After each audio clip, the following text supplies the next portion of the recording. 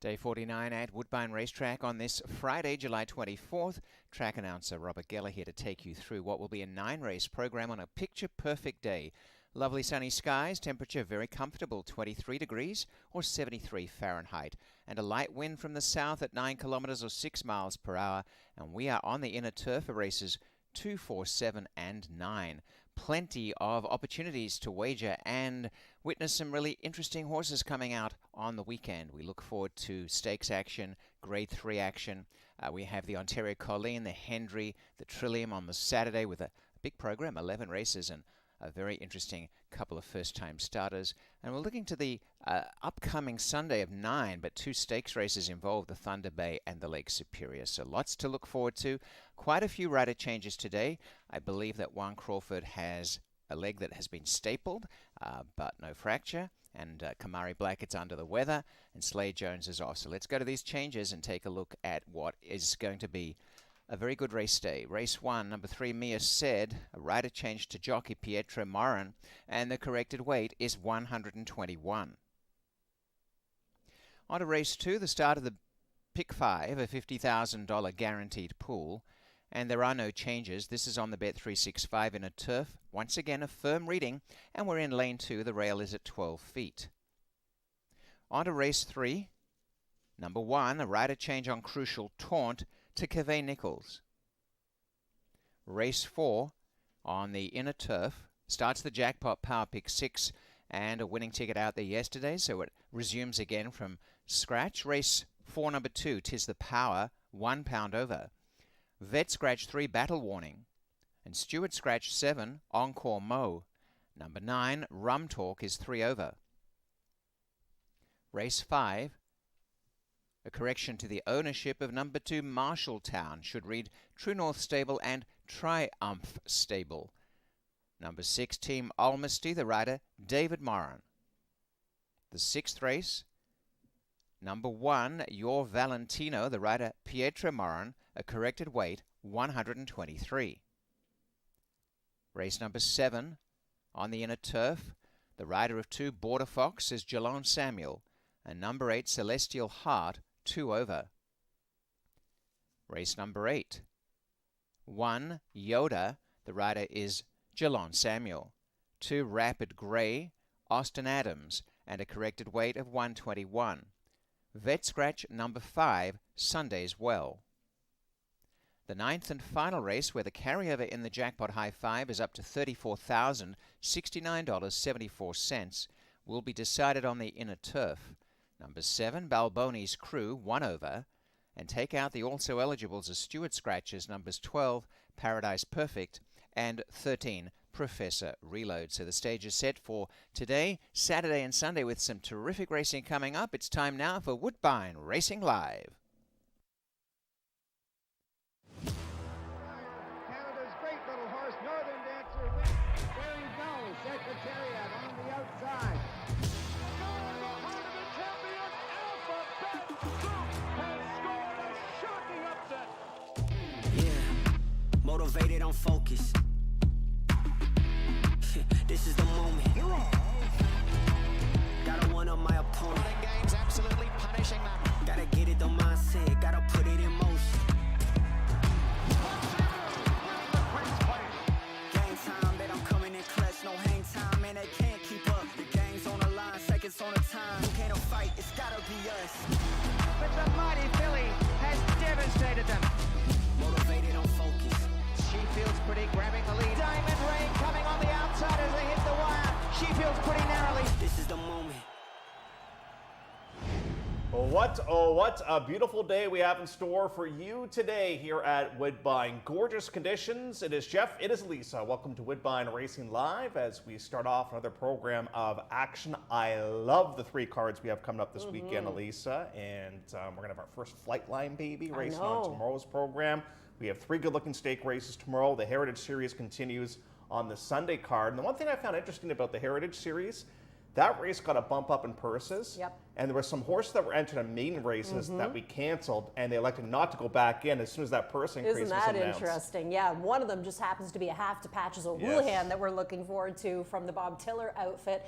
I was really excited when I saw this weekend's card too, because we have a lot of fun 2-year-olds, like you mentioned, the flight line, but there's a whole mess of 2-year-olds over the weekend that you're going to need to do some handicapping with. 5 furlongs on the inside turf course is always a lot of fun when you talk about the 2-year-olds, and we have a boys race and a girls race. In fact, a girl is scratching of the girls race to go with the boys race coming up on Sunday's card of racing.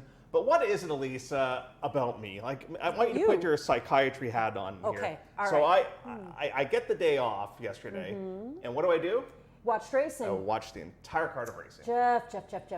Yesterday would have been a great day for you to go to see the Odyssey. I know. That's what I did on Monday said when it you was- you guys said were it was racing. good. It was great. Yeah. I really enjoyed it. You gotta think back to your Hercules days, when you were watching that cartoon, Herc, that one. Yeah. And maybe some Greek mythology that you might have learned as well. But I thought it was a great movie, and I highly recommend. I give it 4 stars. And I heard we have to see it in the theater. I think you should. Okay.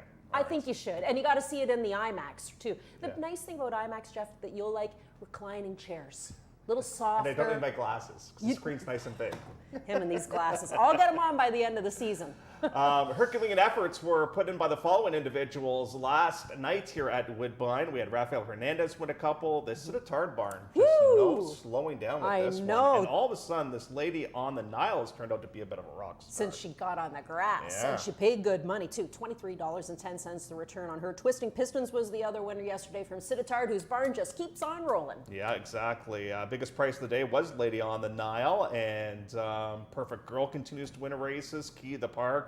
I know you liked that one yesterday. That one just held on to pull off the victory. How about there. Shining Silver? That was impressive. And did anybody take that horse? Wow. Nope. I thought maybe that horse would get claimed out of that race, but that was not the case in race number 7 on the card. So hopefully you had some success along the way. Again, the average win payout, $9.99. Not bad. Not too shabby, not too shabby. You know what I hate? So 99 is a very famous number in Canada, right? Right. So I play beer league. I think it is the ultimate disrespectful move you can't use for it. somebody to wear a 99. It can't be a 99. Yeah, like come on. Come on. You think you're that good and you're in the beer league? Hello. I'm 11. 11. Yeah, there's no 11s that I can think of. There's no 11s. Like And Mark really, Messier was 11. I know what you're doing. Subconsciously, you're saying, I'm number 1 of number 1. That's right.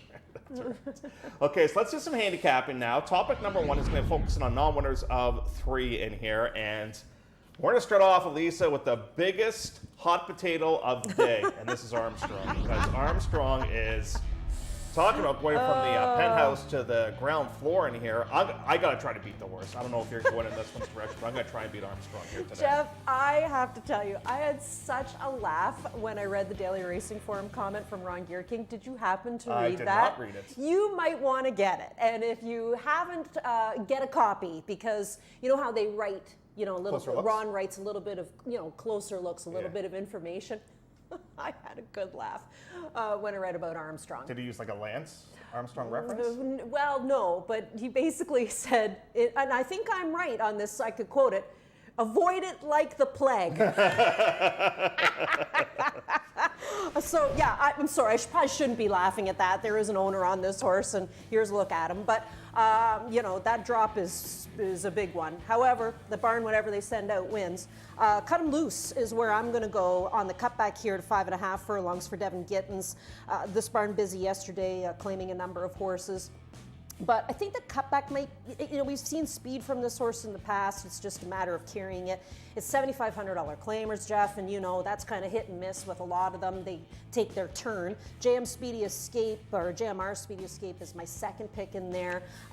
Heaven's Champion on the drop for Jamie Begg. And then, look, the horse hasn't seen the races in close to a year. Armstrong, he's on the absolute drop. He was a 50 claimer. Now he's a $7,500 claimer. I don't know. Do you either here's the thing. Do you either take Ron's advice and again quote him? You got to read it. It's great. Or do you say, look, whatever this barn sends out, it doesn't matter if it's turf, dirt, long, short, off a layoff, whatever. They're winning. So maybe if you can't beat them, you join them. Well, here's the thing. I let these horses beat me all day long because what's the horse on the line? Even money, 4 to 5 or something. I don't want to. just too many Exactly. question marks for Yeah. me. So I'm going to go in a different direction there. Cut them loose. I thought it was a bit of a disappointment last time out, but the two starts ago was fantastic. But I'm going to go towards Heaven's Champion there coming up in race number 3. And we'll see, as you and I often taught, Sean, you can be pretty brave when you're dropping a horse off a long, long layup Sure like that. can. You scare Yep. everybody, and Yep. you might be able to steal a race. So we'll see if they're able to do that or not. Our next topic is Chased. This is a split of race number 7 on the card. We're going to go on the turf at a mile. This is a maiden optional 25,000 claimer. These races, like Scotty Lane, our racing secretary, must love these races because they always overfill. Oh, yeah. Always. Yep.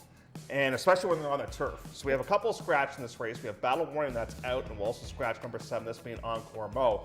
Now, I did giggle a little bit because I submit my work, and I look back at the work that you submitted, and we're both on the same price horse in this Are race, we? Brockwell. Okay, see, I didn't take a look to see what you sent in, and I Yeah. thought I was being a little crazy putting I Brockwell don't in the think top you spot. are. But he made my list in that first Lifetime start because on that day he didn't exactly break well, Yeah. and then he was able to close up some ground. And I remember saying to Jeff, I think I'm going to tab this horse for next start out. He just, beginner's bad luck, I guess we'd say for him.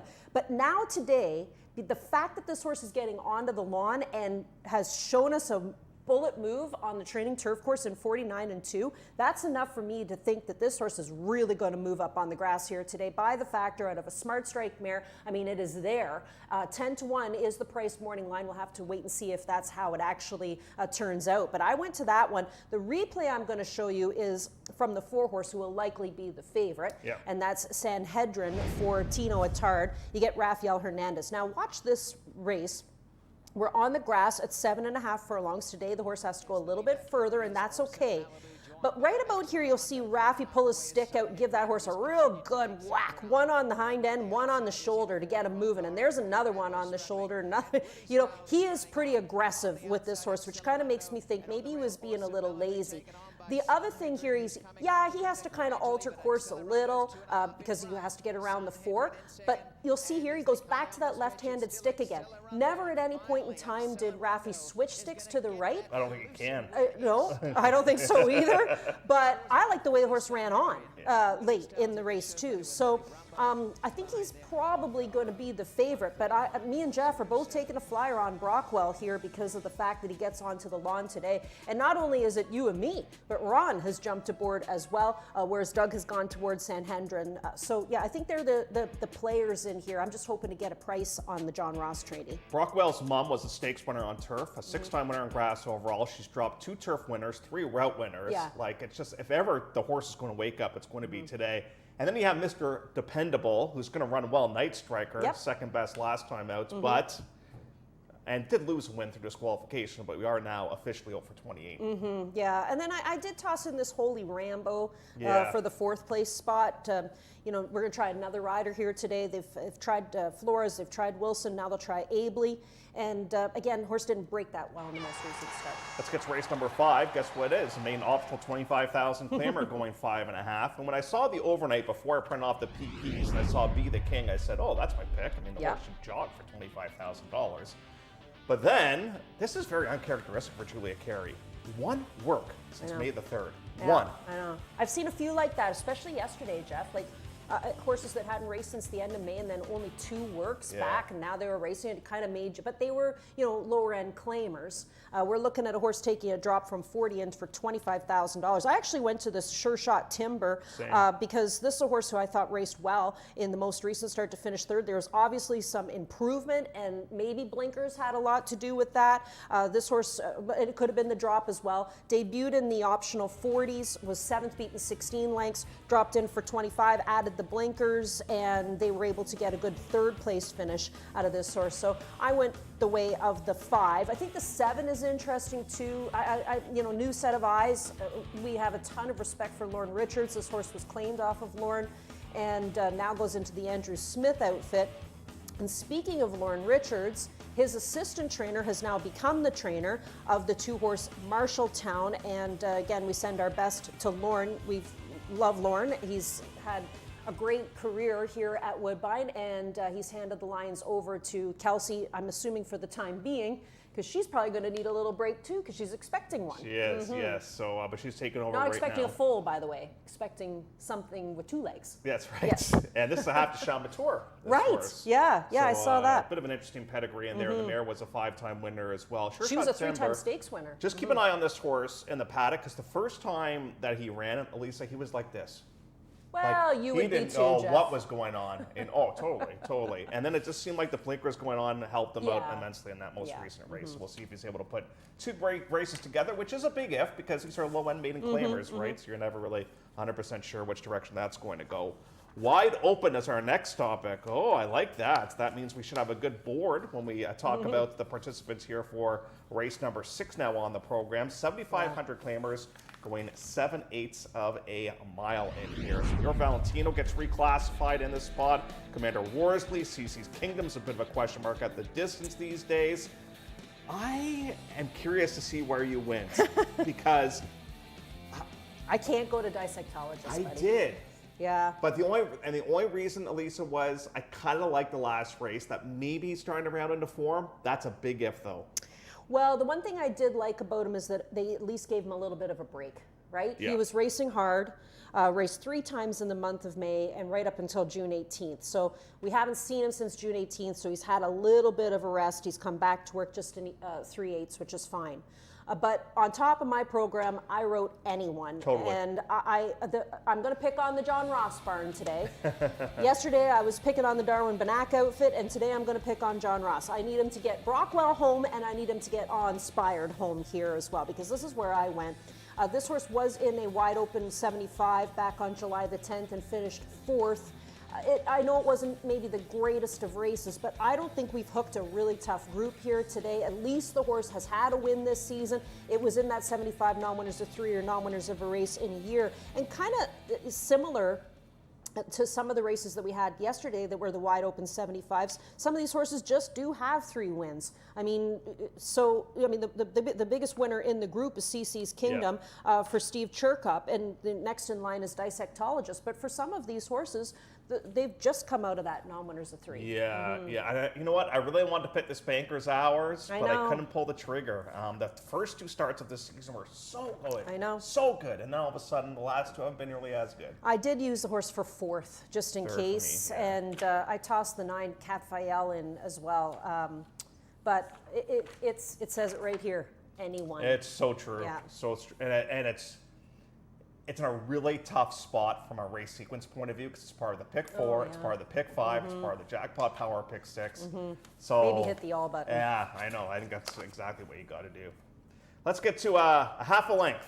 Sometimes that's all it can come down to. Sometimes it comes down to a nose, and we'll see if a half a length does make the difference here coming up in our next race here, as we do focus in on race number 8 on the card. This 8th race will be for 15,000 claimers.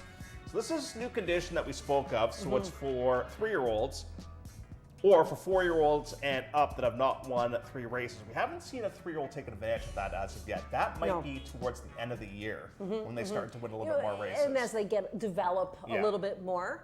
But you saw the board, and you know which way I'm going to go. I mean, I love this horse so much that they named a horse after me loving him, and that's Frockin' Macho. I saw what I wanted to see from him last start out too, which was the old guy coming back. One thing, the thing I love the most about this horse as you watch this replay, and this is his last race from June the 26th, in which he scores a 75 Beyer speed figure, the highest number that he's ever put up.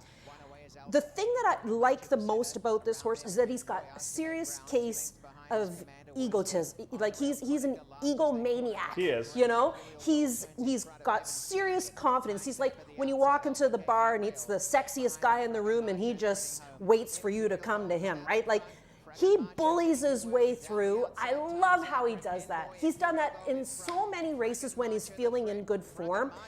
That's what I've always liked about him, is that he isn't afraid to fight. He's not afraid to get through a small spot. He's not afraid. He's the kind of horse I could see that would maybe consider savaging another horse, right?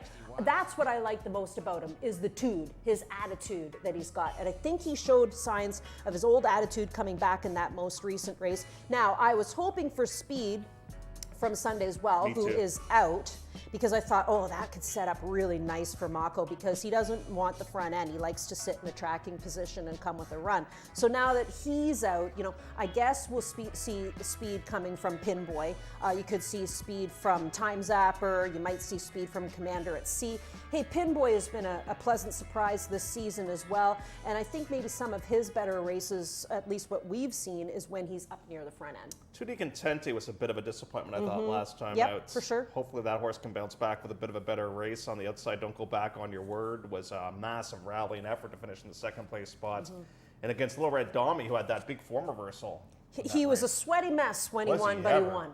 Yeah. And we know it's nerves for him, and you could just see it all over the Yeah. breastplate on that horse. Yeah, I'm a little bit bummed that Sunday's well scratched. Me 'Cause I too. wanted to see if they went back to speed. I think they were going to. But maybe we'll find out where they go instead. Do you think they're afraid they're going to lose him? I don't know. I don't know. He's so I one-dimensional, wouldn't be right? afraid to lose this horse. Yeah. But maybe they've just found they've found another spot that they like a little bit better. But if he had stayed in, it was going to be a coin toss for me between him and Mako. And we've just received word of late scratcher in race number 9 on the program. And that's the Okay. next race we're going to focus in on, as a matter of fact. Who's out? In the 9th race, you can scratch number 5. 5. Oh, that's a clocker horse for today, my Covenant. Oh, yeah. So we can So that's a late vet, I'm guessing? Late steward scratch. Maybe Oh. re-entered for What are we drawing for today? Thursday? Thursday. Oh. Because that horse is a little bit suspect going this long and a little bit suspect on turf. Yeah, So I wouldn't yeah, be surprised yeah, if they scratched maybe, going into maybe. Mm-hmm. that race. We will see. Here's a look at how they will go in the starting gates in race number 9. 7.5 furlongs we're going to travel. You just showed the replay with Sanhedrin. Well, the winner of that race was Accelerando, who was in this field and is looking to win yet again, but a different pilot here today.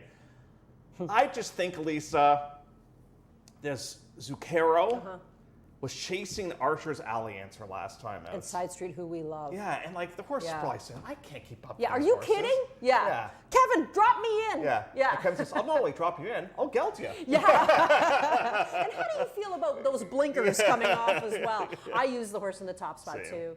Yeah. I mean, there's enough changes here today, and the fact that the horse ran against some monsters.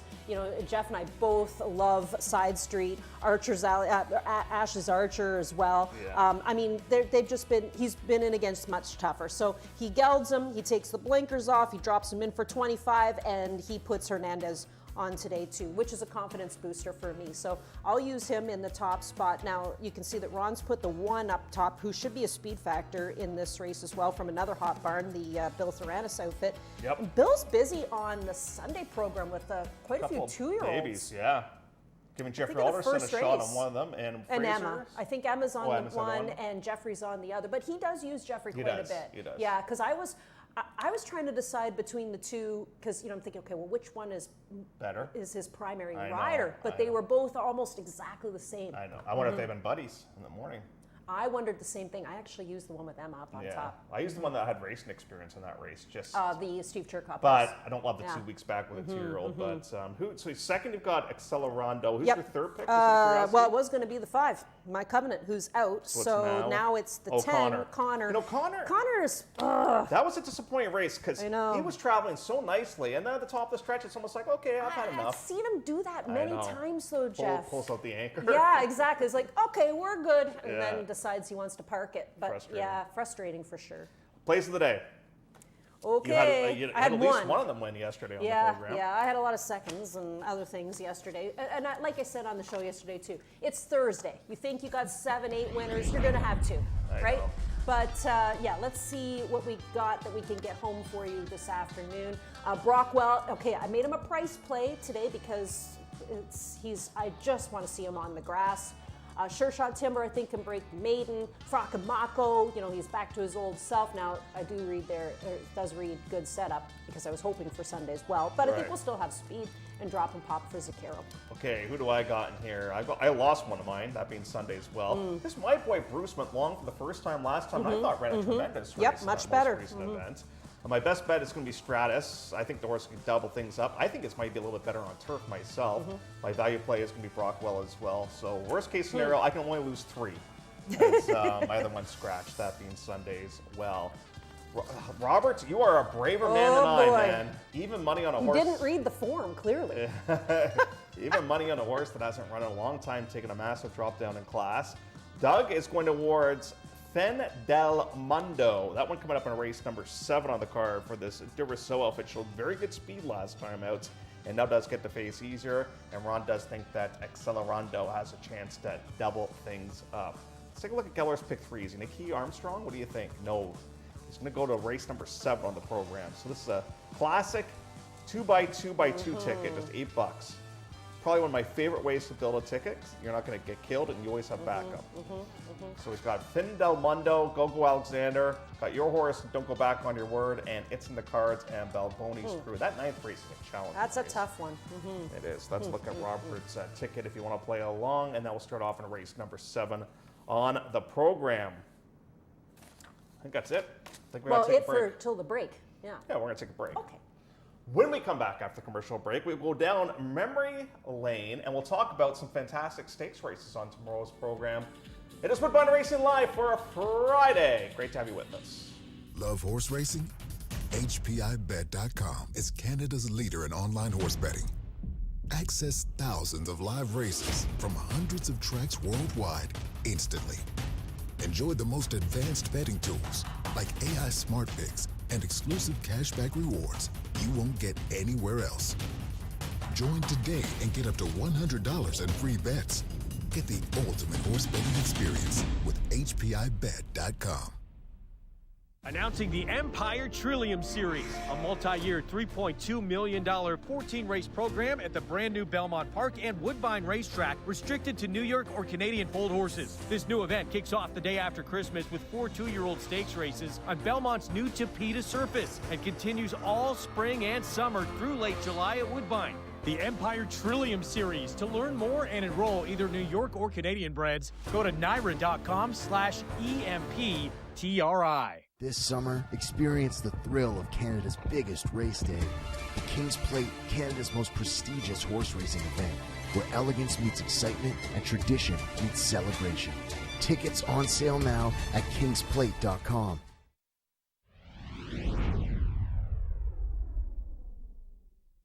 In the centre, November Fog, followed by Dreidel and Talbea turning and Dreaming of Drew on the inside, and Lady Spitespear and neck, and they've raced away. Dreaming of Drew and Lady Spitespear. Lady Spitespear on the outside's got the better of Dreaming of Drew, and her class is really going to show here as Lady Spitespear is clear by a length to Dreaming of Drew and will go on and win the Trillium Stakes hands down. Lady Spitespear by a length and a quarter to Dreaming of Drew. 3 lengths away, Kate's Kingdom, followed by Talbea, Lake Lucerne, November Fog, and out wider Alley Diva from Il Malocchio. 145. Let's look at Lady Spitespear, and I just looked her up. She is one very nice horse who is now a broodmare. So she has one chestnut filly on the ground right now by Gunrunner. Ooh, of course. And she's currently in foal to Into Mischief. Ooh, isn't that exciting? Yeah. Hey, just, speaking of horses from the past, one of one of my horse crushes is in tomorrow, and that's Jagger's Got a Gun. And so another one of your Fighter in the Wind. Fighter in the Wind is back too. Yeah. Well, they probably both are going to need a race, but boy, am I ever in love with Jagger. And that horse there, one of her relatives won as a baby first time out at Saratoga about 2 weeks ago. Came from dead last to win sprinting, So what a nice horse she was, eh? So she didn't get bred in 2024, but then she went to Gunrunner and she got a foal on the ground there and Into Mischief. Wow. Wow. It's like the cartoons when your tongue goes all the way. Yes. Let's take a look at some stakes action for tomorrow. We'll start off with the Ontario Colleen. It goes as race number 8 on the program. Clearly the race goes through this Clement horse, this Bandy Agera. I kind of like this Aretha, though. I like the way this horse ran last time out here at Woodbine, that first career start. But then I thought, sentimentally, I should have picked Brat Pack. Exactly. You got a horse named after you, the Graham Motion Trains. Isn't that nice? Brat Pack. Yeah, I put Brat Pack in for fourth. All right. But I did use the Clement horse because we're getting on Lasix. The horse has been a nice grass horse over in France before coming here, and then was a winner at First Asking at Penn on the lawn. So yeah, I used that one over. I used this Happy Destination who's getting onto the grass tomorrow in my ticket too. Romero Mirage, he has been bringing home some nice winners, and he's worked his way way into the Smart Cassie outfit. Yeah, that's a cool race in there. You know, I went 3-2-8. Who did I? Oh, I guess Dakota Blue at a bit of a price for Rachel. I kind of like the way that horse ran last time out as well. Let's get to the Henry Stakes. I think we're going to have a repeat winner of this race. I like this Creed's Gold. Me too. Yeah. So I think she's versatile, and I think she really likes it here. She sure does. And look at the races she's been in down at Keeneland, Saratoga, and Churchill. You know those were tough grade 2s that she was competing in down in the United States. And now she's come back to Toronto. She's a perfect 1-for-1 at the distance. She has been here in the past. She was a winner of the Hendry last year, as Jeff had pointed out, and she gets reunited with Rafael Hernandez. So there's enough there for her to take that race yet again. Who did you put second? I used the 6 for second, Reagan's Me Flame. too, I mean, me this too. horse has done some good things here too. Safi Joseph trains this horse, but I believe the horse is handled here by, every time I see the horse come over, it's with Bill Theranis. Yes. So he must kind of take care of things. Yeah, in the meantime. I think they kind of had that association grow through the last couple of years since he's gone down to Gulfstream the whole time, right?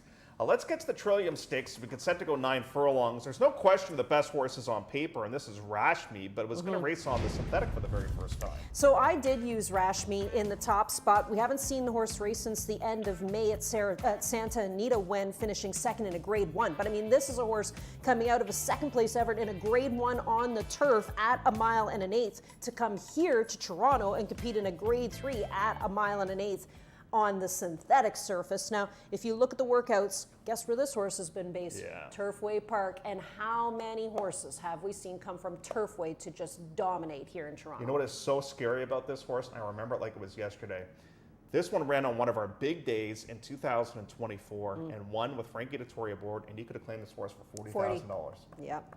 $40,000. Crazy. Now, Jonathan Crazy. Thomas, we have not seen one of his horses yet so far this No. meet, but now we're starting to see more of them coming. And now that the big course is going to open, Oh, I he'll think be we'll back. see more. Yeah, whenever I think about Jonathan Thomas, I think about turf, Yeah. right? But you're right. Like, think of the Americans that are going to start to come up yet again once we switch back over to the For E.P. sure, Taylor. for sure. Of the locals, do you like anybody in there? Like I got Fantastico as a shipper. Yeah, I used that. I used the Owen Hardy horse, Yeah, I'm all about Golden the shippers Sunshine. too. Yeah, But the last time we said that, we said, oh, it's going to be one of the American invaders that was Shifty that won. exactly. That happens from time to time. You know, I'm a little bit disappointed we don't have the all stakes pick 3 there, because I think that's a Oh, sequence that's a good one. worthy of Yeah, it. you you're know? right. You're right. That's a really good, that's a tough pick 3 there to take a look at. So we're about 28 minutes away from post time in here. Just a couple of reminders that we wanted to pass along to everybody. First of all, you spoke of this yesterday, the fact that the E.P. Taylor Turf course is going to be open soon. August before 8th. Plate, which is Yeah, massive big deal. because everybody wants to see that. Congratulations again goes out to Bob Tiller. You did speak of that yesterday, picking up 2,200 career wins the other day, which was terrific to see. That's a very, very nice accomplishment, to say the least. I was actually talking about that with my dad yesterday. He's like, man, that's a lot of races. And that's all here. Yeah. Well, here, when I say here, I mean in this country. Yeah, he doesn't go. He used to go south, but not nearly as much. No, now, I think so- more so just to hang out Yeah. and enjoy the sunshine. That's right, I don't blame him. And another thing that I wanted to pass along that caught me a little bit off guard when I was printing off my stats, Fraser Abley has quietly made himself move into the second place spot in Really? the Jocks race. Yeah, so Pietro's at 51, Fraser's at 45, and Rafi's at 43. So that could It's go going right to be down a to the tight wire. race right Yeah. down to the wire. I like it when that happens. Yeah, and I did see on the work tab the other day that Burketto worked as Oh, well. that's good. And speaking of works, we're going to see a bunch of them, I think, this weekend on the show, too. Because there were a whole bunch of workers. Well, some the of them other we day. lost because they got a little, with the forest fires, we had some Well, problems yeah. there, obviously, because you couldn't work. But we'll so- show you what we can. Yes, yes, we will have some more coverage of those as well as we get closer towards post time for this first race. One final reminder is this. Just sit back and enjoy. That's all you have to do, because we're going to take you through the entire day with us here at Woodbine. Great to have you with us on a Friday afternoon. The first race coming up at 1 o'clock.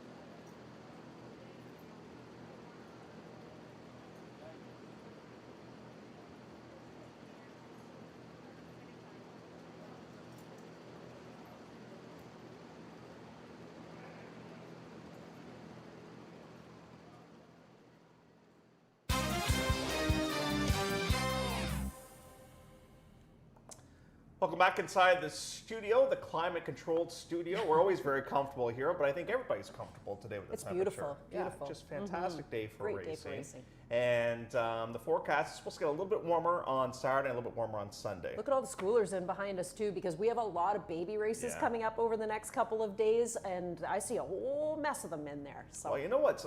Obviously, we're 3 weeks away from the plate. That's close, but we're also really close to sale, and we're gonna have that sale steak day coming up too. We're not that close to that, are we? 6 weeks.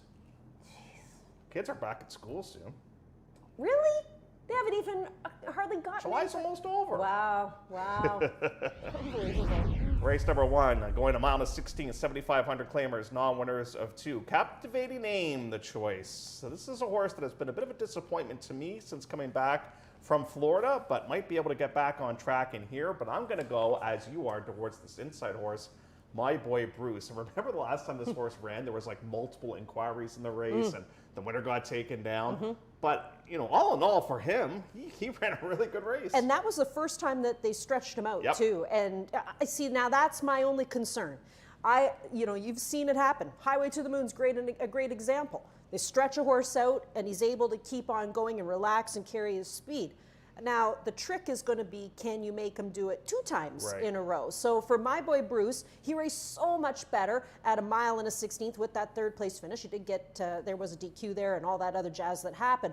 But today we have to see if he wants to do it for a 2nd time in a row. I think he wants to. I think he's got the right rider on who can keep pushing him on in this race as well. And 5-2 is a much better price. So sometimes horses get into funks, and I think that's the case here with Highland Peak. He can't get out of his own way right now, and you can tell when people are starting to scramble a little bit, and now all of a sudden the horse is off of Lasix here today. So they're trying anything at this point. Anything, yeah, and it just seems like whatever they're trying isn't working. Now, they haven't changed up the rider. They're going to stick with Mr. Douglas to do the riding here with this horse, but I'm going to leave him off my ticket. I just haven't seen anything from this horse that makes me want to use him today. Number 3 is Mia Said. Could be a real pace presence, you would think, in this race. We obviously have a rider change here, as we don't have Blackhead's going to not ride the horse here today, so we do have a rider change coming up in this spot to make the rider now Pietra Moran, and he doesn't ride very much for Krista Cole.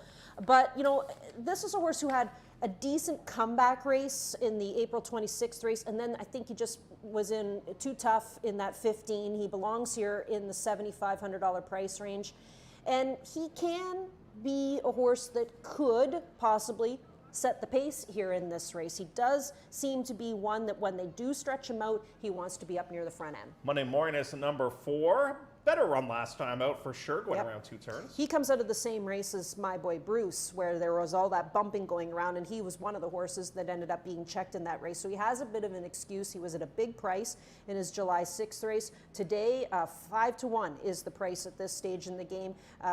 We don't see a lot of this rider here. He's a one-time winner in Toronto so far, and the barn is very light too.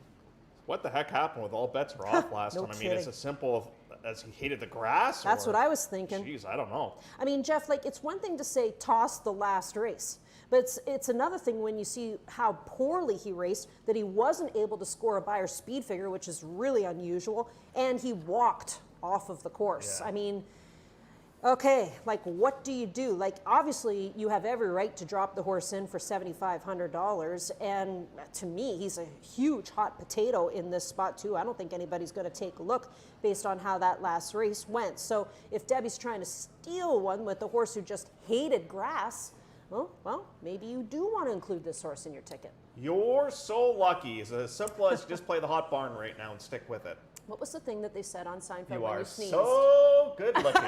That's right. So You're So Lucky comes out of the Bill Theranis barn, and is this barn hot or what? I mean, they're clicking at a 26% win average. This is a rider that they use only for this horse, really. I haven't seen him ride too many others, maybe 1 or 2 others for Bill Theranis, is Baudry, but the last race, not so great. From all the Theranis horses that we've seen, and most times I would always suggest using a Theranis horse in your ticket, I don't like what we saw from this horse last start out. A captivating name. Interesting case study with this one. Barn is uncharacteristically quiet right now. The horse is not really in great form. However, lost to a 40,000 horse last time out. Came out of that race going for 40. But the 2 turn races have not gone well for this horse. No, and he's only tried the distance once before, and it didn't work. But you know, again, this is a drop that might be big enough to wake him up here today. I always like it when Slade rides these horses. You know, sometimes if we see him pass him over, you know, you go, oh, okay, he doesn't want to ride this one, but this is one that he wants to ride, and with the drop here today too, could be a crafty steer from Mr. Slade Callahan, who rides this one for the wife, and he wants to sleep in bed tonight, not on the couch. That's a possibility. 2-1 right now on Captivating Name, who does have a lot of back class, but I like my boy Bruce here to start off the day. I love the rep race last time outs. But Lisa brings up a very interesting point. You can fool a sprinter once, but can you fool them twice? We're going to find out here coming up in 13.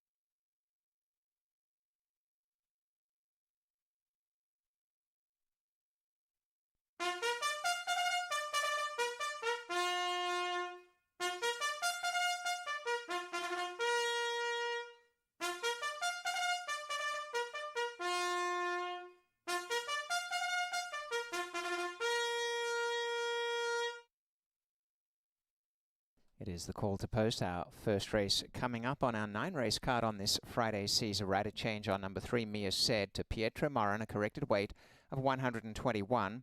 And we do open the program with a rat race at the mile and a 16. This race coming up for conditional claiming 3-year-olds and up, non-winners of 2. Race 1 in 8 minutes on the track, headed to the post parade.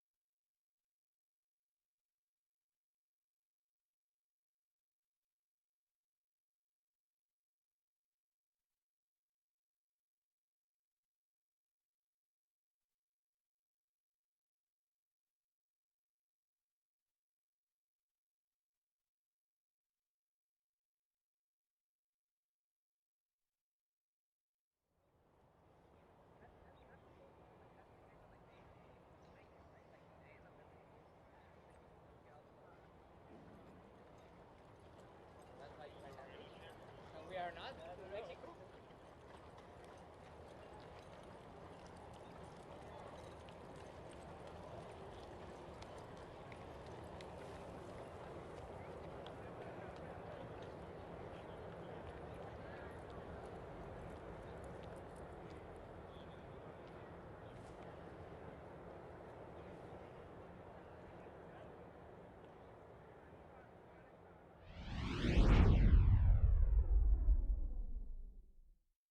Here is the post parade, race 1, number 1. My Boy Bruce, with Jose Campos riding for Kevin Whiteley and Bruno Schickedans. 2 is Highland Peak in the barn of Kathy Patton, owner trainer, and the rider Christoph Douglas. 3, Mia Said. Pietro Moran takes the reins here for Krista Cole and the ownership of Andre Gerald Gooden and Shyla Cardi. Horse 4 is Monday Morning, with Jodine Anderson riding for Roy C. Jones, owner trainer. Number 5, All Bets Are Off, is in the barn of Deborah Rhombus for DR Against the Wind Incorporated. The rider is Jeffrey Alderson. 6, You're So Lucky, trained by William Theranos for Natural Aid Stable and Catherine Banks, and the rider Praven Badri. Number 7, Captivating Name, with Kelly Callahan, owner trainer, and the rider is Slade Callahan. The first race is coming up in 5 minutes at the mile and 16.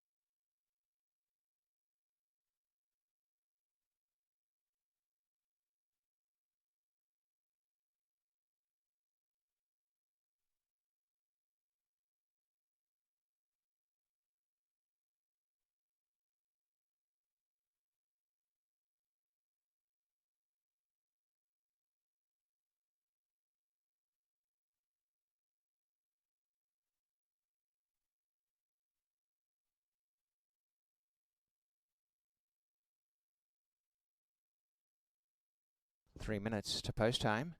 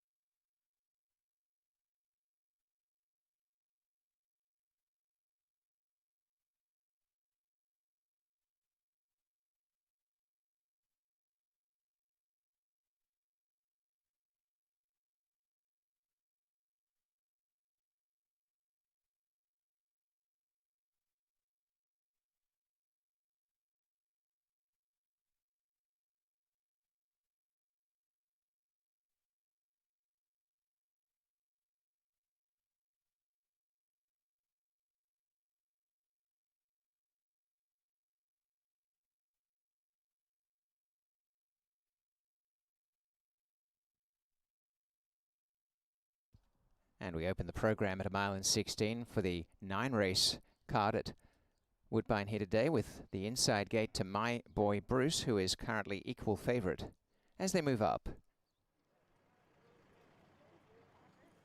Approaching the start is also Monday morning. Clear skies and comfortable temperatures for our program today as My Boy Bruce and Jose Campos go to gate 1. And now the grey Monday morning. Into gate 2 goes Highland Peak. And up to the line, Mia Said. Further across, all bets are off. You're So Lucky for Craven Badry, gate number 6. And to the outside will be Captivating Name, who's equal favourite. Right now, just a little shorter than My Boy Bruce. Stand by for a start. Race 1 of the day. This field is all in, locked up. Off they race, and at the tail as they break are both My Boy Bruce and You're So Lucky, and beginning well, Mia Said and Captivating Name on the outside. A length to Monday Morning, driving up the rail, My Boy Bruce. You could drive a truck through there.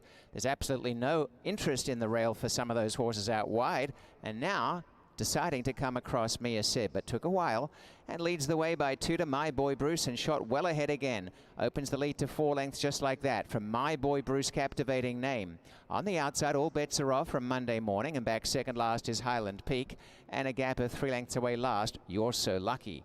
Mia Said out in front, shows the way for Pietro Moran by about 4.5 lengths to My Boy Bruce, and 3 away Captivating Name. A length behind them is On the Rails Monday Morning. From All Bets Are Off, Highland Peak is second last, and the trailer remains You're So Lucky. Out in front with a half mile covered in 49, and the leader Mia Said by 5 lengths to My Boy Bruce, and 2 lengths away third Monday Morning. Captivating Name is starting to get to work. A break to All Bets Are Off is 3 behind them, and at the tail of affairs are both on the inside Highland Peak and the outer You're So Lucky. They haven't made much ground yet on Mia Said, is still 4 in front. My Boy Bruce in second, Monday Morning third, and Captivating Name. The trio now quickens, and Mia Said's lead being gobbled up just in a very quick short of time as lost the lead immediately. My Boy Bruce was checked as they turn, and coming out in front is Captivating Name. All Bets Are Off is running on. Down the stretch and Captivating Names raced right away. And coming into second Monday morning after Mia Said and out wider, All Bets Are Off. Captivating Name well ahead. And inside the final 16th looks all over a winner. Captivating Name and Slade Callahan marching on to a big win in the opener. And Captivating Name at the route way out in front, scores by 7 lengths. Second home is Monday Morning. Third Mia Said, then All Bets Are Off. My Boy Bruce, You're So Lucky, and last Highland Peak. The first race was run in 1:47 and 1/100th.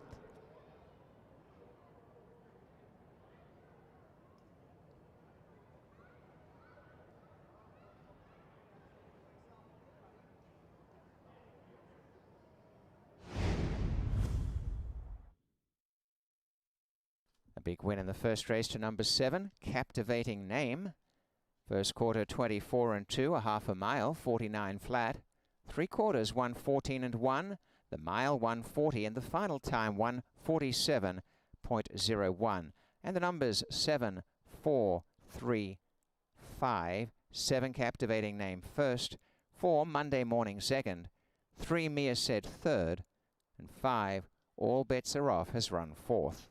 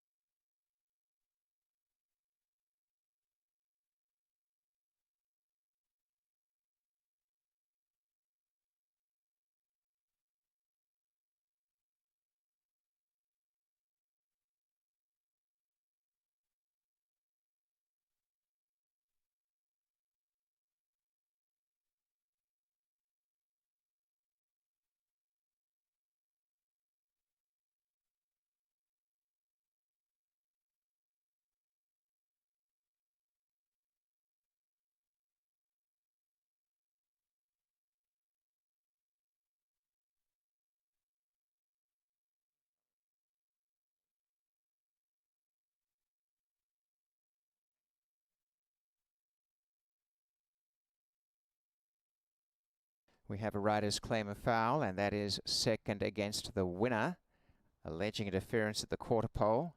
That's the rider of the 4 against the 7. Please hold all tickets.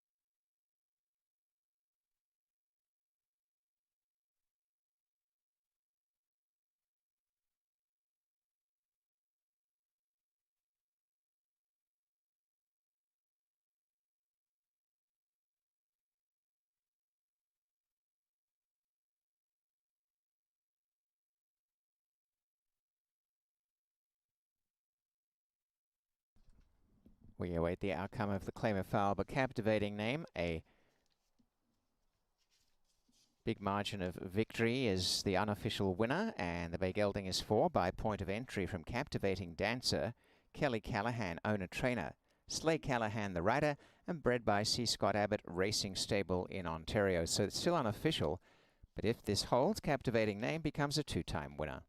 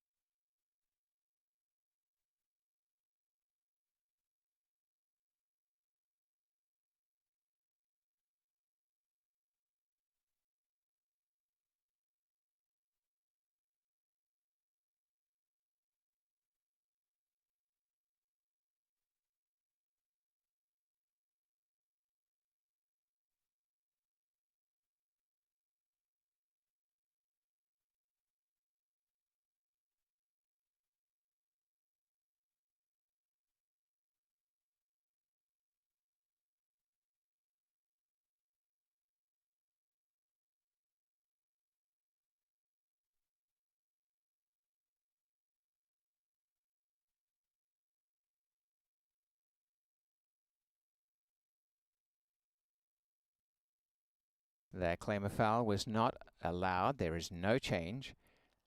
And the result stands 7-4-3-5. Stewards did not note any significant interference at all. Captivating Name into the winner's circle. And again, congrats going out to Kelly Callahan, owner and trainer, and Slay Callahan, winning jockey. This is a win in the route for a second career victory. Point of entry, the sire, Captivating Dancer, the dam, and C. Scott Abbott Racing Stable bred this 4-year-old Bay Gelding. The Ontario bred Captivating Name was the favourite and won the first race very convincingly.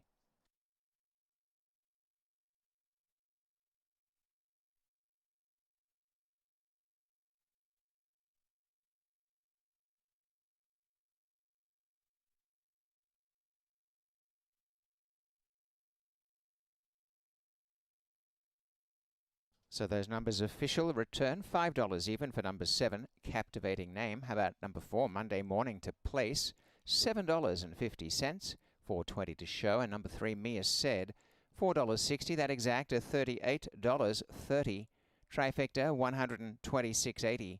And the Super 7 435, $442.40 4-7 Swinger, $4.55.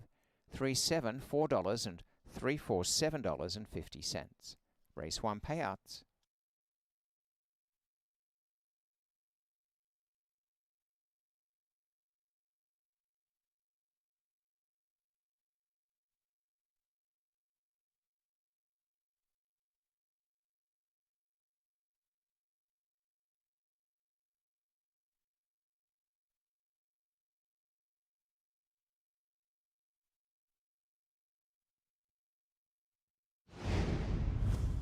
Locked up. Off they race, and at the tail as they break are both My Boy Bruce and You're So Lucky, and beginning well, Mia Said and Captivating Name on the outside. A length to Monday Morning, driving up the rail, My Boy Bruce. You could drive a truck through there. There's absolutely no interest in the rail for some of those horses out wide, and now deciding to come across Mia Said, but took a while, and leads the way by 2 to My Boy Bruce, and shot well ahead again. Opens the lead to 4 lengths just like that from My Boy Bruce, Captivating Name. On the outside, all bets are off from Monday Morning, and back second last is Highland Peak, and a gap of 3 lengths away last, You're So Lucky. Mia Said out in front, shows the way for Pietro Moran by about 4.5 lengths to My Boy Bruce, and 3 away Captivating Name. A length behind them is On the Rails Monday Morning. From All Bets Are Off, Highland Peak is second last, and the trailer remains You're So Lucky. Out in front with a half mile covered in 49, and the leader Mia Said by 5 lengths to My Boy Bruce, and 2 lengths away third Monday Morning. Captivating Name is starting to get to work. A break to All Bets Are Off is 3 behind them, and at the tail of affairs are both on the inside Highland Peak and the outer You're So Lucky. They haven't made much ground yet on Mia Said, is still 4 in front. My Boy Bruce in second, Monday Morning third, and Captivating Name. The trio now quickens, and Mia Said's lead being gobbled up just in a very quick short of time as lost the lead immediately. My Boy Bruce was checked as they turn, and coming out in front is Captivating Name. All Bets Are Off is running on down the stretch, and Captivating Name's raced right away, and coming into second Monday Morning after Mia Said, and out wide are All Bets Are Off. Captivating Name well ahead, and inside the final 16th looks all over a winner. Captivating Name and Slade Callahan marching on to a big win in the opener, and Captivating Name at the route way out in front, scores by 7 lengths. Second home is Monday Morning, third Mia Said, then All Bets Are Off, My Boy Bruce, You're So Lucky, and last Highland Peak. The first race was run in 1:47 and 1/100th. Race 1's finish order.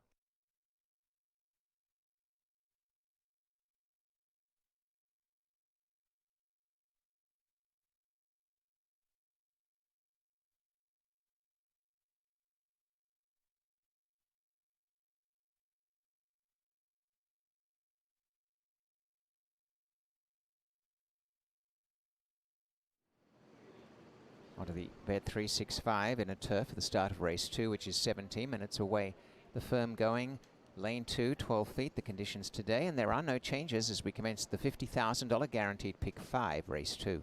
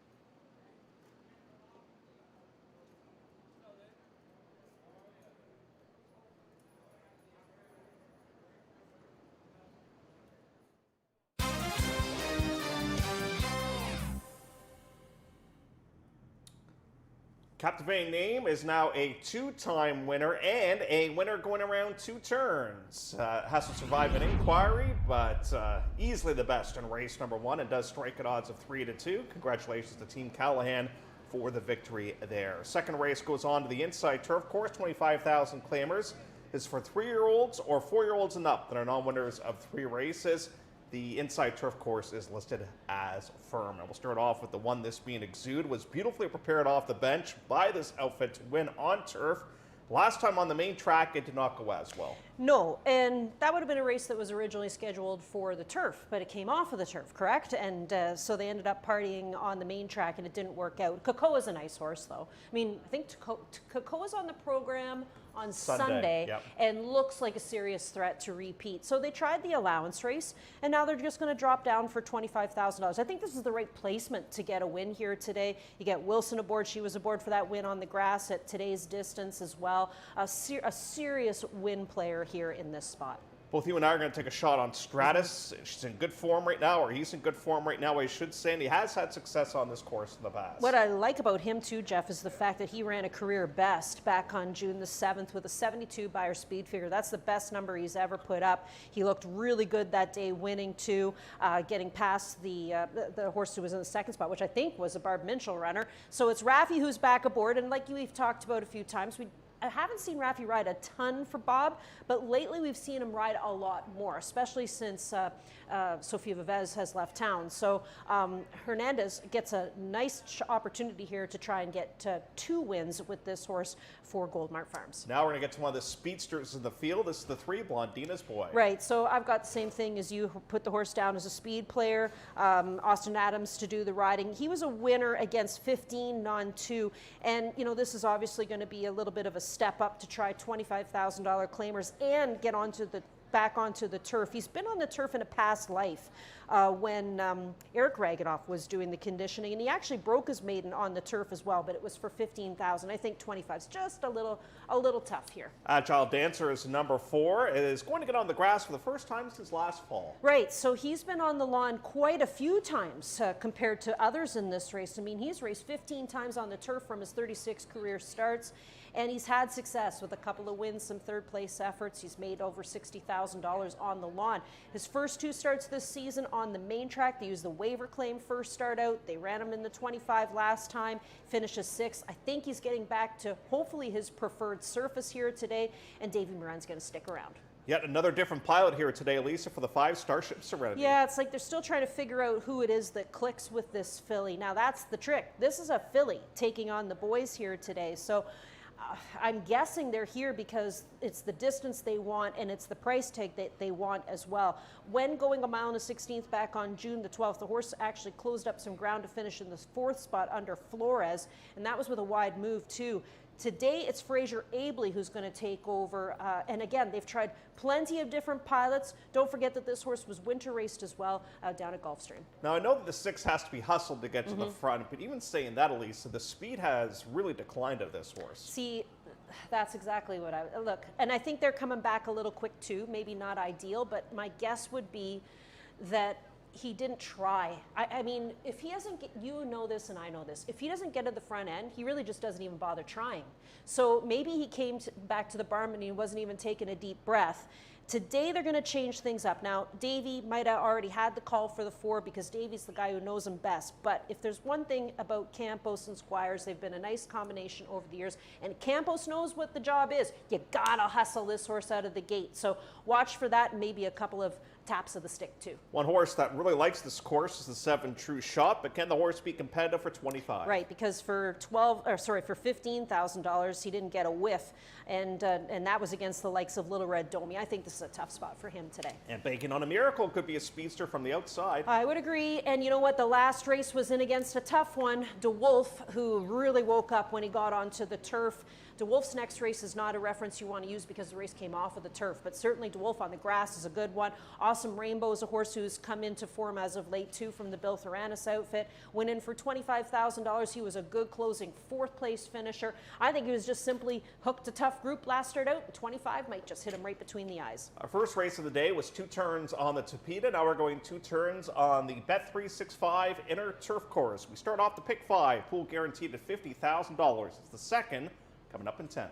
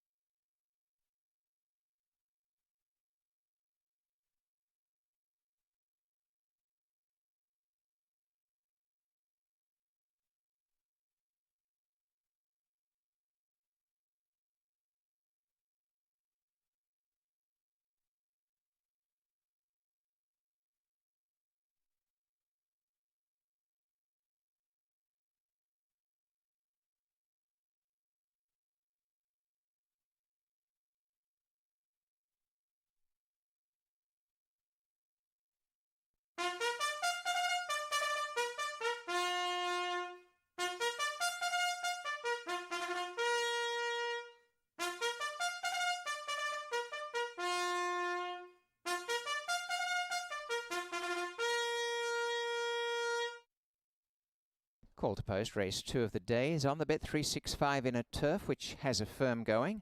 We're in lane 2. The rail is 12 feet out. This race coming up as the first leg, and the $50,000 guaranteed pick 5 will go 1 mile and 16. 3-year-olds and 4-year-olds and up, who are non-winners of 3. Post time 7 minutes away. There are no changes. Race 2.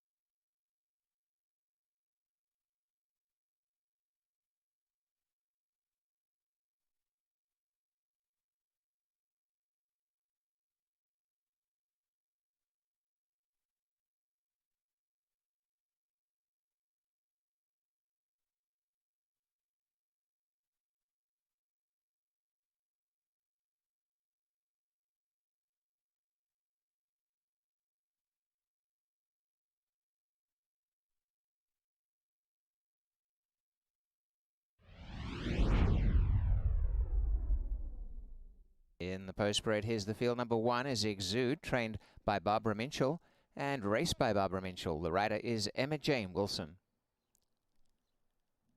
Number 2 is Stratus for Goldmart Farms, Robert Tiller and Rafael Hernandez.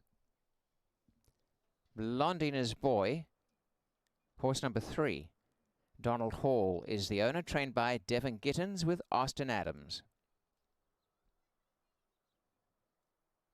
To number 4, Agile Dancer for Steve Attard, who's the trainer for Rakesh Sikand and Kumud Sikand with rider David Moran.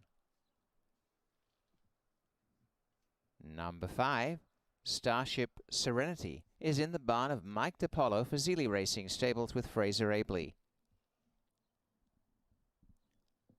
6, Motion Granted, trainer Nathan Squires, owned by William B. Thompson Jr., jockey Jose Campos.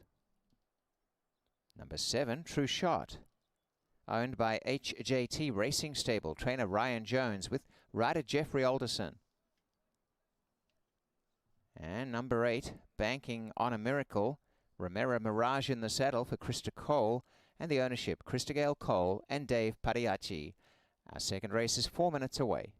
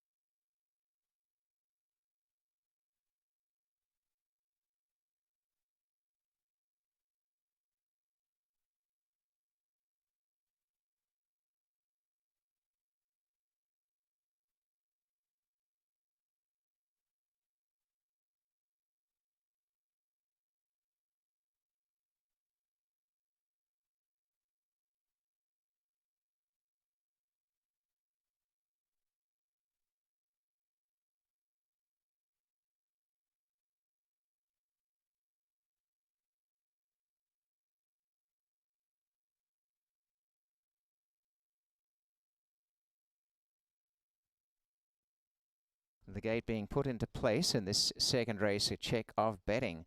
8 to 5, number 2, Stratus. Number 1, Exude 5 to 2, and 8, Banking on a Miracle 3 to 1. Then pretty big odds from that point out.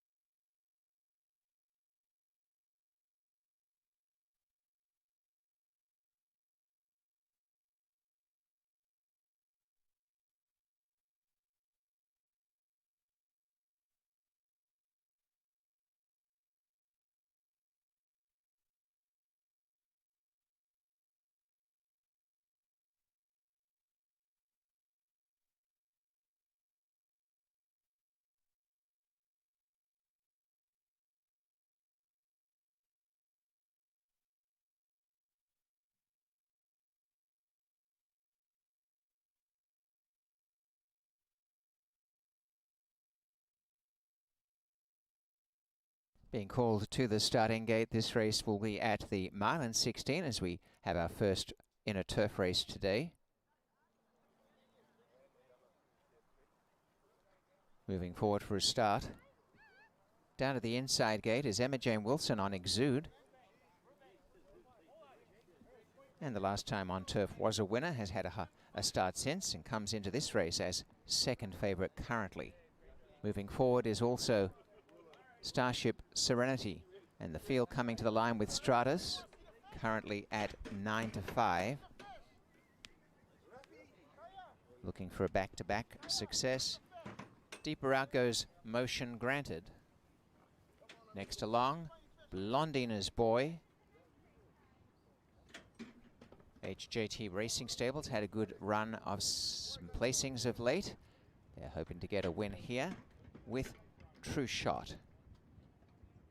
Some big long shots in the money yesterday. The last along will be Banking on a Miracle. Stand by for a start. Banking on a Miracle and Romero Mirage, the outside gate. This field set to run, and they're off. And a good start, away well Exude and Stratus coming through in the center, Agile Dancer, and from the outside Banking on a Miracle. Right behind them, Blondina's Boy, Starship Serenity, and moving up is Motion Granted to contest the lead. In fact, has a plan to go to the front. And at the back of affairs early are True Shot and now last Blondina's Boy. Taking over is Motion Granted down the stretch the first time. Going up second on the outside, Starship Serenity, a length away Banking on a Miracle. From Agile Dancer and Stratus is mid-pack. The widest True Shot back to second last Exude, and 2 lengths away last Blondina's Boy. Motion Granted by a length and a half, Starship Serenity in second. A length away third is Banking on a Miracle. Going forward on the outside, 3 wide is True Shot to go up and share that spot with Agile Dancer. Stratus having a good run on the rail, but about 4 lengths off the lead. Then Exude off the inside, and 2.5 to Blondina's Boy. The half in 47 and 2, and continuing on is Motion Granted. Jose Campos, Motion Granted, slip away again by a length and a half. True Shot coming forward to join Starship Serenity as they both come after this leader strongly now. And almost a line of 3 up front. A length to Banking on a Miracle, Agile Dancer. Running home 3 wide Exude. Stratus got shuffled back on the inside, second last. Starting to wind up, but needs a way through. And last of all is Blondina's Boy. They come to the quarter and holding out Motion Granted. In second, Starship Serenity. Stratus coming home well. Gets off the inside now and looks dangerous. Coming down the stretch. Motion Granted by a length and a half to Starship Serenity. And now Stratus, asked to really motor home, is coming down the outside within the center, Banking on a Miracle. And the leader, Motion Granted, but now Stratus getting within earshot. Stratus on the outside raises the bar, gets up to win the solid stretch run. Stratus the winner from Motion Granted, Banking on a Miracle, and back next Starship Serenity in the time of 1:42.22.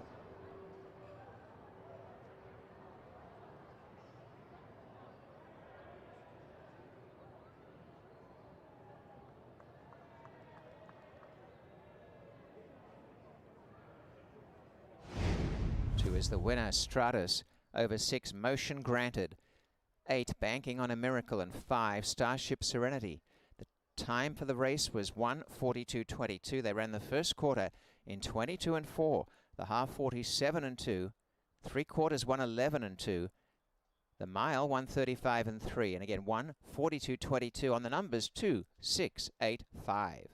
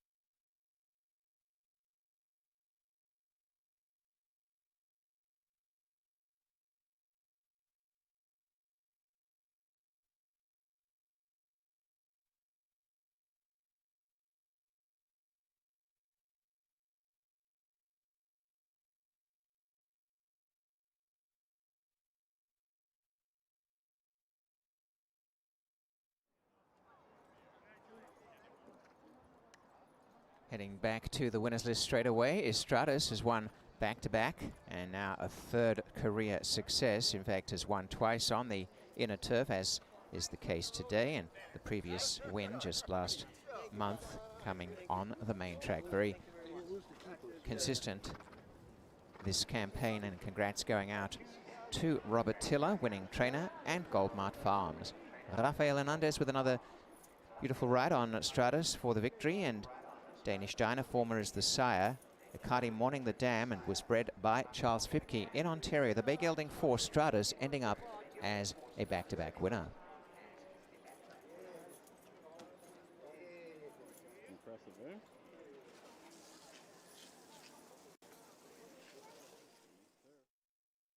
And the return is $6.80 with that result official.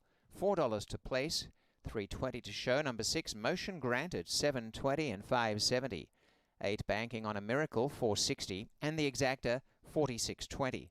Trifecta, $268, $147.30. And number 5 for the Super in 4th, $446.80.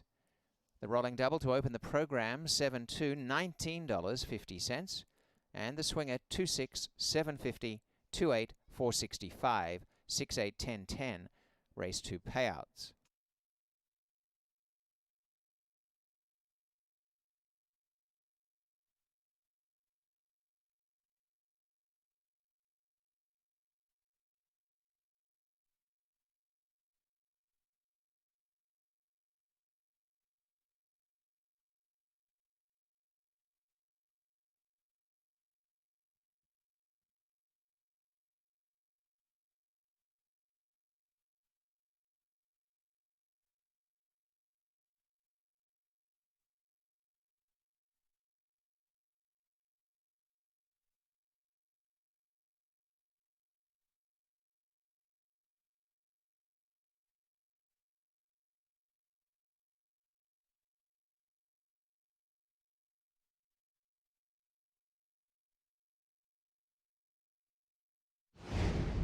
Field set to run, and they're off, and a good start. Away well Exude and Stratus coming through in the center, Agile Dancer, and from the outside banking on a Miracle. Right behind them, Blondina's Boy, Starship Serenity, and moving up is Motion Granted to contest the lead. In fact, has a plan to go to the front. And at the back of affairs early are True Shot and now last Blondina's Boy. Taking over is Motion Granted down the stretch the first time. Going up second on the outside, Starship Serenity, a length away banking on a Miracle. From Agile Dancer and Stratus is mid-pack. The widest True Shot back to second last Exude, and 2 lengths away last Blondina's Boy. Motion Granted by a length and a half, Starship Serenity in second. A length away third is banking on a Miracle. Going forward on the outside, 3 wide is True Shot to go up and share that spot with Agile Dancer. Stratus having a good run on the rail, but about 4 lengths off the lead. Then Exude off the inside, and 2.5 to Blondina's Boy. The half in 47 and 2, and continuing on is Motion Granted. Jose Campos, Motion Granted, slip away again by a length and a half. True Shot coming forward to join Starship Serenity as they both come after this leader strongly now.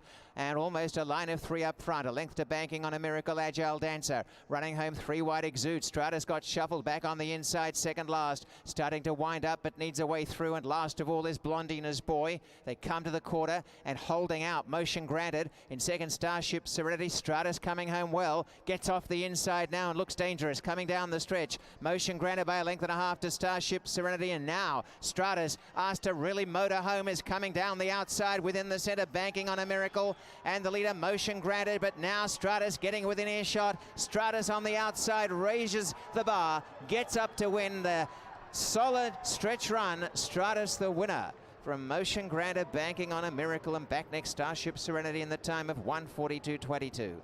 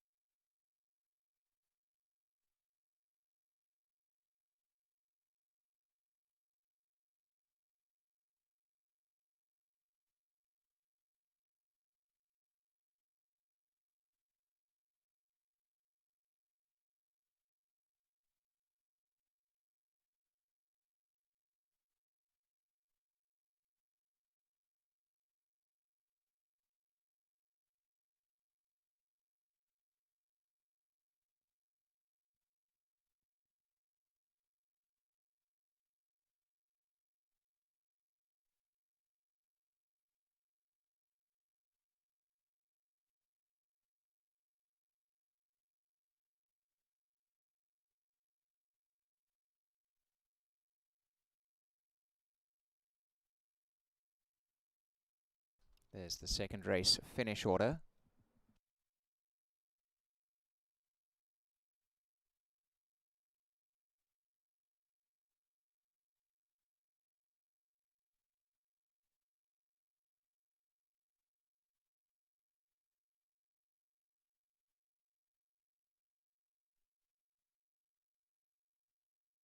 Exude has been claimed, goes from the barn of Barbara Minchell to Larry Attard for Janice Attard and Veronica Attard.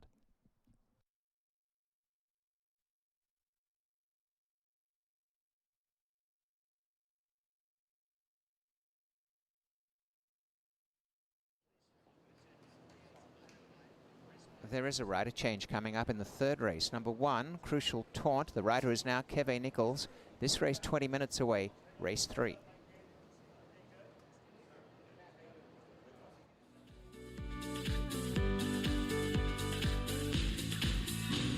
Love horse racing?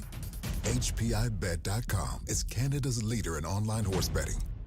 Access thousands of live races from hundreds of tracks worldwide instantly. Enjoy the most advanced betting tools like AI Smart Picks and exclusive cashback rewards you won't get anywhere else. Join today and get up to $100 in free bets. Get the ultimate horse betting experience with HPIBet.com. When I think New Holland, the first word that would come to my mind, I would think success. I think without it, for me, the success isn't there. Whenever you deal with somebody so long and they take care of you, you remember that. New Holland builds products that will continue to evolve and make the farmer more efficient, that can produce food for the world.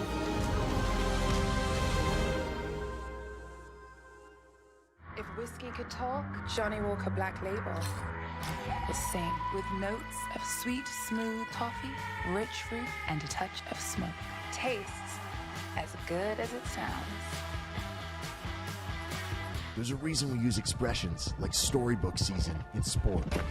For over 160 years, the King's Plate has played out like an enchanted fairy tale. It's Canada's most prestigious horse racing event, where elegance meets excitement and tradition meets celebration. King's Plate, Canada's race. Be part of the spectacle, be part of the legacy. Tickets are selling fast. Get yours now at kingsplate.com.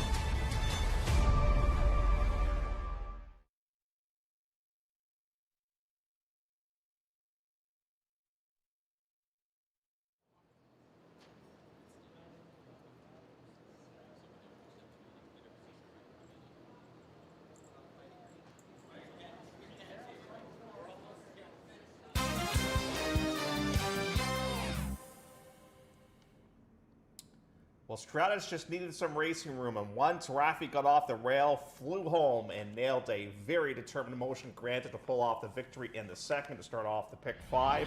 Third race on the card, 7,500 claimers, non winners of the 3 races lifetime, or for horse have not won a race in a year. And Heaven's Champion right now at odds of 8-5. The heavy morning line favorites was Armstrong at even money. But people are a little bit scared about that big drop down in class right now at 7-2. We'll start off with the one, this being Crucial Taunt. I almost win this one's directional, Lisa, because Devin has had some success with this horse in the past. Yeah, I found that interesting. This is a horse that Devin had for previous connections, and he lost the horse through the claim box, and the horse has changed hands a couple of times to Angus Buntain and then over to Kevin Whiteley. But you can see that Bruno Schickedanz, who has a plethora of trainers in Ontario, decided to send the horse back to Devin Gittins, likely because Gittins knows the horse incredibly well. He seems to have the key to get this horse to win. He was the trainer of this horse the last time that he was victorious, and that was all the way back in September of 2025. So again, you know, the trainer just knows the horse quite well, and I can understand the move over to this barn. JMR Speedy Escape is the number 2. Lovely check getter, but I just wish he won more often. Yeah, me too. I mean, didn't win a race last year from 17 starts and hasn't won a race yet this season either. But like you said, He likes to pick up checks. And for that reason, in a race like this, a 7,500 nominators, a 3 nominators of a race in a year, I think he's a horse that you need to use in your ticket. I've got him in the second spot because we know that Campos and Cherkop seem to be a good pair together. They've won a lot of races together, not only this year, but in the past as well. I think he could, I don't necessarily say he's going to win, but I definitely would include him in my try and super. Cut him loose as number 3. I thought that he ran so well on June the 18th. I didn't think the last start was as good, though. No, and out of the 2 Gittins horses, this is the one I kind of prefer. And this is the horse I used in the top spot because of the cutback in distance to 5.5 furlongs. His last 2 races have been at 6.5, which just have proven to be a little too far for him. He is a horse that likes to set the pace. He will most likely be one of the more forwardly placed horses in this race, if not the speed in here.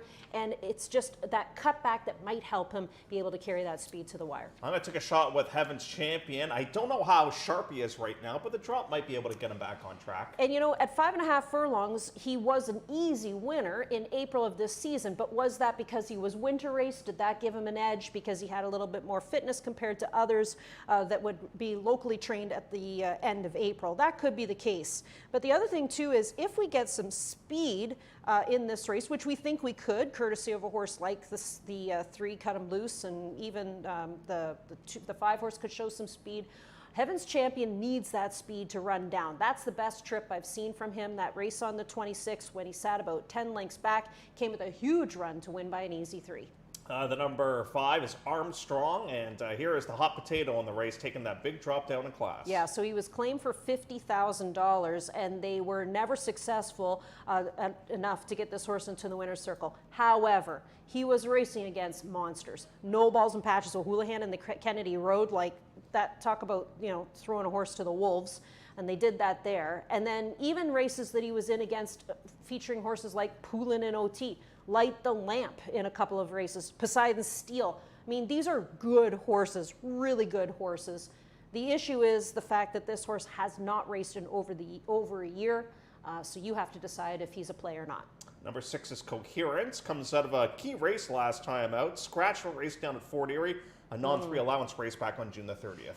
That's always interesting when they decide to enter a horse at Fort Erie and they scratch, and I'm guessing because it's just better to stay home and race here as opposed to going and trying the dirt, which is something he's done before. You can understand why they would have entered him at Fort Erie, just because, you know, he was a winner there when Bill Thorana sent him there. He stayed there with Danny Wills as well, and maybe that's where he's headed if things don't work out for him here today. Well, the most famous lieutenant in movie history is Lieutenant Dan, but this is Lieutenant Stan, who has now moved over to the Harold Ladouceur outfit. I guess that's his crazy cousin, Lieutenant Stan. But yeah, he's a newcomer here. He'd been racing at Parks and Penn National and most recently Presque Isle Downs. I don't know if these are same owners, different owners, or if this is a new purchase for Harold Ladouceur. But the horse is here now, and we'll see what he thinks about racing on our synthetic surface. He's obviously been a horse who's been primarily on the dirt when competing at Penn and Parks. He went back to the synthetic at Presque Isle, but I mean, this is a horse who had a hard time against $4,000 claimers and winners of a race in a year. So I was just on Twitter, which is now X. I still call it Twitter. I think we should. And you and I are both pedigree nerds. Geeks, yeah. And just for that, journalism has been retired. Really? Yes. So he got hurt in the starting gates prior to his victory in Del Mar. So he's going to be fine, but he's retired now. He's going to be standing stud. So for Coolmore America. So well, he'll get a whole break now, right? Because he'll get to turn out, relax, and chill, and just be a racehorse, and he'll be ready for breeding season next year. It actually works out perfect. He gets 6 months of downtime, and then. Then he gets then the fun portion of his career gets underway. Then the fun starts. So all the best to journalism, and you know that it's going to be some pretty good horses retiring this year. I don't know for sure, but I think this is probably last year for Sovereignty. I would think. Well, there's a whole bunch of them that are going to be sent off to stud careers. Wow, lots of new stallions to choose from, but you're going to have money if you want to go to journalism. I wonder what he would go for. I don't know, but I don't think it's in our price range, no, Jeff. You're probably right. You're probably right about that. Race number 3 coming up at 11.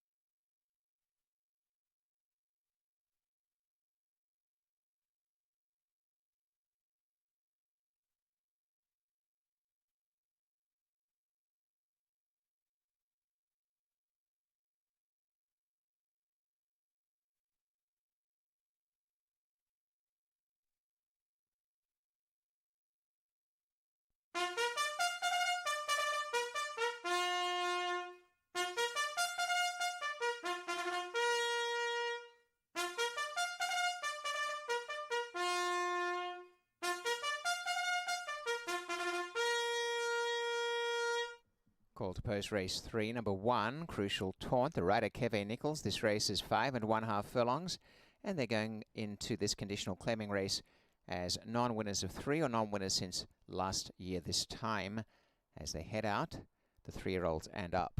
We're 8 minutes from the start of the third.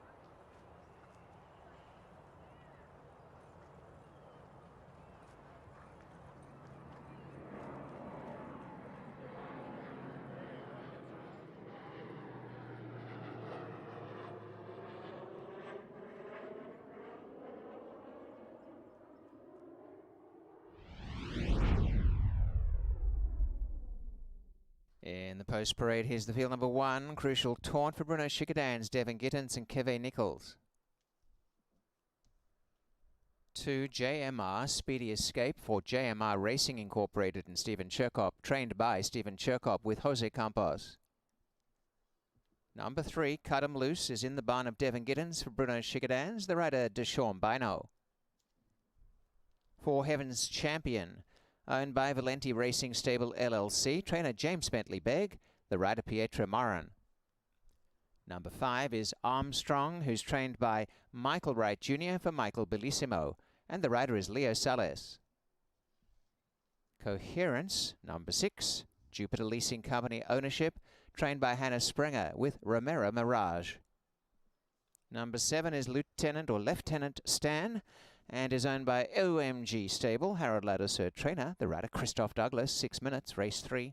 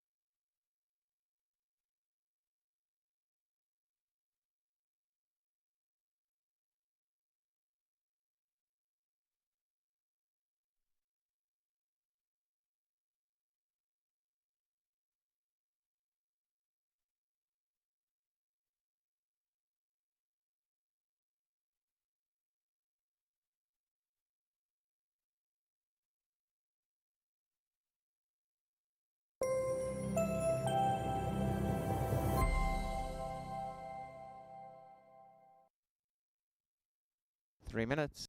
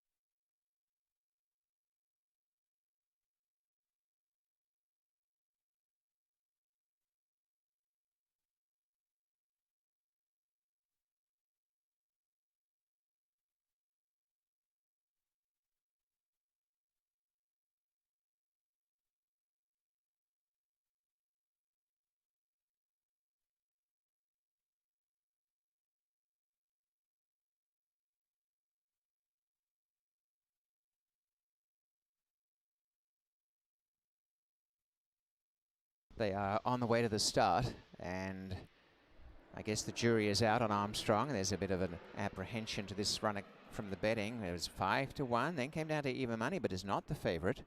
And the favourite is Heaven's Champion right now at 6-5. So perhaps considered a bit of a boom or bust type, understandably. But they're going in, and Crucial Taunt is the first to go up. This race at the distance of 5 1/2 furlongs sees Bruno Schickedan's also sent out Cut 'em Loose from the Devon Gittins barn. Meantime, JMR Speedy Escape has come forward. And in gate 4, Heaven's Champion. Gate 5, Armstrong. And next along, Coherence. To gate 3 is Cut 'em Loose. Lieutenant Sam to the outside gate. Stand by for a start. This field almost right. And the last along is Christoph Douglas. Lieutenant Stan, and the field is set to run. Locked up. On their way and a bit slow, JMR Speedy Escape. Armstrong straight to the front. And smooth sailing from the beginning for the lead, but now they're going for this leader and coming through in second placing. Cut 'em Loose and Crucial Taunt over on the inside as the trio separate by 5 lengths. And then came Coherence. In behind runners, Lieutenant Stan, Heaven's Champion second last. JMR Speedy Escape at the back. They are hounding the leader Armstrong. We'll see what Armstrong's got in the tank. Has got away and into that turn. The Bruno Schickedan's pair 2 lengths behind, and they are racing together, Crucial Taunt and Cut 'em Loose. Meantime, the pack behind is 7 lengths away. Lieutenant Stan going up on the outside of Coherence. Heaven's Champion second last, and the trailer JMR Speedy Escape. Down the stretch, Armstrong in front, out by 2.5 lengths. In second placing is Crucial Taunt. Over on the outside, kicking on, is Cut 'em Loose. They come to the final furlong, and Armstrong still out by about 4 or 5 lengths. And now Coherence is running up on the inside, and Heaven's Champion down the outer. But Leo Salas in what is a track gallop performance, and Armstrong, that was a very nice win. Armstrong by 5 lengths, make it 5.5. Coherence second, Heaven's Champion third, Lieutenant Stan fourth. And all questions answered today. That was a good return, 1:4:48.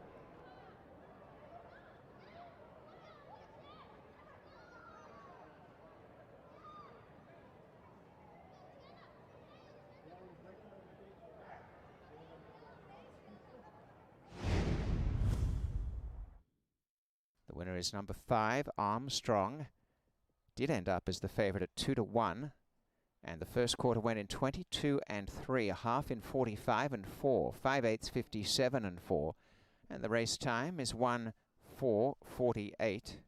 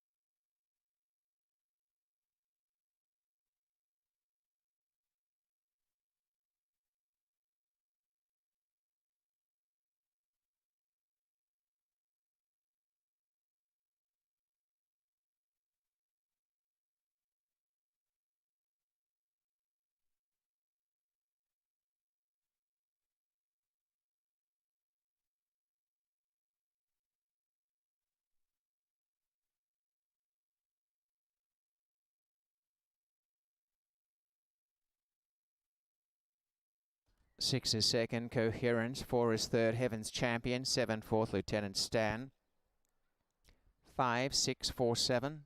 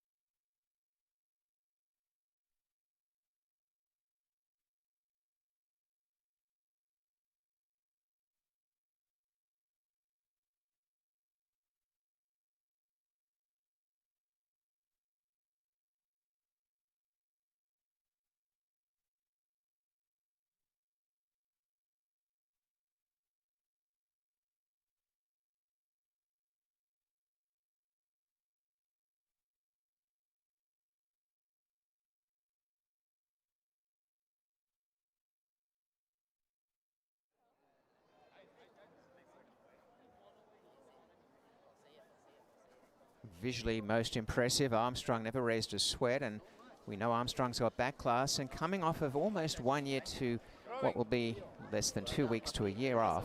A fantastic performance. Michael Wright Jr.'s barn is red hot. Congratulations to Michael Bellissimo, the winning owner, and to jockey Leo Salas, who really just guided this horse around like it was a canter. So Armstrong is now a 4-time winner, and is by Mucho Macho Man from Jester's Jazz. Craig Cameron bred the winner in Ontario, the Bay Gelding, at 6 years of age. 16 starts, 4 wins, 2 seconds, 2 thirds, but significant off a year layoff.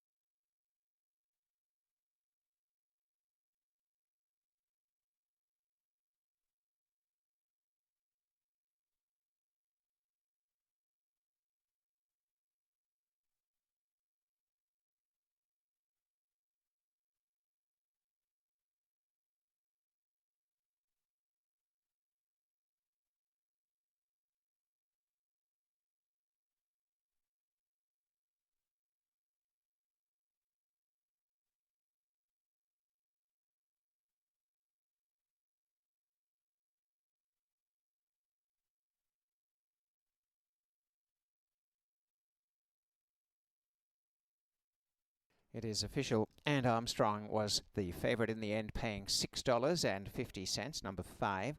$4.60 to place, $2.60 to show, and number 6, Coherence, $9.90 and $4.50.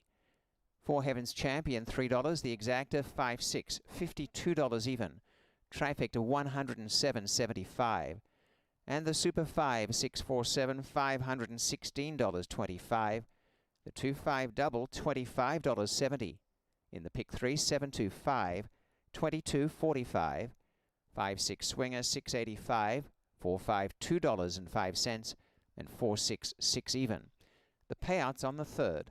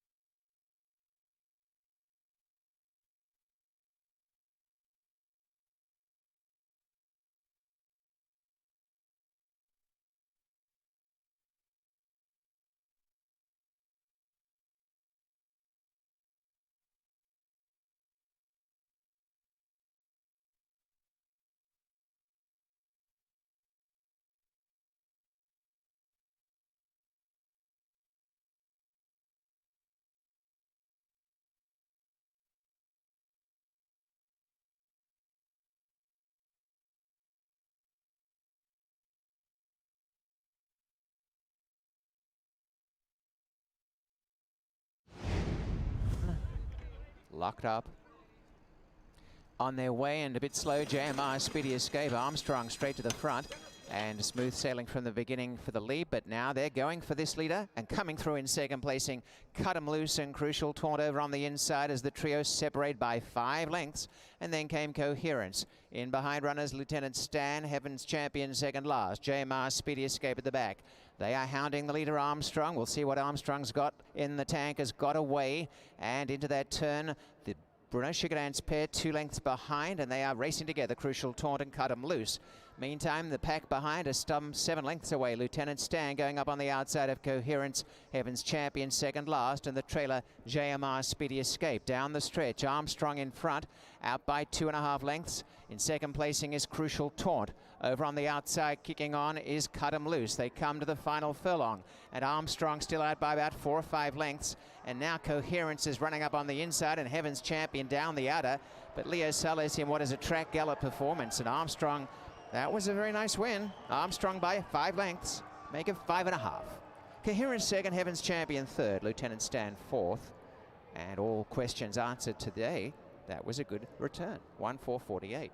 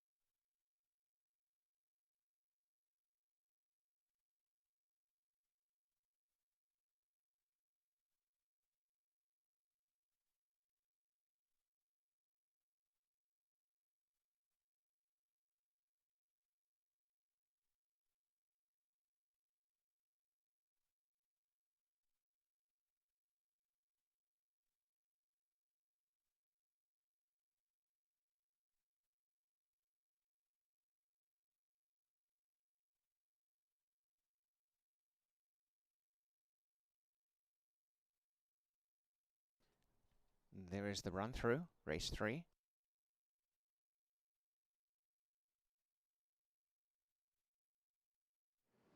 Heaven's Champion claimed and goes from the barn of James Bentley Begg to William Theranos for Natural 8 stable, Bob Crockett and Margaret Crockett.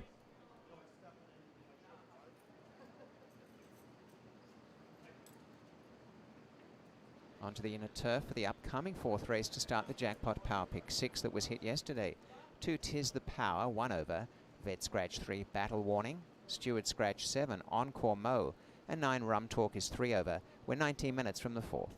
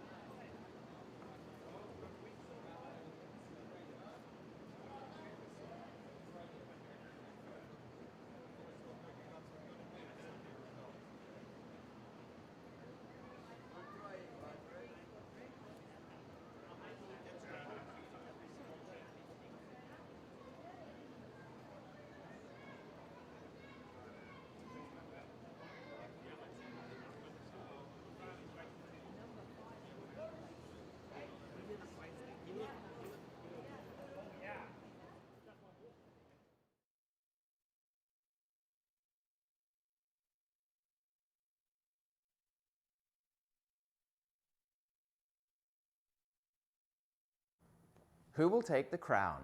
The King's Plate, Saturday, August 15th at Woodbine Racetrack. Fashion, food, music, and the thunder of the track.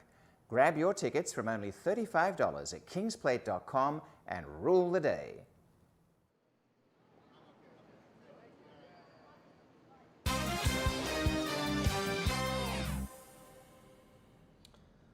Well, myself and Lisa, we were scared to play Armstrong today. One guy that was not was track announcer Robert Geller, and he looks to be the wise man, as that was a stroll in the park. That barn just can't lose a race right now. 2-1 winner was Armstrong, and did go off as the favorite to wrap up the first pick 3. 4th race, a split of race number 7 on the inside turf course, main optional claimer, $25,000 the price tag.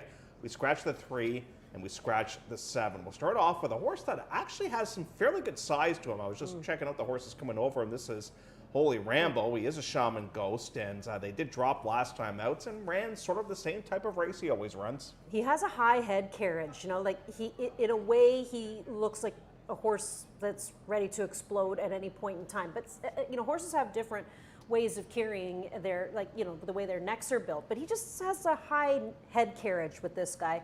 And for him, he'll make his 3rd start in the form cycle, his 3rd start here on the turf course as well. They tried 40, it didn't work out. They tried 25,000, they got a little bit better, even though he didn't start that well in the race. So watch for a better start from him here today. I think this is the price tag that fits. And he gets another new pilot in Fraser Abley. That's been one of the things with him, just trying to find the right person to get along. At some point, this Mike Mattini barn's going to start to heat up. It's been a bit of a slow start for them. They're going to make an equipment change and a surface change, but the 2 Tis the Power. Well, you know, the first start back in the 25, that was the right price against the $25,000 claimers. And then the 40 was just too tough. So we come back down to 25 and we get onto the turf, which is a course that he's never got on before. They'll add the blinkers here today, and they'll switch up riders to Sahin Savachi, but I've noticed that Sahin's done quite a bit of riding as of late for Mike Mattini, and they work at a 21% average together. We scratched the 3, the 4 is Sanhedrin. You showed us the replay during the pregame show, and that was a much improved effort last time out. I liked what I saw from him visually too. Like, he's a strong looking horse, and this will be his 4th start this season, but they put him onto the turf in that 25 claimer at 7.5, and he ran so much better. Raffy was aboard on that day. He's got to stretch it out a little bit further here today. And we showed you the replay from him as well. Only using the left-handed stick with him. I think he's a strong individual, and he's got that famous hood on as well that Kevin Attard has made popular with Mancetti, but it's Tino that's going to borrow it today. Night Striker is the 5, was in the faster of a split of a race back on July the 6th and lost to King Ronan that wired the field on that day. That's right, and we're going to see King Ronan coming up, I think in one of our, I think he's coming, it's not a stake, is it, or is it? It's 40, I think, is what they're going to try him for, right? Because they won for 25, and they think he's good enough to go in for 40,000. This horse, like you said, he's sitting on that score. It's just a matter of can he get it. We're at the 29th lifetime attempt to try and get the maiden out of the way. At 7-5, I won't use him in the top spot just simply because we've played him and picked him more than enough times now, but if he pops through, good for them. Almost E5 is the number 6, another one that comes out of that Night Striker race. Right, and so this is the second lifetime start for him, but it's the chart line. Once I see that, I just don't even take a closer look. It says it was never a factor. They'll use Jose Campos yet again. Scratch the 7. The 8 is Brockwell, bred top and bottom for grass. Yeah, so that's why we like this horse here today. And they worked the horse on the turf as well. And when he worked on the training turf, of course, he worked a bullet move in 49-2. And I just think that he's going to move up now he gets over to the turf today. They do change. Oh, they'll use Contreras yet again. They'll drop back down to $25,000. That first lifetime start, I know if you look at the form, you say, it's not so great. It actually is a better race than what it appears to be on paper. He didn't start that well. He was already at the back of the pack. They had to kind of get him moving up and hustle him up, and then he got himself into a little bit of a tight spot as well. So he's got an excuse from that first lifetime start. The excuse from the second lifetime start is it was just too tough. The winner from that is one that we're going to see come up in a stakes event, I think on the Sunday program from the Dixon outfit, and Brockwell should enjoy the lawn. Number 9, Rum Talk. This is an unusual horse for Ron Sadler because you don't really associate him with horses that have gone back-to-back donut buyers. So he still probably has some hopes on this guy because, to this point, he just hasn't figured him out as of yet. No, it's really hard to support a horse that can't score a buyer speed figure, but you have said this in the past, that Ron likes a challenge. He does. Well, this is a challenge.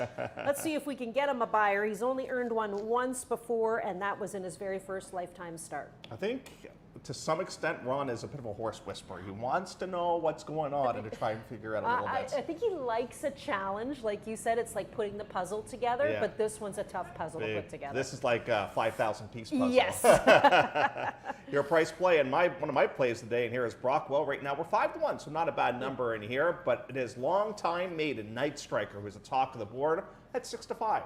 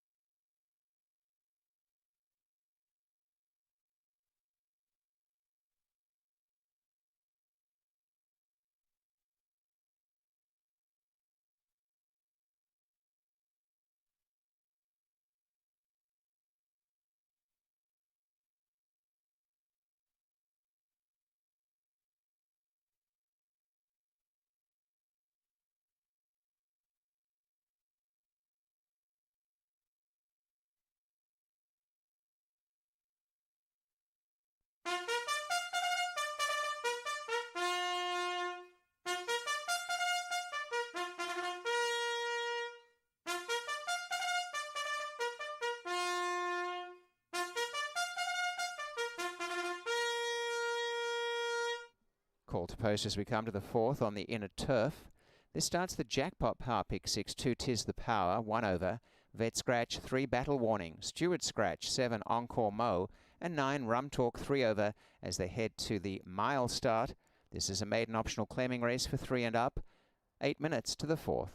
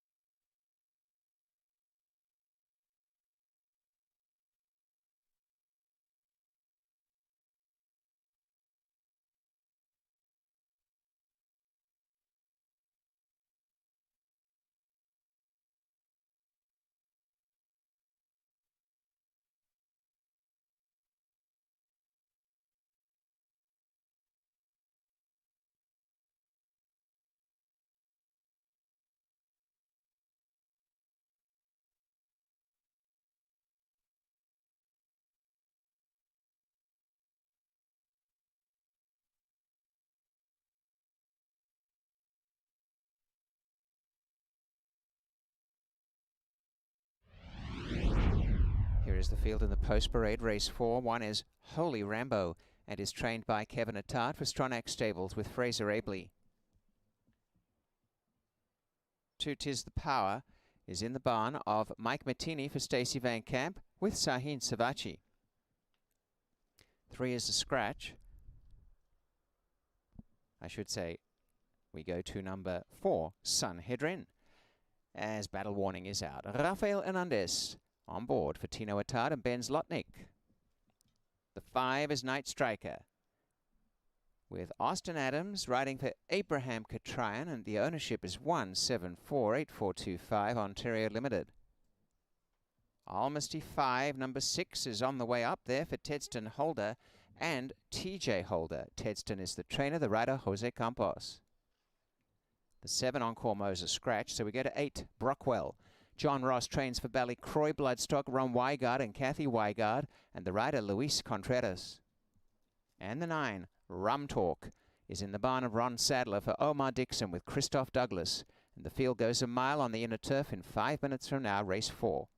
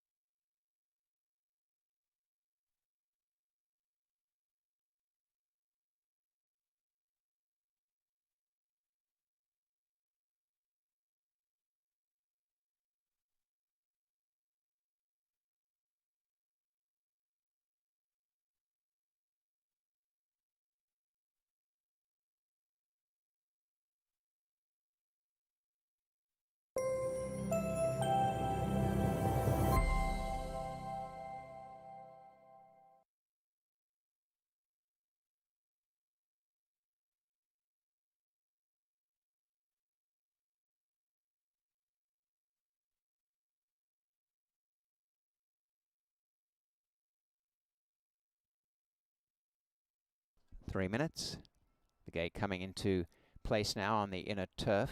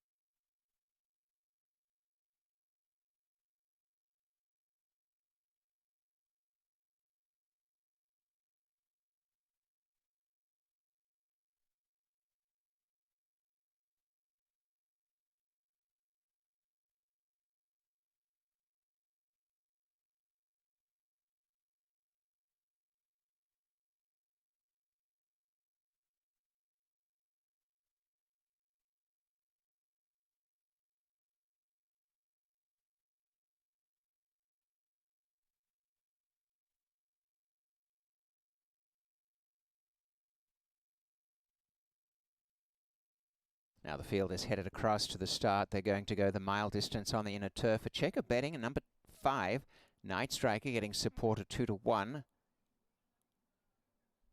Almost E5 reined in by there. They're mounted outrighter getting a good hold of Almost E5 as they come to the gate. And second favourite currently, number 4, Sunhedrin at 3-1. And Holy Rambo is 7-2. Number 1, as they move up, Tis the Power 9-2. So a number of horses well supported, and Brockwell now 7-2. Nothing would surprise me as to who jumps as favourite here out of those 5 as they come up. Holy Rambo has gone in, as has Night Striker, Tis the Power, and further across,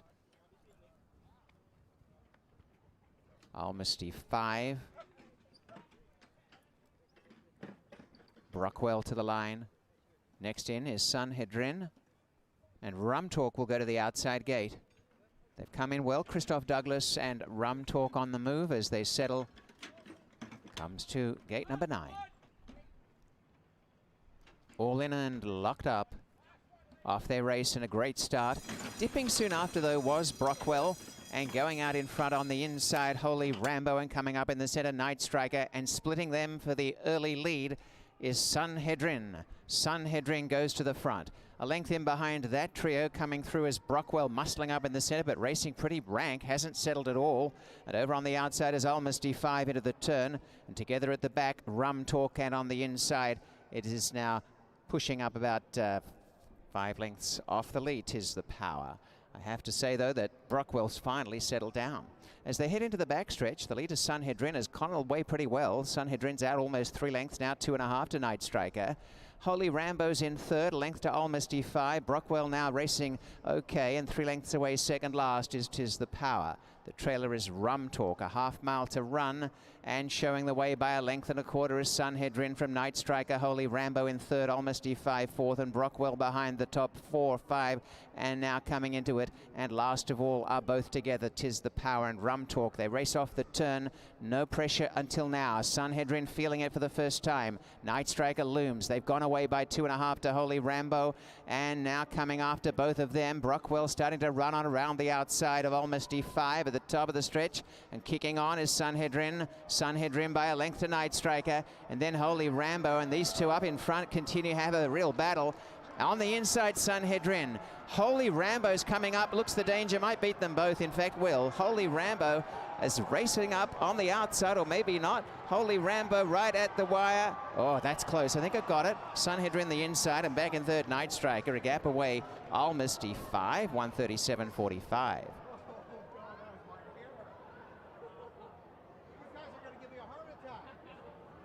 A photo.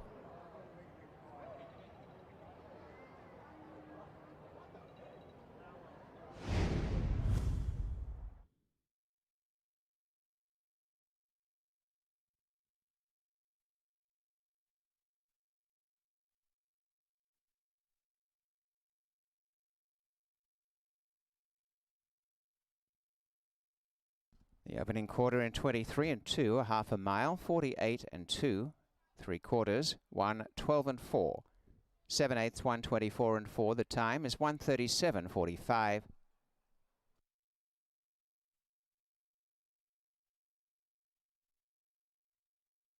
And a photo for the win.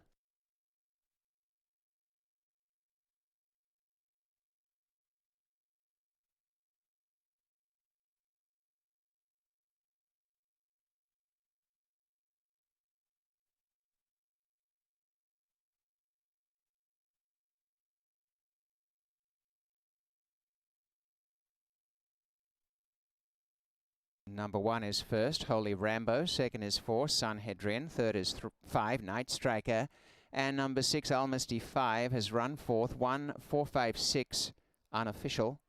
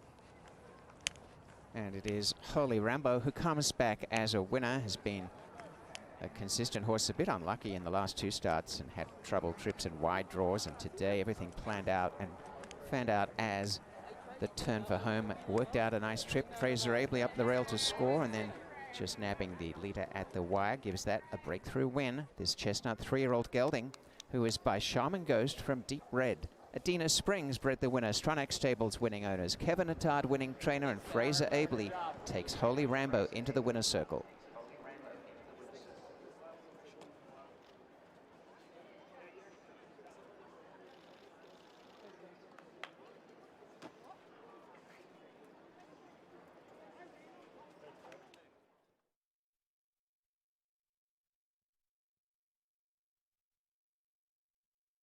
$7.40 is a good return. Was not the favorite. Second favorite, $3.40 to place, $2.30 to show.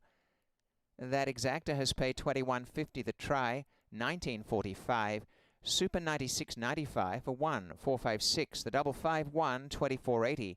251, pick 3, $41.70. 1-4 swinger, $2.15. 1-5, $2.20, and 4-5, $2.25. And they are the payouts on the 4th.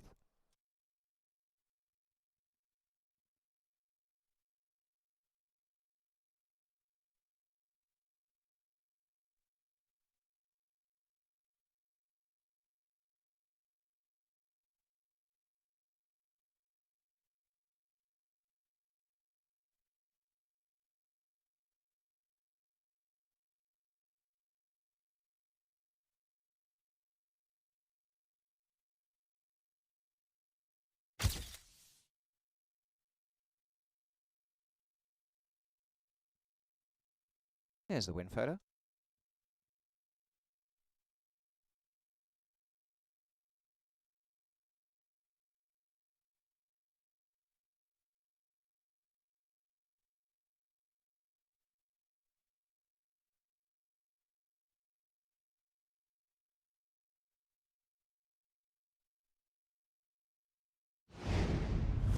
All in and locked up. Off their race and a great start. Dipping soon after, though, was Brockwell. And going out in front on the inside, Holy Rambo, and coming up in the center, Night Striker. And splitting them for the early lead is Sanhedrin. Sanhedrin goes to the front. A length in behind that trio, coming through as Brockwell muscling up in the center, but racing pretty rank, hasn't settled at all. And over on the outside is Almasty 5 into the turn. And together at the back, Rum Talk, and on the inside, it is now pushing up about 5 lengths off the lead. 'Tis the Power. I have to say, though, that Brockwell's finally settled down. As they head into the backstretch, the leader, Sanhedrin, has gone away pretty well. Sanhedrin's out almost 3 lengths now, 2.5 to Night Striker. Holy Rambo's in third, a length to Almasty 5. Brockwell now racing okay, and 3 lengths away second last is 'Tis the Power. The trailer is Rum Talk, a half-mile to run, and showing the way by a length and a quarter is Sanhedrin from Night Striker. Holy Rambo in third, Almasty 5 fourth, and Brockwell behind the top 4, 5, and now coming into it. And last of all are both together, 'Tis the Power and Rum Talk. They race off the turn, no pressure until now. Sanhedrin feeling it for the first time. Night Striker looms. They've gone away by 2.5 to Holy Rambo, and now coming after both of them. Brockwell starting to run on around the outside of Almasty 5 at the top of the stretch, and kicking on is Sanhedrin. Sanhedrin by a length to Night Striker, and then Holy Rambo, and these two up in front continue to have a real battle. On the inside, Sanhedrin. Holy Rambo's coming up. Looks the danger. Might beat them both. In fact, will. Holy Rambo is racing up on the outside, or maybe not. Holy Rambo right at the wire. Oh, that's close. I think I got it. Sanhedrin the inside, and back in third, Night Striker. A gap away, Almasty 5, 137.45.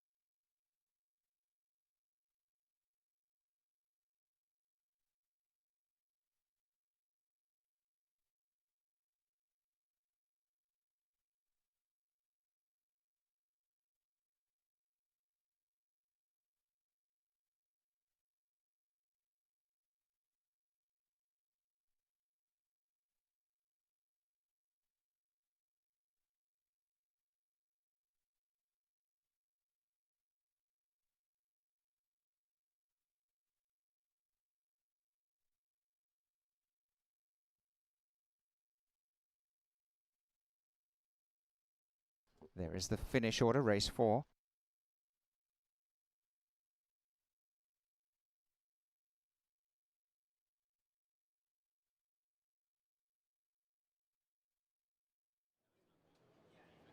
Here are the changes in the upcoming 5th race. A correction to the ownership of 2 Marshall Town, True North Stable and Triumph Stable.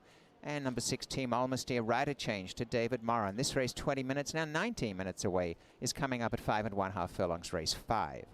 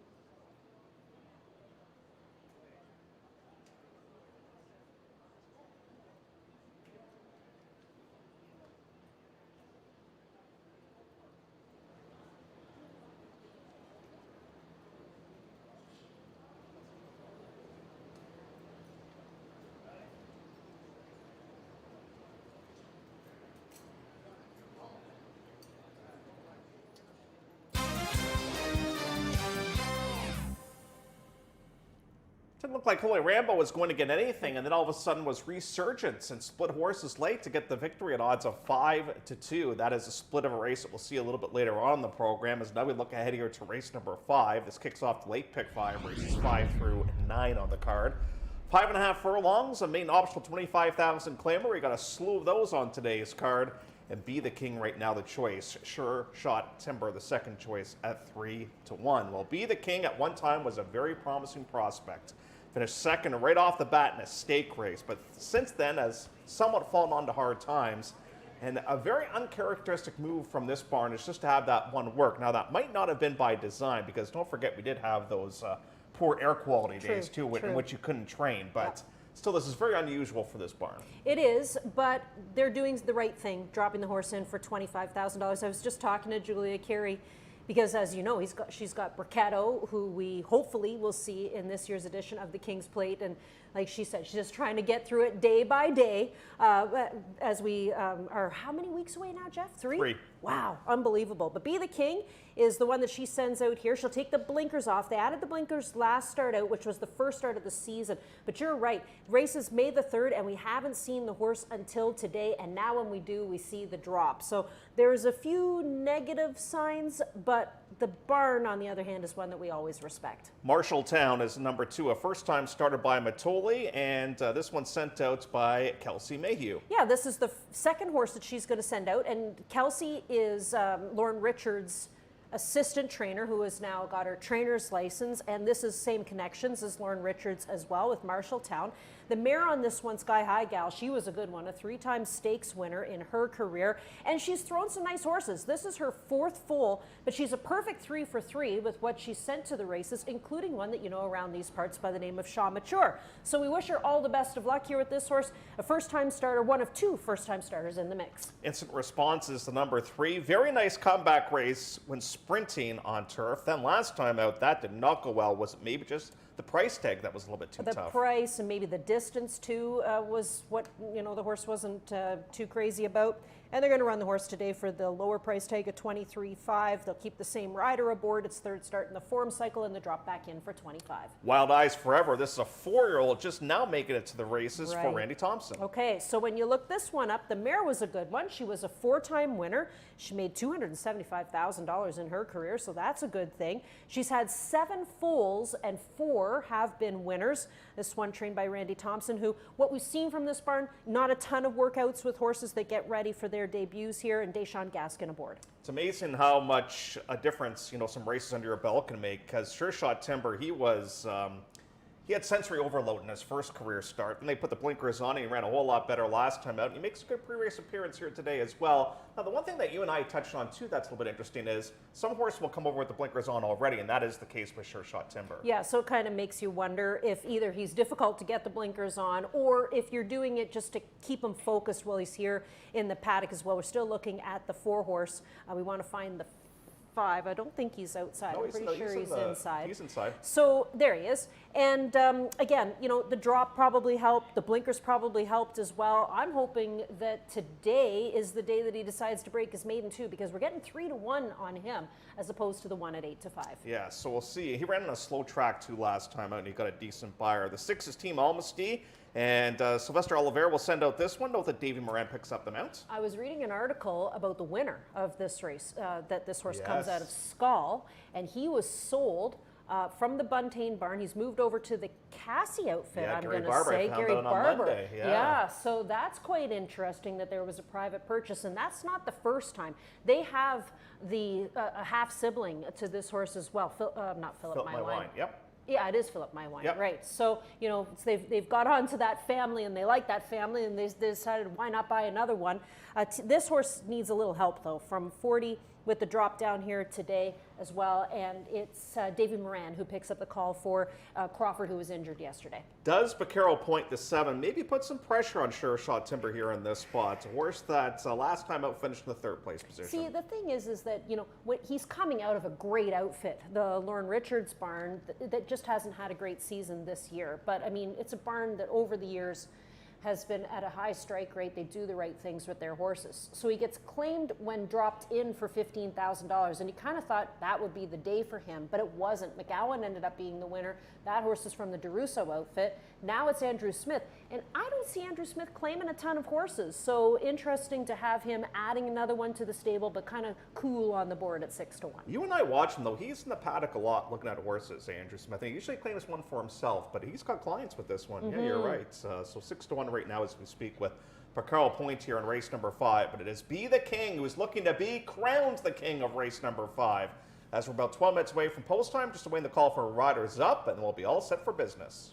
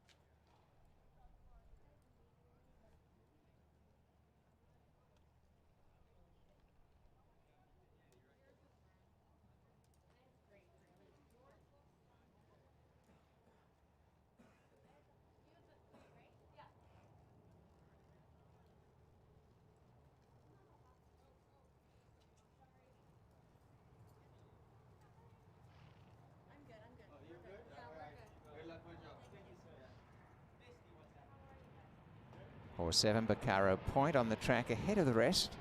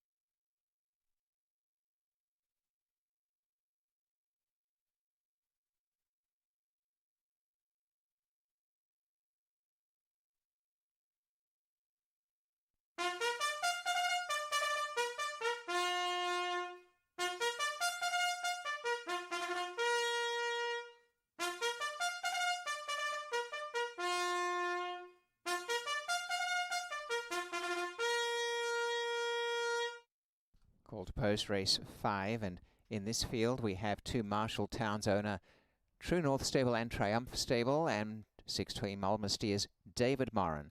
The race at the distance of 5 1/2 furlongs is a maiden optional claiming race. 3 and up, headed to the post parade, 7 minutes. Race 5 starts at pick 5.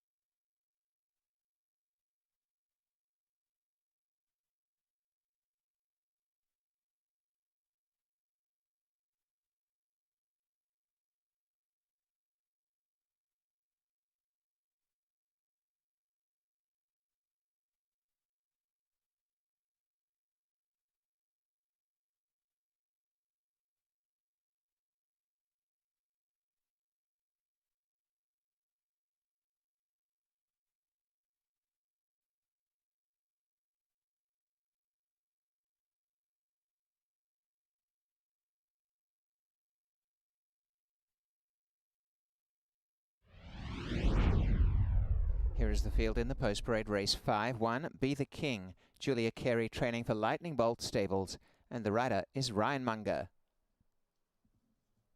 Number 2, Marshalltown for True North Stable and Triumph Stable, and Kelsey Mayhew is the trainer with rider Jason Hoyt. Number 3, Instant Response. Racing Canada Incorporated and Heronleithian owners, Daniel Harvey trainer with Jodine Anderson. 4 is Wild Eyes Forever. Deshaun Gaskin rides for James Bogar and Randy Thompson. Number 5, Sure Shot Timber in the barn of Michelle Love, who's part owner with Kathy Beers and Inferno Racing Stables Incorporated. The rider Zarrell Ford. Number 6 is Team Almasty for Kenny Ng, Sylvester Olivier and David Moran. And Bacaro Point number 7 for Cavey Nichols, Andrew Smith, and the owners Mary-Ann McCormack and Andrew Smith. So Marshalltown was the one who went up earlier, and this field is 5 minutes from a start. This will be at 5 1/2 furlongs. Race 5 starts at pick 5.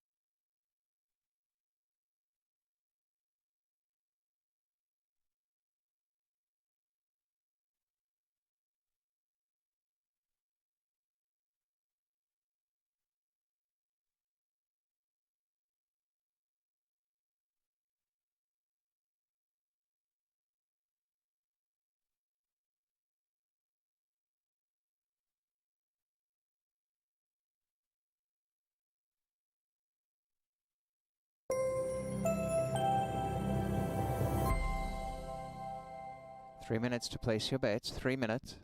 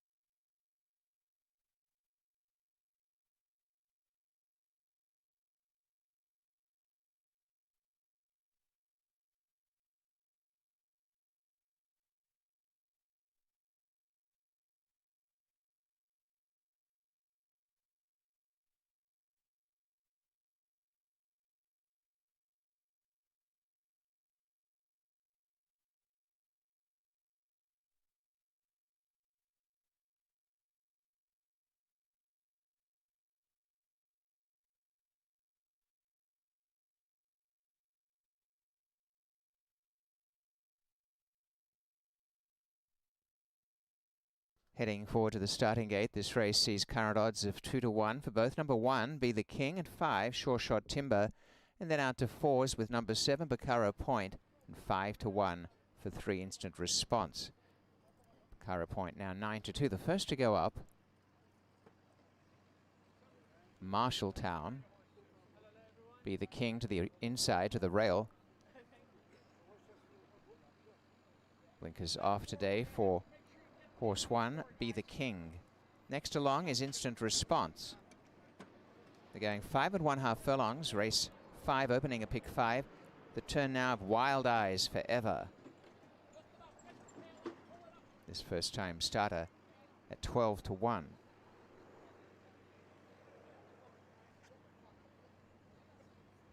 Wild Eyes Forever.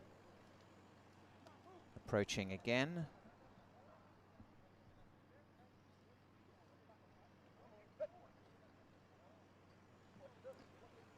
So the first time starters here, Marshalltown is 7s, Wild Eyes Forever is 13 to 1, or now 11 to 1.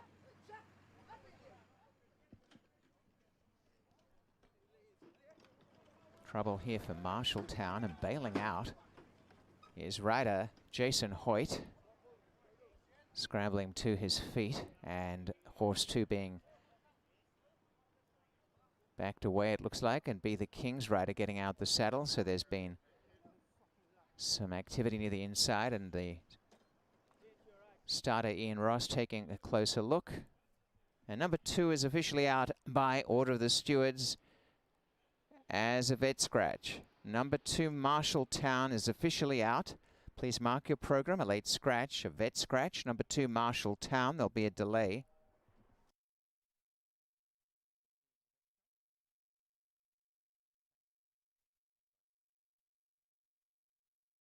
So confirming Horse 2 now officially out as a late scratch by order of the stewards on vet advice, a vet scratch.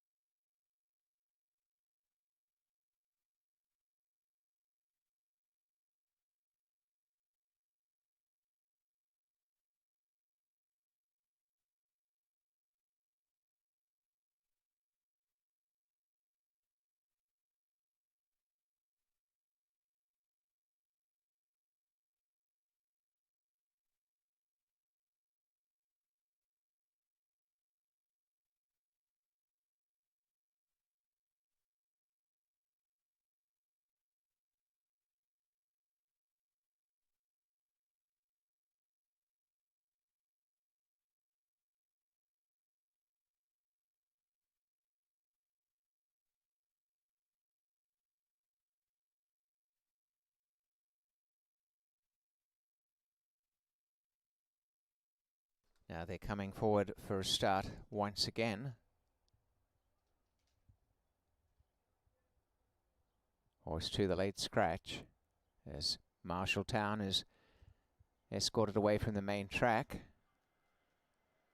So they're going to work on Wild Eyes Forever straight away, this first-time starter. Trying to get the mind on the task to go in.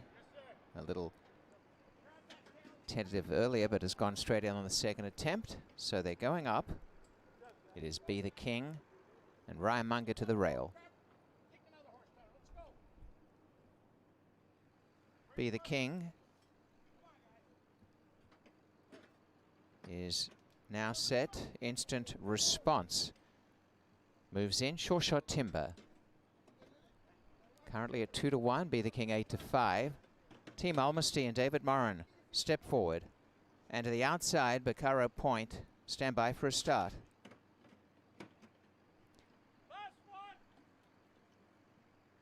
Kevin Nichols on Bacaro Point. This field is all in, locked up.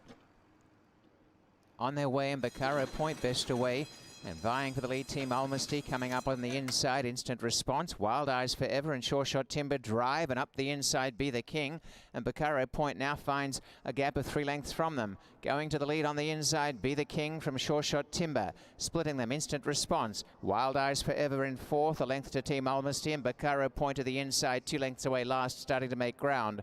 Getting away is Be the King, over a length to Sure Shot Timber. Instant Response on the inside, dipping out and trying to get a rails run. Bacaro Point behind Team Almasty, and Instant Response coming back onto the lap there of Bacaro Point, back to last behind Wild Eyes Forever.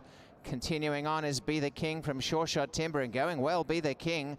Bacaro Point trying to extricate from a mile back down the lane, and Be the King left them standing, got out by 4 lengths to Sure Shot Timber. And now Bacaro Point starts a long searching move from a fair way out of it, but it's all Be the King. Be the King is going to win and is the ruler today. Be the King takes the throne, and what a performance. Scores effortlessly by 9.5 lengths. Second, Bacaro Point from Instant Response, Sure Shot Timber. Wild Eyes Forever and Team Almasty was last, 1:5:42.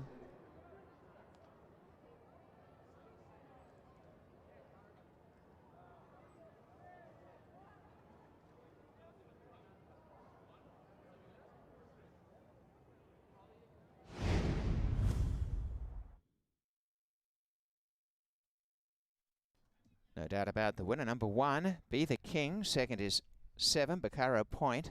3 is third, Instant Response. And fourth was 5, Sure Shot Timber. 1, 7, 3, 5. Opening quarter, 22 and 2. A half a mile, 46 and 1. And 5/8, 58 and 3. The race time is 1:5:42.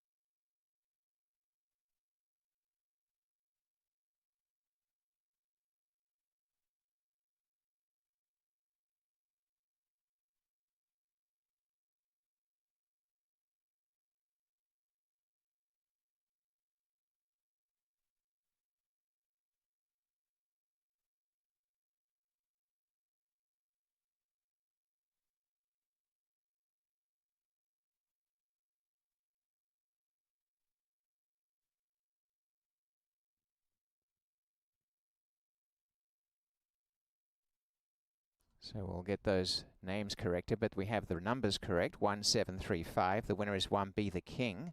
Second is 7, Bacaro Point. Third is 3, Instant Response. And fourth was 5, Sure Shot Timber.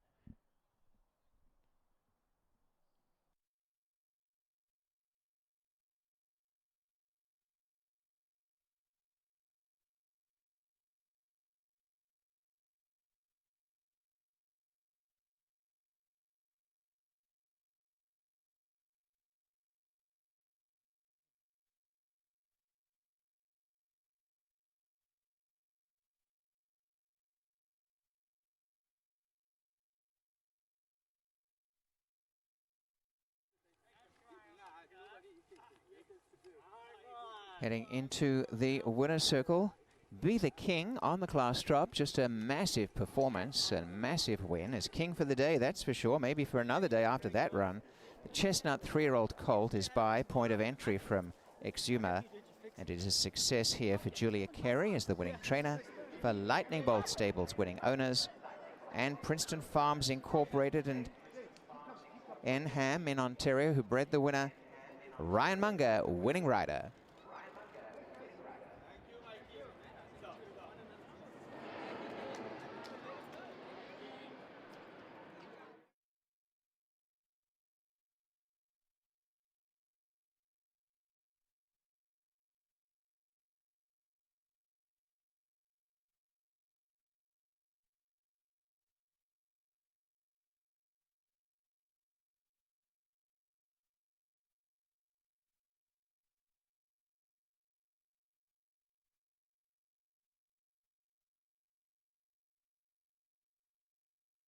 Those numbers have gone official. 1, 7, 3, 5.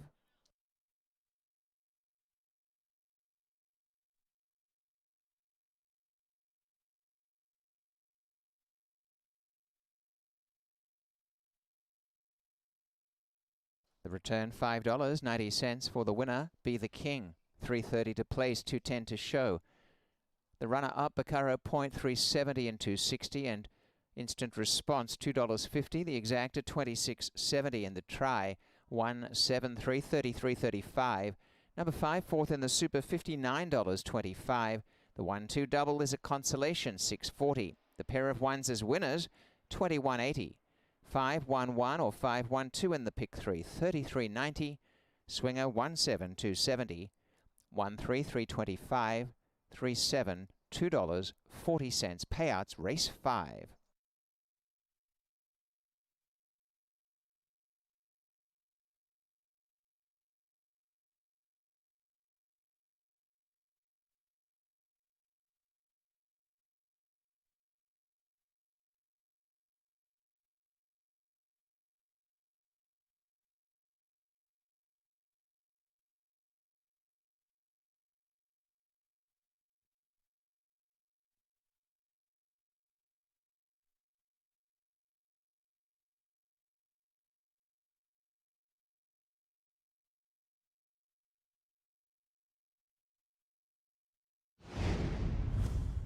Locked up. On their way in Bacaro Point, best away. And vying for the lead, Team Almasty coming up on the inside. Instant Response, Wild Eyes Forever, and Sure Shot Timber drive, and up the inside, Be the King. And Bacaro Point now finds a gap of 3 lengths from them. Going to the lead on the inside, Be the King from Sure Shot Timber. Splitting them, Instant Response, Wild Eyes Forever in fourth, a length to Team Almasty, and Bacaro Point to the inside, 2 lengths away last, starting to make ground. Getting away is Be the King, over a length to Sure Shot Timber. Instant Response on the inside, dipping out and trying to get a rails run. Bacaro Point behind Team Almasty, and Instant Response coming back onto the lap there of Bacaro Point, back to last behind Wild Eyes Forever. Continuing on is Be the King from Sure Shot Timber, and going well, Be the King. Bacaro Point trying to extricate from a mile back down the lane, and Be the King left them standing, got out by 4 lengths to Sure Shot Timber. And now Bacaro Point starts a long searching move from a fair way out of it, but it's all Be the King. Be the King is going to win and is the ruler today. Be the King takes the throne, and what a performance. Scores effortlessly by 9.5 lengths. Second, Bacaro Point from Instant Response, Sure Shot Timber. Wild Eyes Forever and Team Almasty was last, 1-5-42.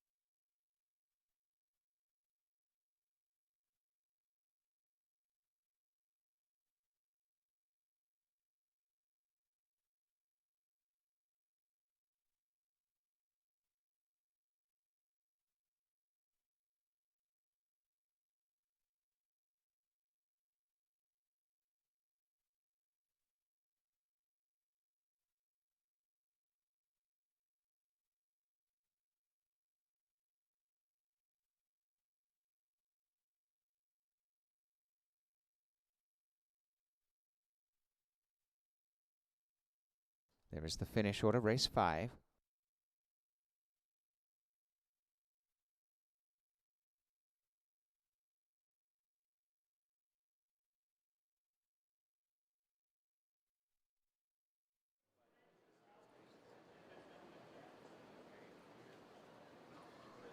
Here are the changes in race 6. It's the horse at the top of the list. Number 1, Your Valentino, with a rider change to Pietra Morin at 1:23. We're 19 minutes away, and this starts at pick 4, race 6.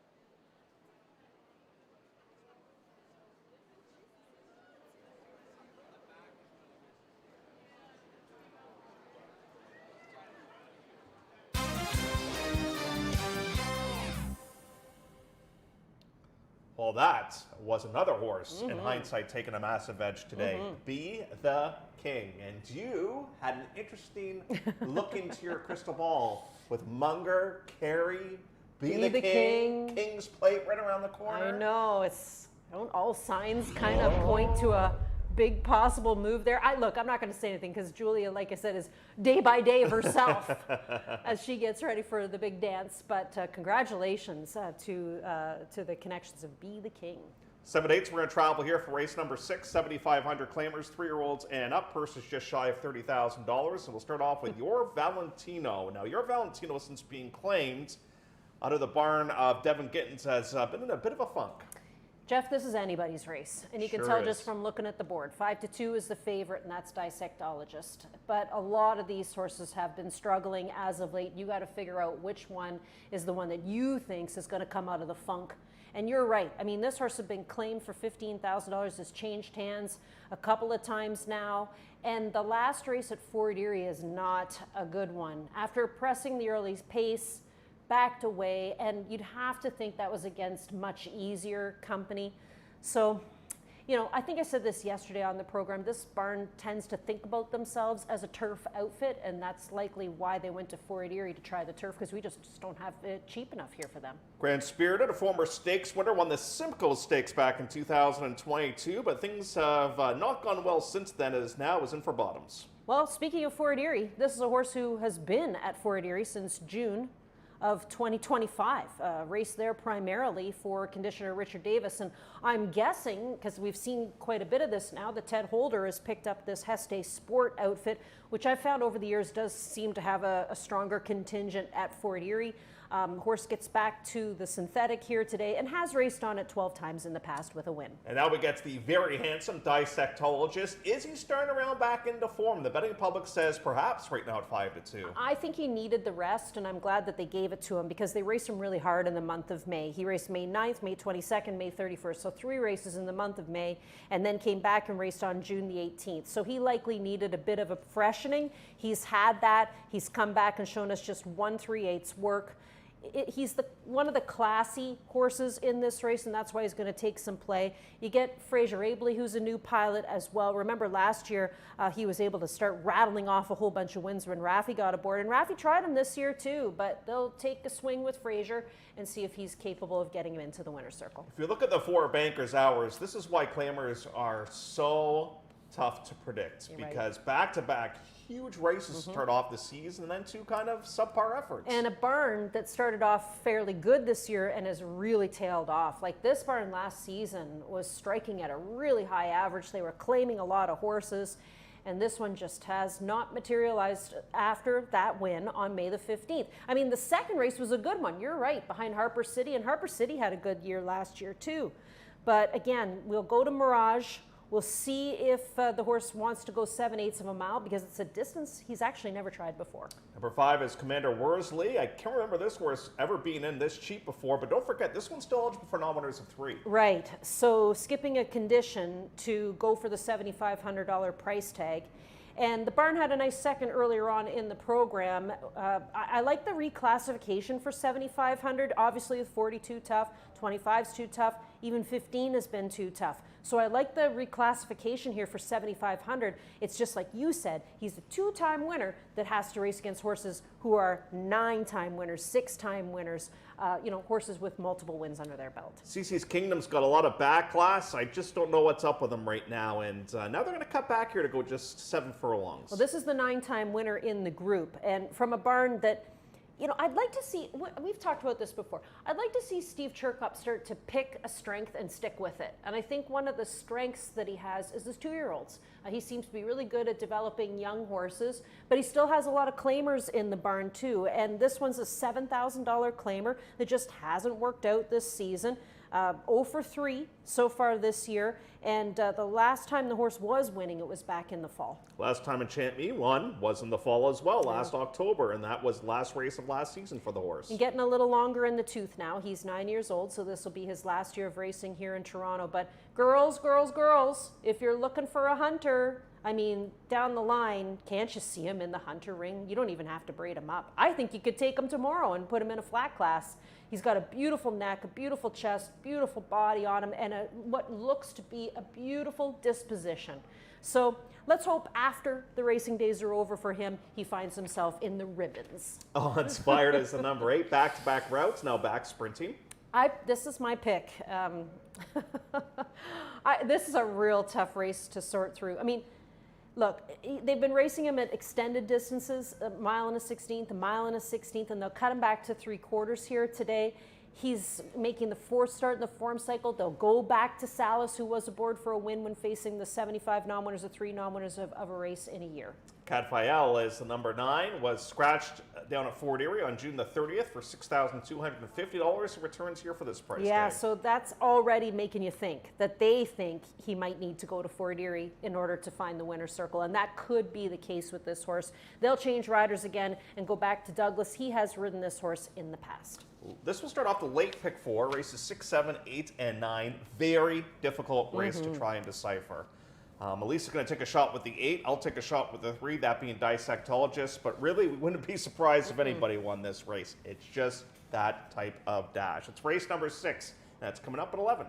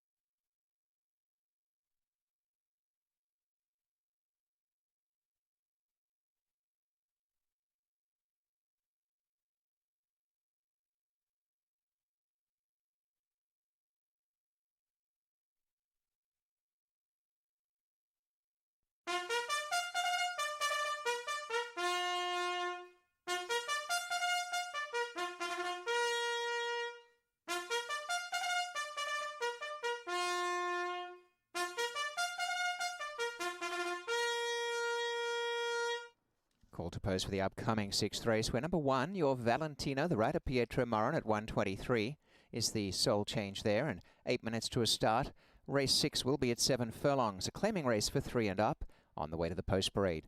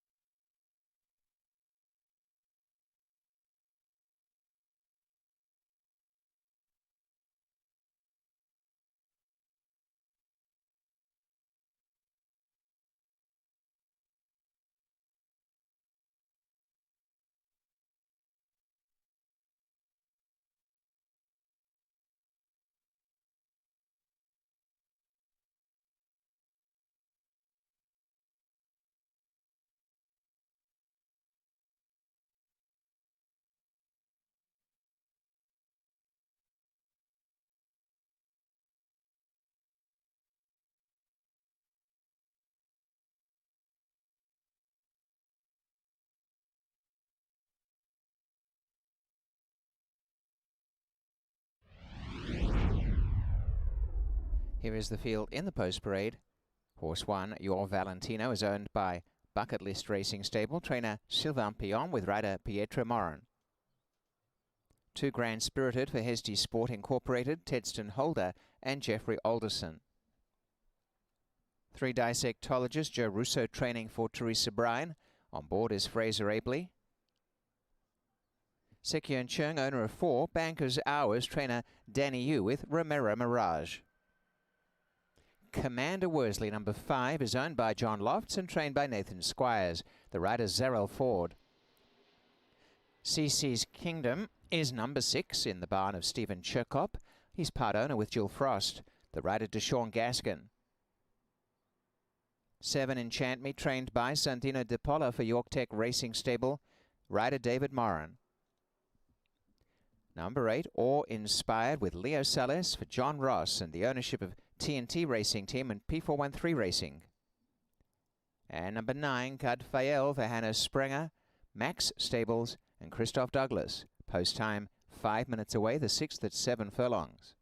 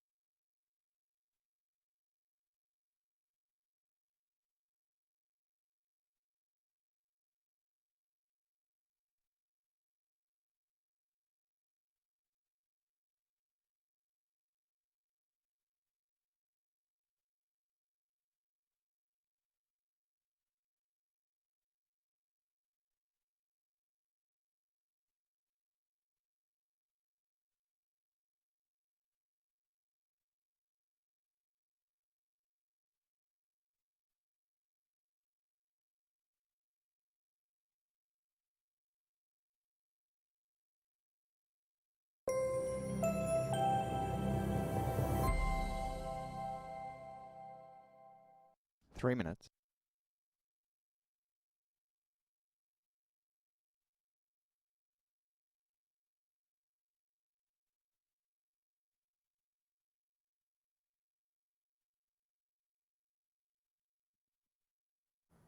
Who will take the crown? The King's Plate, Saturday, August 15th at Woodbine Racetrack. Fashion, food, music, and the thunder of the track. Grab your tickets from only $35 at kingsplate.com and rule the day.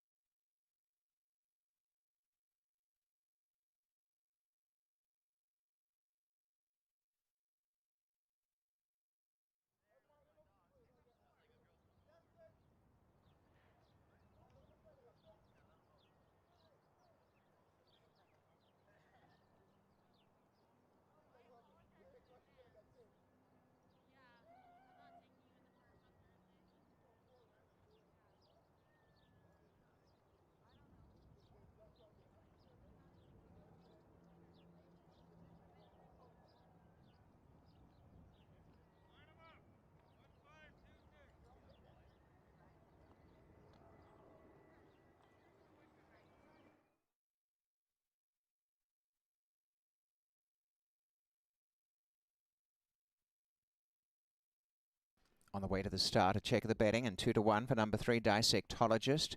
Current odds have 4-1 second favourite Bankers Hours, and 5-1 is Awe Inspired. So pretty good value across the 9-horse field in the 6th race as they load. At the 7 furlongs, Pietra Morin with Your Valentino is now on the approach for the barn of Sylvain Pion and has the rail. Going forward for a start. Race 6 here, opening the pick 4, joining the line, Commander Worsley, Grand Spirited, and Cece's Kingdom. Grand Spirited, brought forward again. Meantime, Enchant Me and David Moran have gone in. Further out is Awe Inspired. Still working on horse 2, Grand Spirited, and behind the gate is Dissectologist and Banker's Hours. The other runner, Cut Fayel.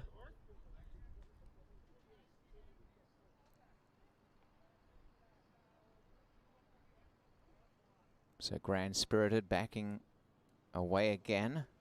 Another attempt to get horse 2 in. The front of the gate now being open to entice Grand Spirited to load.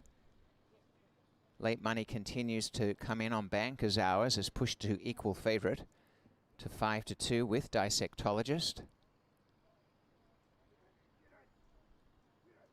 Now almost there, Grand Spirited. Deeper out Awe Inspired stands well. Leo Salas looking for the double here. He rides for John Ross. Your Valentino now 5-1. The front of the gate almost to be closed, Grand Spirited.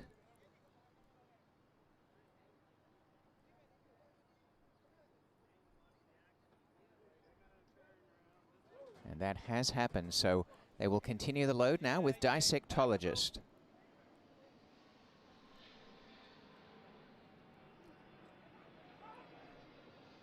And Cut Fayel. Meantime, there's a problem with horse 1. So after all that, Grand Spirited went in, but now number 1, Your Valentino, is away from the line. Horse 1, Your Valentino, backed out of the gate. Stand by for more details.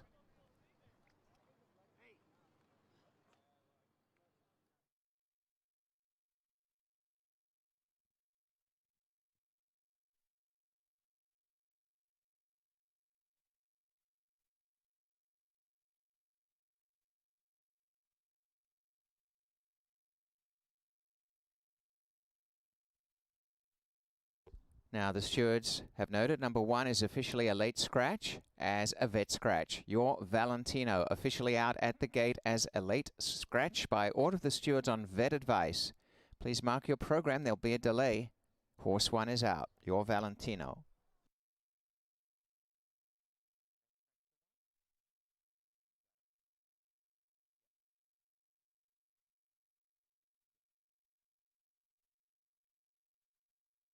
So with the scratch of horse 1, the runners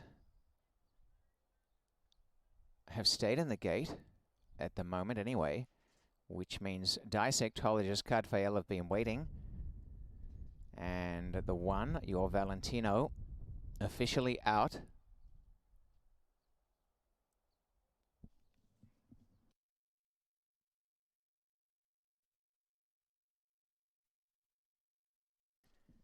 So it is going to be a matter of just a little delay, but they're going to continue to load. They're not going to back them out. Dissectologist to come up, and the last will be Cadfael. Stand by for a start. They have moved forward with Bankers Hours and Cadfael, the outside gate, the last 2 to walk in for the start without the 1 as a late scratch. And this field is now ready to run. Locked up, off their race.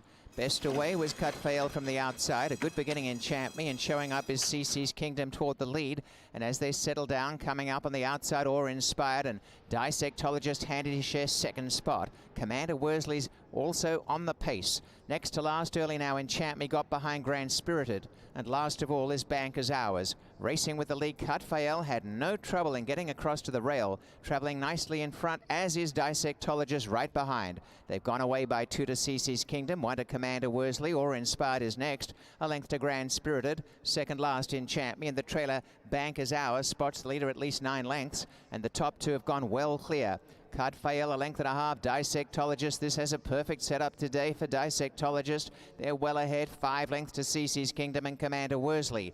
Trying to run for the backers in Champ Me behind Grand Spirited and Awe Inspired, and last Bankers Hours. Cadfael's not stopping, leads the way. A length and a half as they come to the quarter. Now going after the leader is Dissectologist. 4 to Commander Worsley, top of the stretch. Cadfael, a half. Dissectologist, everything sets up for if good enough. Commander Worsley's after them quickly though, and Bankers Hours is flying home. Dissectologist found the lead, but for how long? Commander Worsley ranges up, and Bankers Hours might beat them all. Bankers Hours the danger. Commander Worsley and Bankers Hours, and Bankers Hours and Commander Worsley right down to the wire.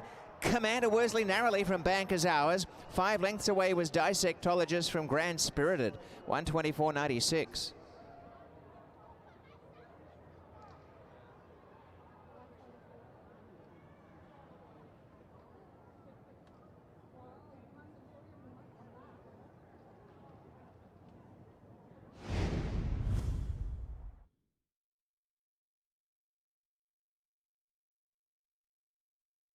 Opening quarter in 23, a half a mile, 46 3/4, 1:11 3.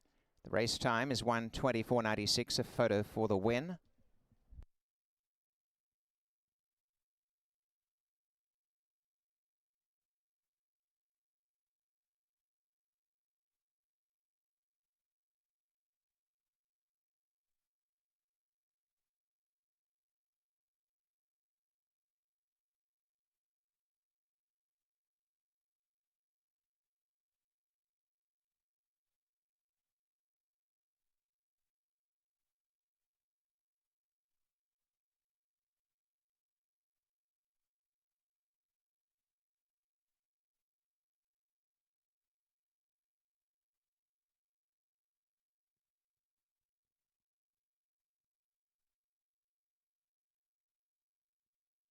Five is first, Commander Worsley. Second is 4 Bankers Hours.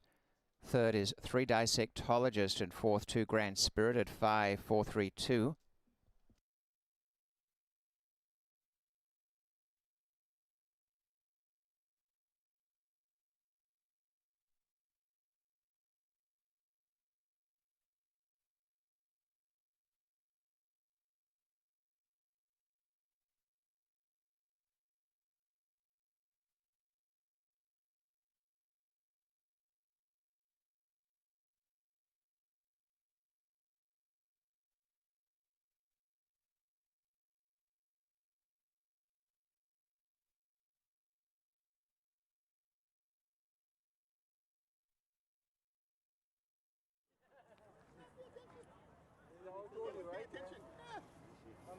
thanks. Kind of nice to meet you. This only has two? Yeah.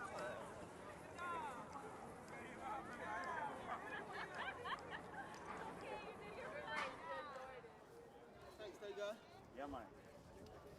And Commander Worsley is back to the winners list. A third career success on the class drop to date. Proved too good for them. The Bay 4-year-old gelding is by Echo Town from re-entry. And congrats to Nathan Squires, winning trainer, and John Lofts, winning owner.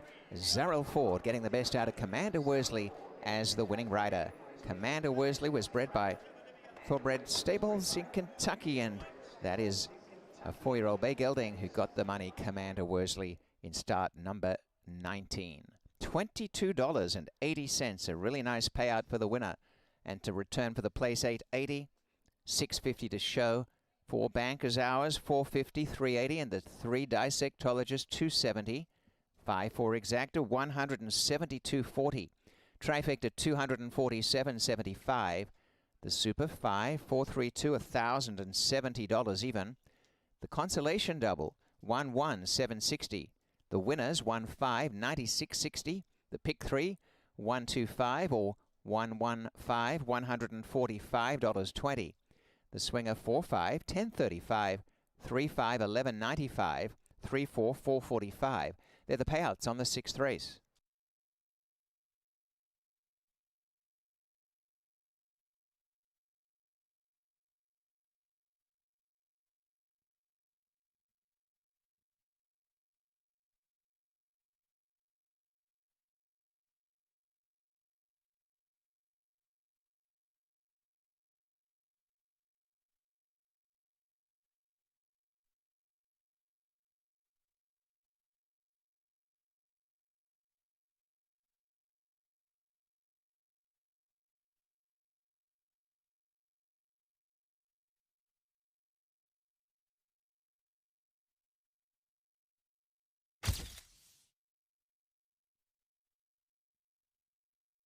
There is the win photo.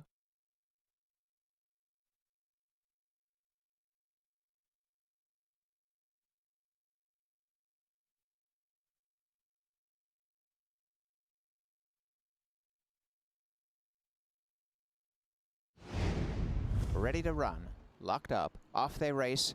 Best away was Cut Fail from the outside. A good beginning in Champ Me, and showing up is CC's Kingdom toward the lead.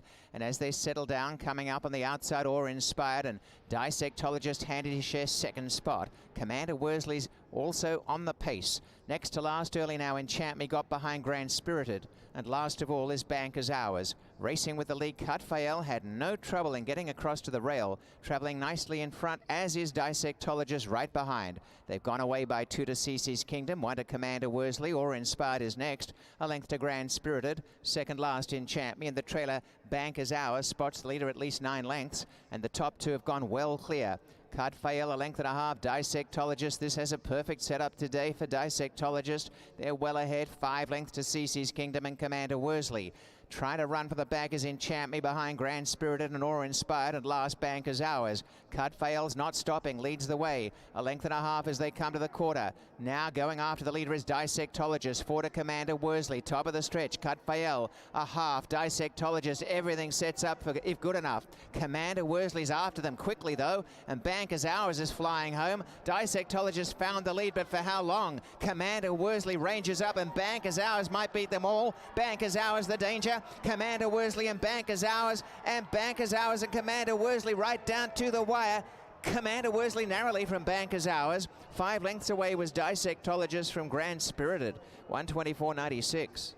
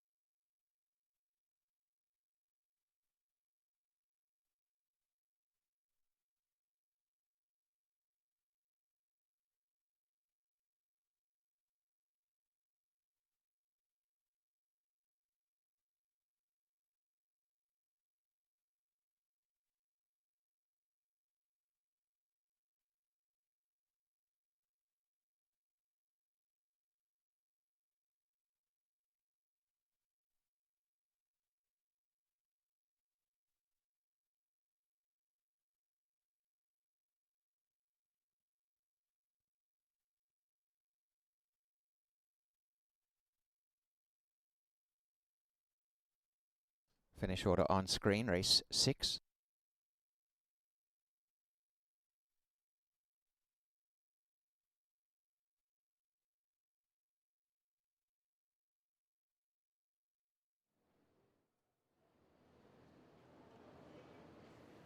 To the inner turf for the upcoming 7th race, where 2 Border Fox, the rider Geelong Samuel, 4 High Beam, a pound over, 8 Celestial Heart, 2 over. Post time in 90 minutes for the start of the final pick 3.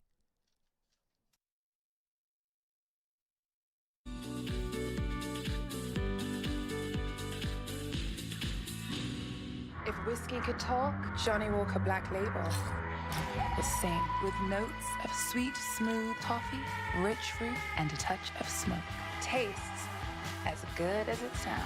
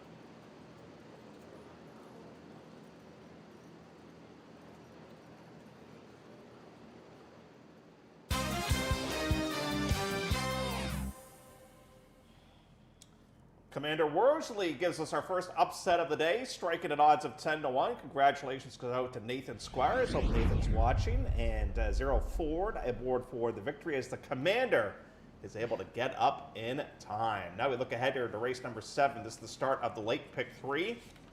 7th race is split of race number 4, which was won by Holy Ramble. We're going to go a mile on the turf, lane 2. No Cape is number 1. First time on the grass for the son of Super Speedy. Well, Rick Hayashi is going to be busy for this late pick 3 because he's got No Cape, and then he comes back in race number 8 with Frock and Macho, who I love today, thanks to a scratch in that race as well. But 9-1 is the price on this one. Second start off of the layoff, and you know, they tried the 40, it was just too tough. And this has kind of been the storyline of the day today with horses dropping in price. We're almost midway through the season. When we get to plate, I always kind of feel like we're halfway through the season, and that's when we start seeing people, you know, dropping horses in prices. And that's what the situation is with No Cape. Number 2 is Border Fox. I guess the question I have is, does he want to go this far? Does he want to go this far? Is he a grass horse? I mean, he tried the grass here on June the 20th, and it was okay. I mean, at least he showed some interest early, but he faded in that race. Now they have a rider change as Jalon Samuel will be aboard here today. They added blinkers for the last start, and they're not going to take them off, so they'll keep rolling with the blinkers here on a horse who moves up after being badly beaten against Maidens for 15,000. Is the game plan the same for Fin Del Mundo here today? Just try to go as fast as you can go for as long as you can go. Yeah, it's like that drop and pop angle is everywhere today, right? And that's the case with this horse too.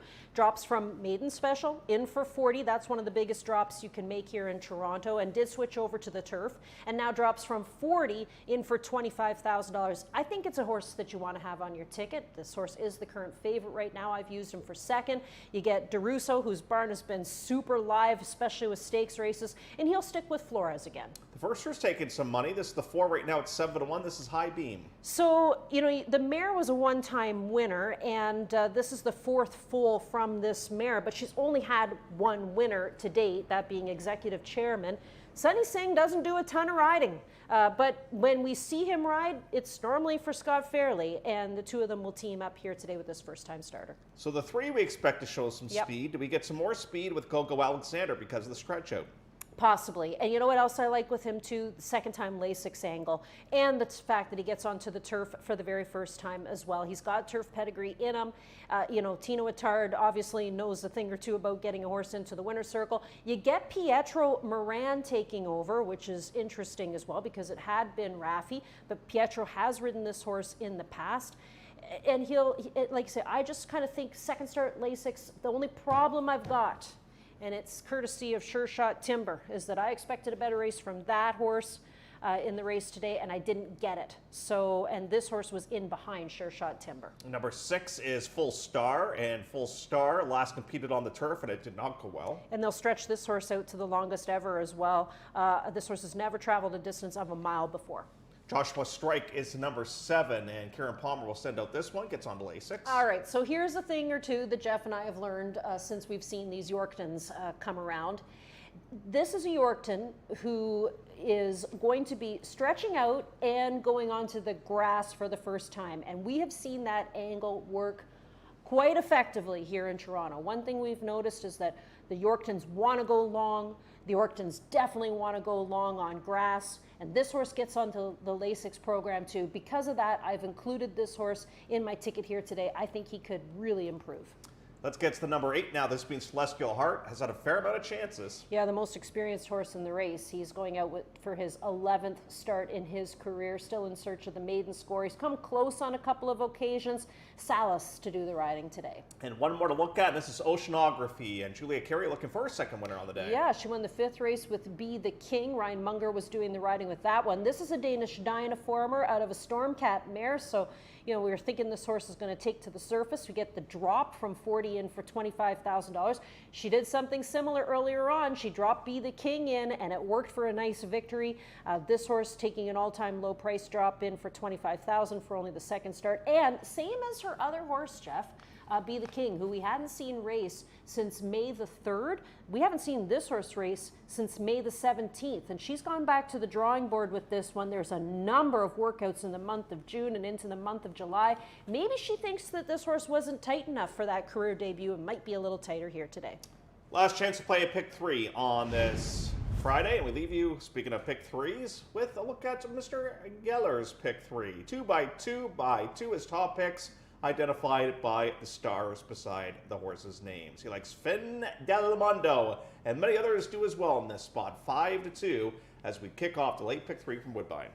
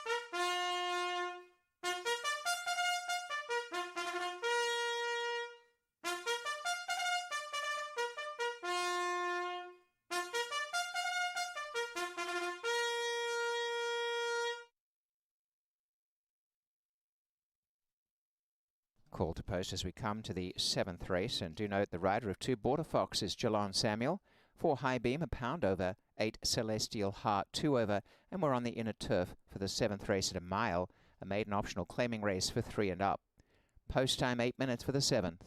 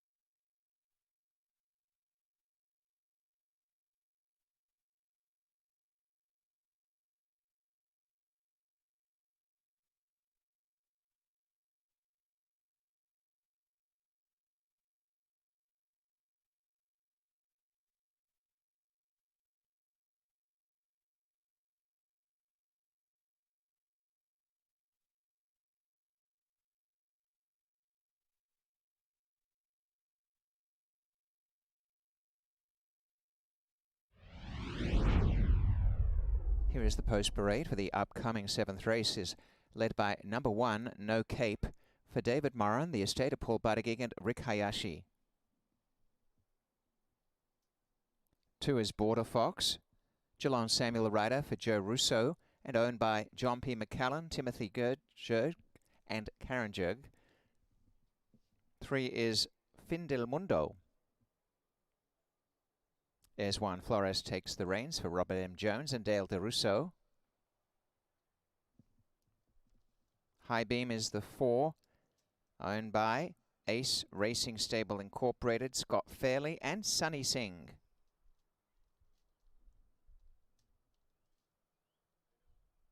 To number 5, Go Go Alexander. Tino Attard is the trainer for Terra Racing Stable, the rider Pietro Moran. Number 6, Full Star. Daniel Harvey training for Ashley Taylor and Daniel Harvey Pardona, the rider Jodine Anderson. Number 7, Joshua Strike for Radcliffe Racing Stable, Karen Palmer and Christoph Douglas. To number 8, Celestial Heart, Leo Salas riding for Don Platursky and owner Kater Platursky. And number 9, from the barn of Julia Carey, Oceanography, Twin Bullet Stable owner, jockey Emma Jane Wilson. This race is coming up shortly, 5 minutes on the mile inner turf.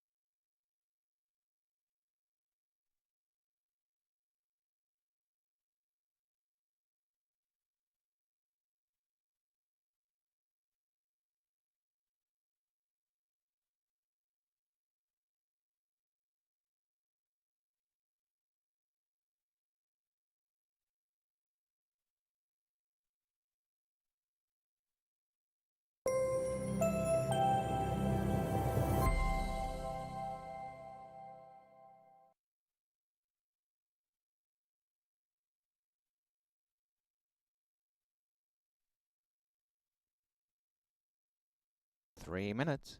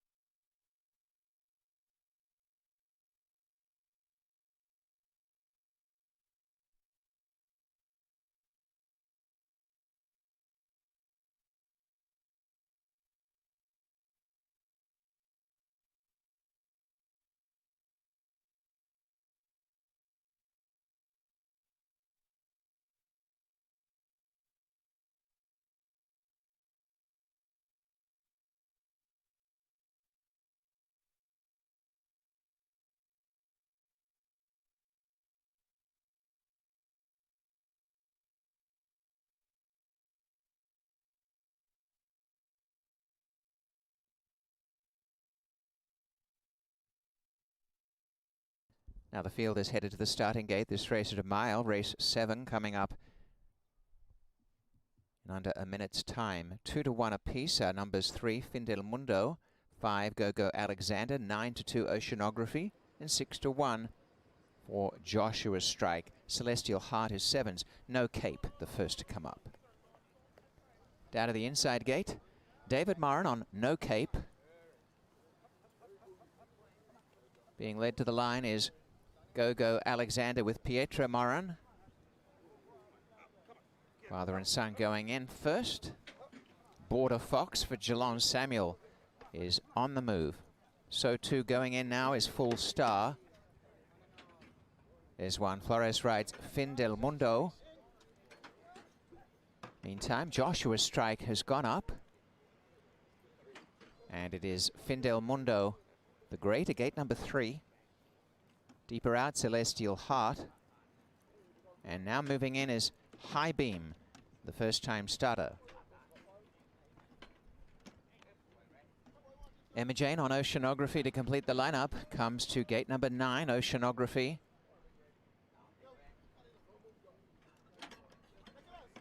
High Beam is in, the field awaits, and now Oceanography walks up and they're set to run. Fin del Mundo restless.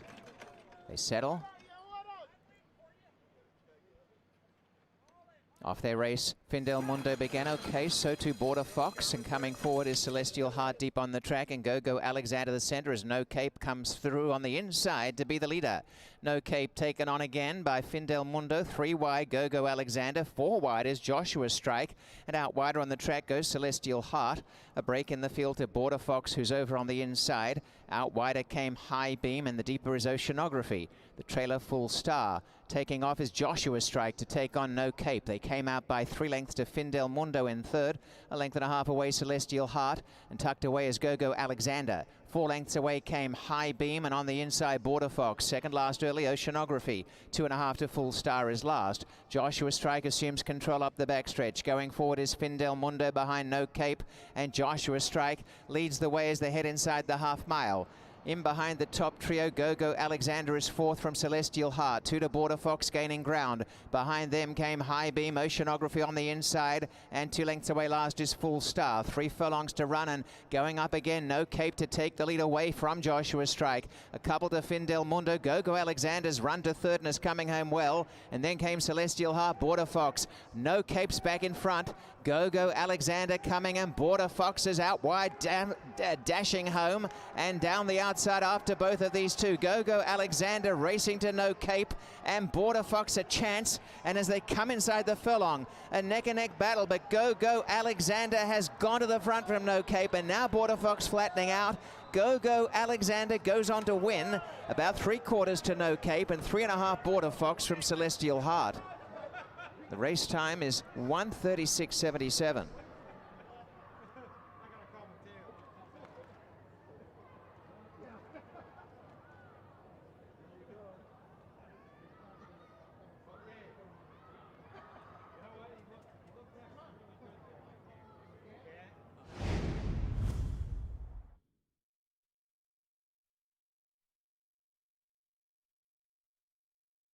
So a father-son battle to the wire, but it's Go-Go Alexander and Pietro Moran first. Over 1, No Cape, David Moran second. First quarter 22 and 4, the half 47 and 2, and 3/4 112. Third has gone to 2, Border Fox at 44 to 1, and number 8 Celestial Heart was 4th. So the numbers are 5, 1, 2, 8. Going back to the times, 3/4 112. 7/8 124 and 1. The final time 1:36.77 on 5, 1, 2, 8.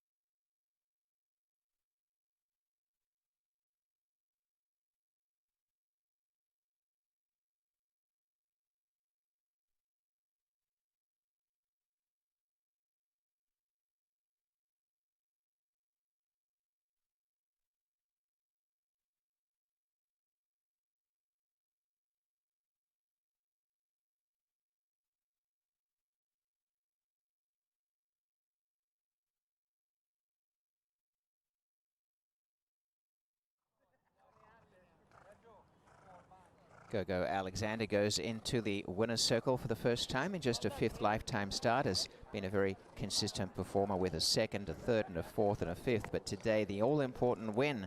And Tino Attard, the winning trainer to Terra Racing Stable, double success as owner and breeder. The Bay Gelding 3 by Super Speedy from Ascot Haley.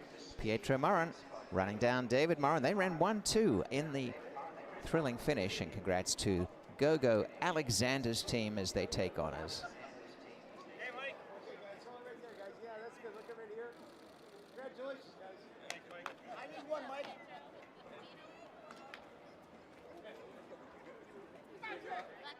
So Tino Attard getting Gogo Alexander to the winners list here today as the race favorite in the end.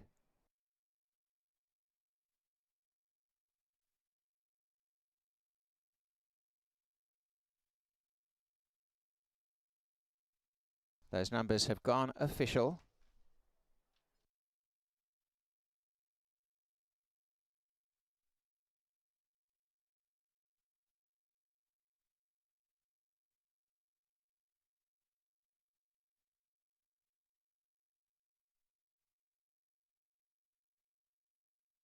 A return of $5.50 for 5, Gogo Alexander.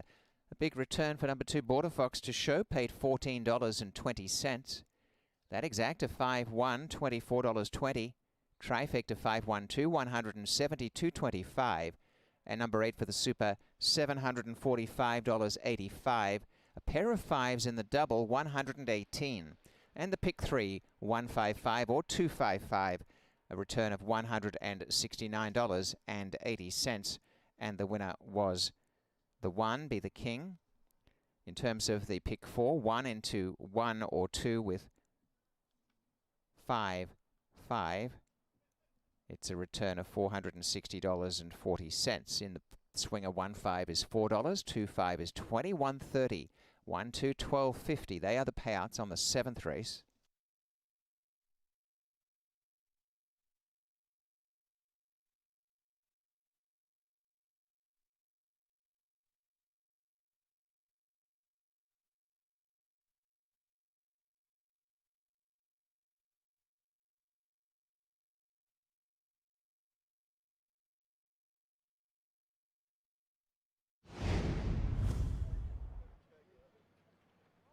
Off their race, Findel Mundo began okay, so too Border Fox, and coming forward is Celestial Heart deep on the track, and Gogo Alexander the centre as No Cape comes through on the inside to be the leader. No Cape taken on again by Findel Mundo, 3 wide Gogo Alexander, 4 wide is Joshua Strike, and out wider on the track goes Celestial Heart. A break in the field to Border Fox, who's over on the inside. Out wider came High Beam, and the deeper is Oceanography. The trailer Full Star. Taking off is Joshua Strike to take on No Cape. They came out by 3 lengths to Findel Mundo in 3rd. A length and a half away Celestial Heart, and tucked away is Gogo Alexander. 4 lengths away came High Beam, and on the inside Border Fox. Second last early Oceanography. 2.5 to Full Star is last. Joshua Strike assumes control up the backstretch. Going forward is Findel Mundo behind No Cape, and Joshua Strike leads the way as they head inside the half mile. In behind the top trio, Gogo Alexander is 4th from Celestial Heart. 2 to Border Fox gaining ground. Behind them came High Beam, Oceanography on the inside, and 2 lengths away last is Full Star. 3 furlongs to run, and going up again, No Cape to take the lead away from Joshua Strike. A couple to Findel Mundo. Gogo Alexander's run to 3rd and is coming home well. And then came Celestial Heart, Border Fox. No Cape's back in front. Gogo Alexander coming, and Border Fox is out wide, dashing home and down the outside after both of these two. Gogo Alexander racing to No Cape, and Border Fox a chance. And as they come inside the furlong, a neck-and-neck battle, but Gogo Alexander has gone to the front from No Cape, and now Border Fox flattening out. Gogo Alexander goes on to win, about 3/4 to No Cape, and 3.5 Border Fox from Celestial Heart. The race time is 1:36.77.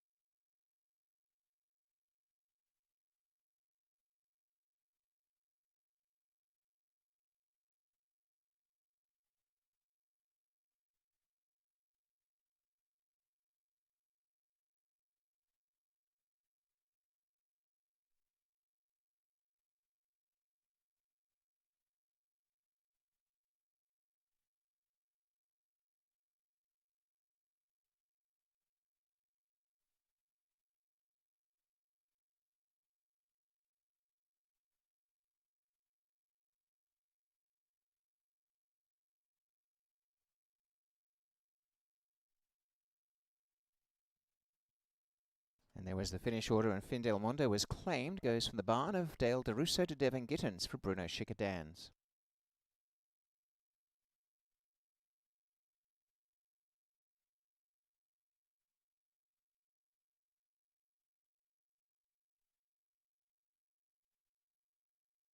On to race 8, number 1, Yoda, the rider. Jalon Samuel with a corrected weight, 121. Oh, no, let's go back there. Number 1, Yoda, Jalon Samuel. Number 2, Rapid Grey. And the rider is Austin Adams with a corrected weight of 121. And 5, Sunday's Well, is a vet scratch. This race will start the final double in 20 minutes.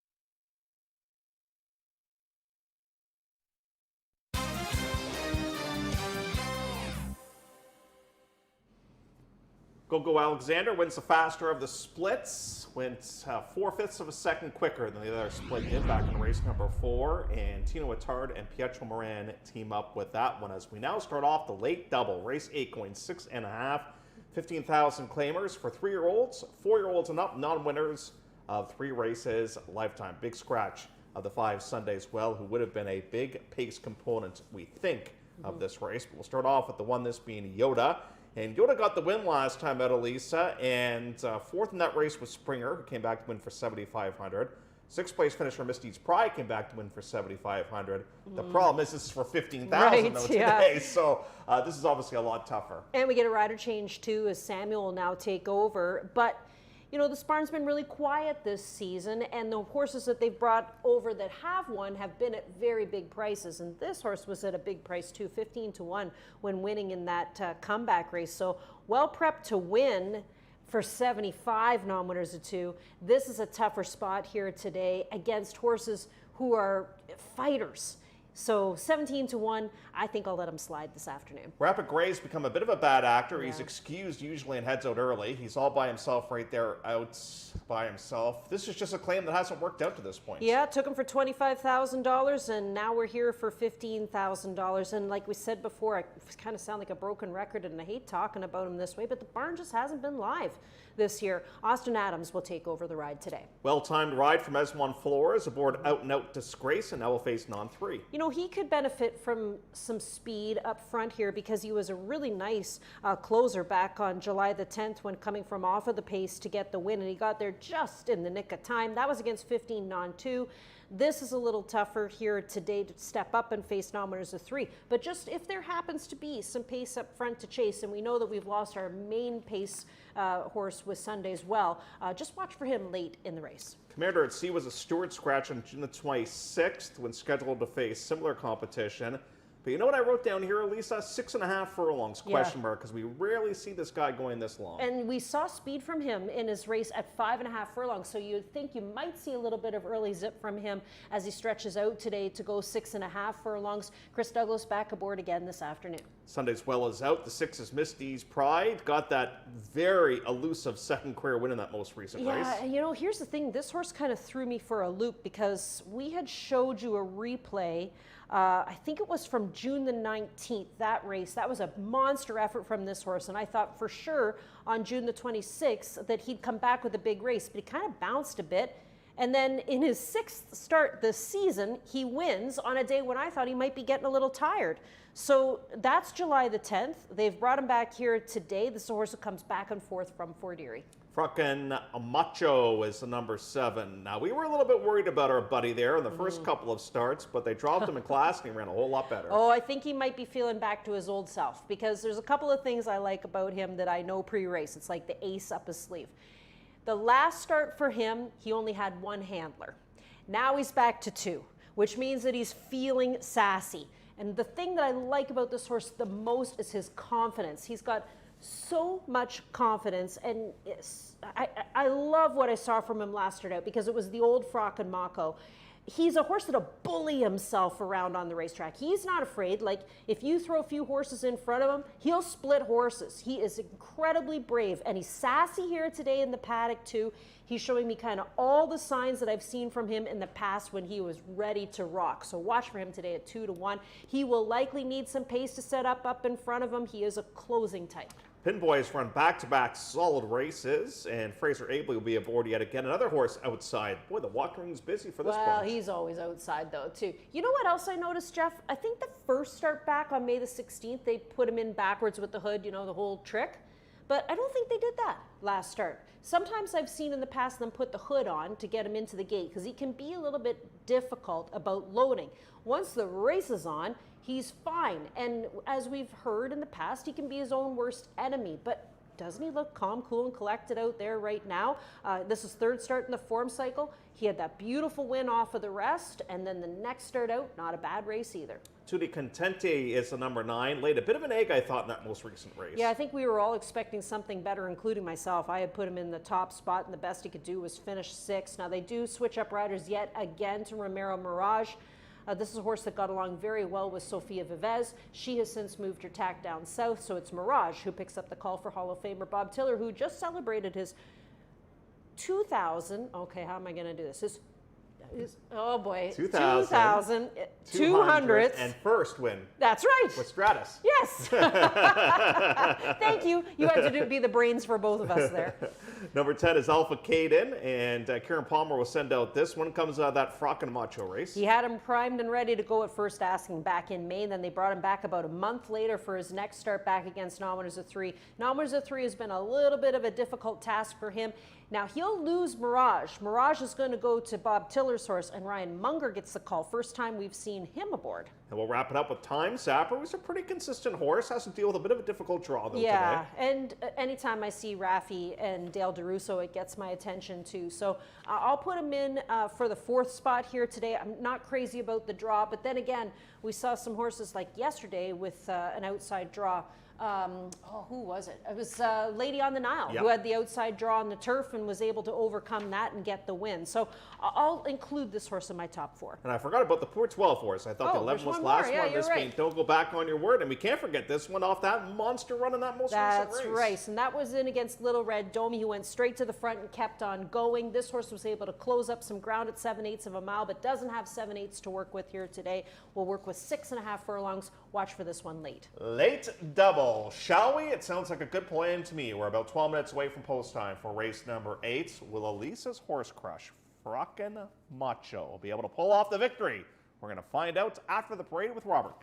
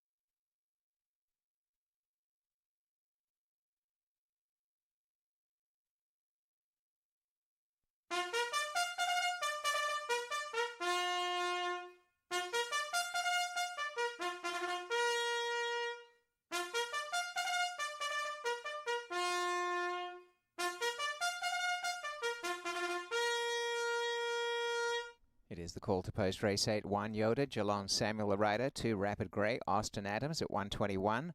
5 is out, Sunday's Wellevet, scratch. That goes 6 1/2 furlongs. 3-year-olds or 4-year-olds who are non-winners of 3. And this conditional claimer 8 minutes away, and we had 3 horses head out earlier, the 1, 2, 3, Yoda, Rapid Grey, and Out Disgrace, as the others now head to the post parade.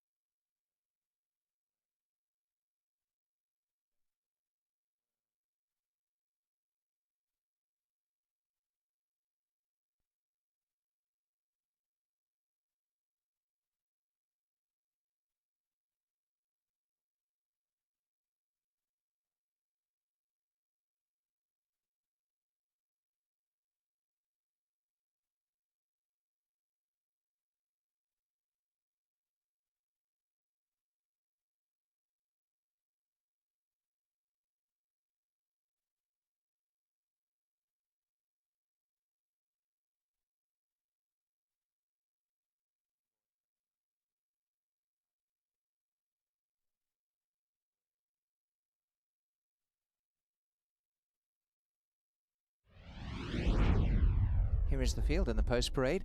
Earlier on, number 1, Yoda headed up there for Geelong Samuel and the owner, Carlos Grant, trainer Carlos Grant. 2 is Rapid Grey, also went up early and is the ride for Austin Adams, for Sekyun Chung and Danny Yu. And well, Out Disgrace similarly on the way up to the start now. Horse 3 for Bruno Schickedans, Devon Gittins and S1 Flores. 4 is Commander at Sea for SA Racing Stable Incorporated, Ross Armata and rider Christoph Douglas. Number 5 is a scratch. 6 Misty's Pride, Howard Keane, owner-trainer. And on board is Zarel Ford. 7 is Frakken Macho for the estate of Paul Buttigieg, trained by Rick Hayashi with Keve Nichols. Number 8, Pinboy for Wallace Standardbreds Incorporated, Jack Darling Stables Limited and Partners, trained by Richard Morton, jockey Fraser Abley. Number 9, Tutti Contenti is in the barn of Robert Tiller for Entourage Stable with Romero Mirage. 10, Alpha Caden, Radcliffe Racing Stable owner, trained by Karen Palmer, jockey Ryan Munger. 11, Time Zapper, and is trained by Dale DeRusso for Centennial Farms Niagara Incorporated with Rafael Hernandez. 12, Don't Go Back on Your Word, Devon Gittins trains for Bruno Schickedans with Daisuke Fukumoto with 5 minutes from the start of race 8.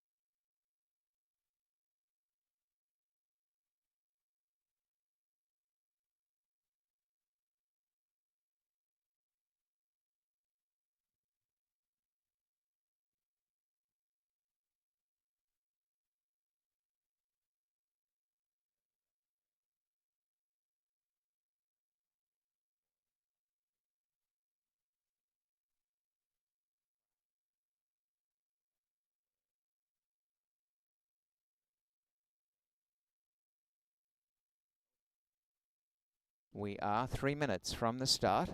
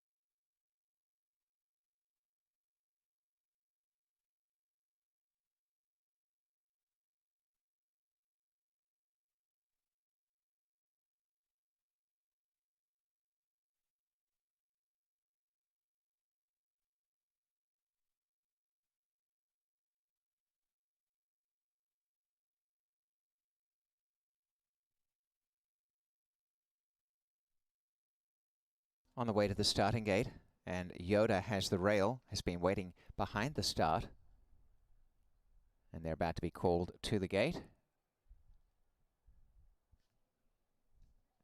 Pinboy has gate number 8. That gate open from the front, waiting for Pinboy soon, but Yoda is in. Moving up is Rapid Grey for Austin Adams. Bruno Schickedanz with 2 runners. Out and Out Disgrace has gate 3. Don't Go Back on Your Word draws the outside. Meantime, Frackin' Macho about to settle. Pinboy, gate number 8. Meantime, it's Commander at Sea who walks forward. Commander at Sea, waiting for Frackin' Macho to go back in. Very good support for a number of horses, including Time Zapper and Pinboy, who are now 5-1. They've come in a little bit in the betting. Don't Go Back on Your Word at 2-1. They're just about ready with Misty's Pride. Big price again for a last start winner. Frackin' Macho at 7-2. Pinboy goes up at odds of 5-1. Tutti Contenti deeper out. Romero Mirage gate 9. Rayamanga on Alpha Caden. Time Zapper for Rafael Hernandez, and the last will be Don't Go Back on Your Word. Daisuke Fukumoto to complete the line once Time Zapper settles in and the field is close to a start. Waiting for Time Zapper and Don't Go Back on Your Word circling behind the gate. Waiting with Time Zapper.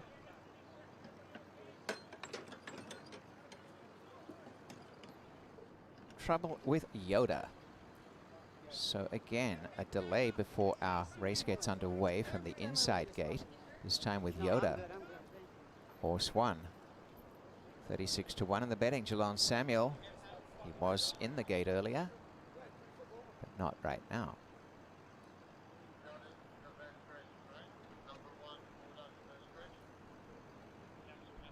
As the others just wait behind. And we have a vet scratch. Number 1 is out. Yoda officially out at the start here, and we will have that as a late scratch by order of the stewards on vet advice. Please mark your program. Number 1, Yoda is out.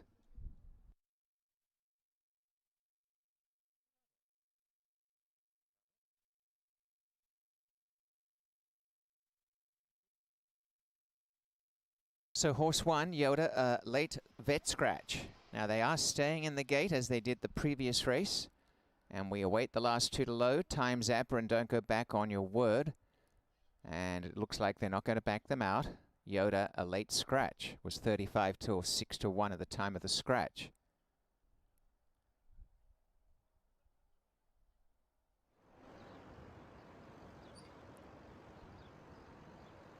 Don't Go Back on Your Word comes behind the gate, just circling. So starter Ian Ross keeping them in there.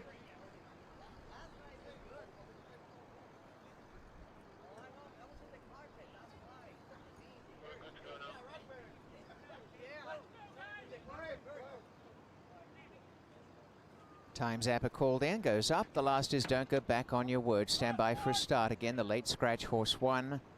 This field about to go.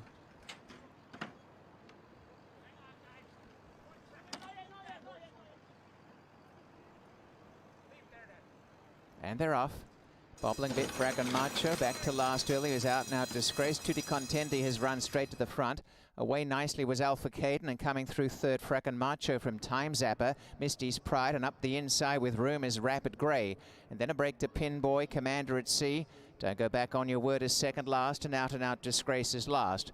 Up in front, pushing through is Rapid Grey to join Tutti Contenti. 3 wide Alpha Caden, and a beautiful trail now for Frackin' Macho. A length and a half Time Zapper, Misty's Pride. 1 to Pin Boy, 3 to Commander at Sea. 5 lengths away, Don't Go Back on Your Word, and 4 lengths away last, out Disgrace. Into the turn, and Rapid Grey, 3/4, Tutti Contenti, Alpha Caden. Frackin' Macho the inside, 1 to Time Zapper making ground. Behind them, Misty's Pride, Pin Boy, and then Commander at Sea. Don't Go Back on Your Word, trying to make some steam, is well out of it. The leader, Rapid Grey, on the outside, Alpha Caden. Frackin' Macho's had a beautiful trip. On the outer goes Tutti Contenti and Time Zapper from Pin Boy, and now Frackin' Macho going up the rail. Out in front, Rapid Grey, the other Grey, Frackin' Macho bounding through, and they go out by a length to Time Zapper. On the inside, Frackin' Macho's gone clear. In second placing is Rapid Grey from Time Zapper. Frackin' Macho clearing away, and much the best. Kevin Nichols, a perfect ride. It's Frackin' Macho by almost 3. Second placing to Rapid Grey, followed by Commander at Sea and Time Zapper,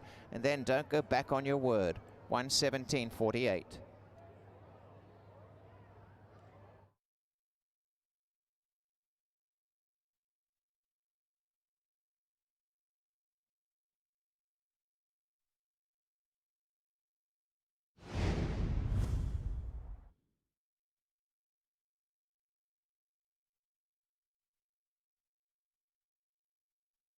Seven is first, Frackin' Macho. Second home is 2, Rapid Grey.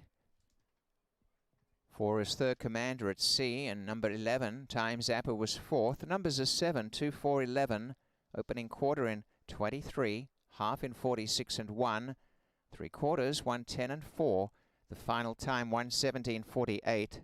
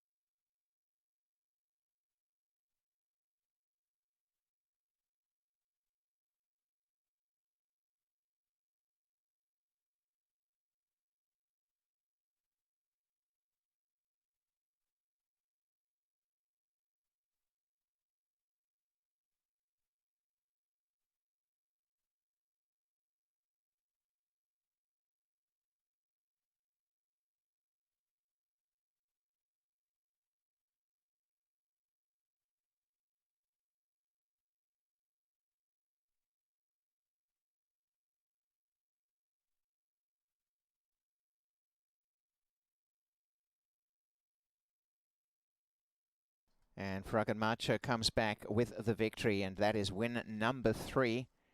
And congrats going out to Rick Hayashi, the winning trainer for the estate of Paul Buttigieg with this grey roan gelding, 5 years of age. The stable's starting to really get hot. And Frack Daddy, the sire. Forget it, Macho the dam. Paul Buttigieg did breed the winner in Ontario, and a picture-perfect winning ride. Keve Nichols takes Frackan Macho back to the winners list.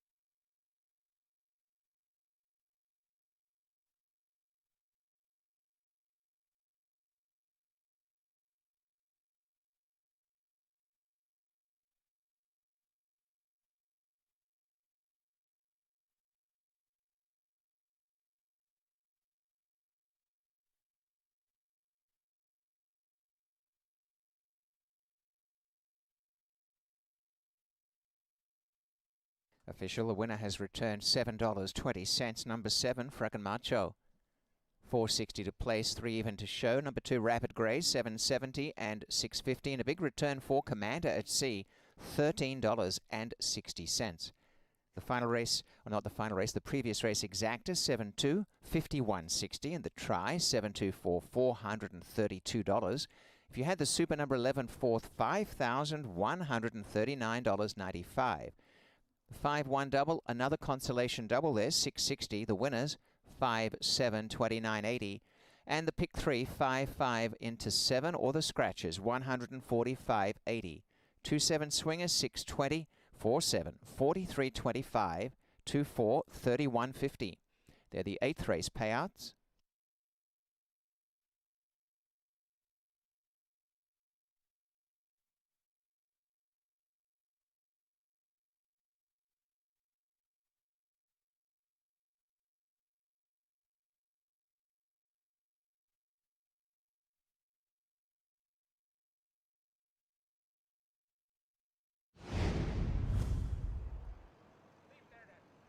And they're off. Bobbling a bit, Frackan Macho back to last early. He was out now disgraced. Tutti Contendi has run straight to the front. Away nicely was Alpha Caden, and coming through third, Frackan Macho from Time Zapper. Misty's Pride, and up the inside with room is Rapid Grey. And then a break to Pin Boy, Commander at Sea. Don't Go Back on Your Word is second last, and Out Disgrace is last. Up in front, pushing through, is Rapid Grey to join Tutti Contenti. 3 wide Alpha Caden, and a beautiful trail now for Frickin' Macho. A length and a half, Time Zapper, Misty's Pride. 1 to Pinboy, 3 to Commander at Sea.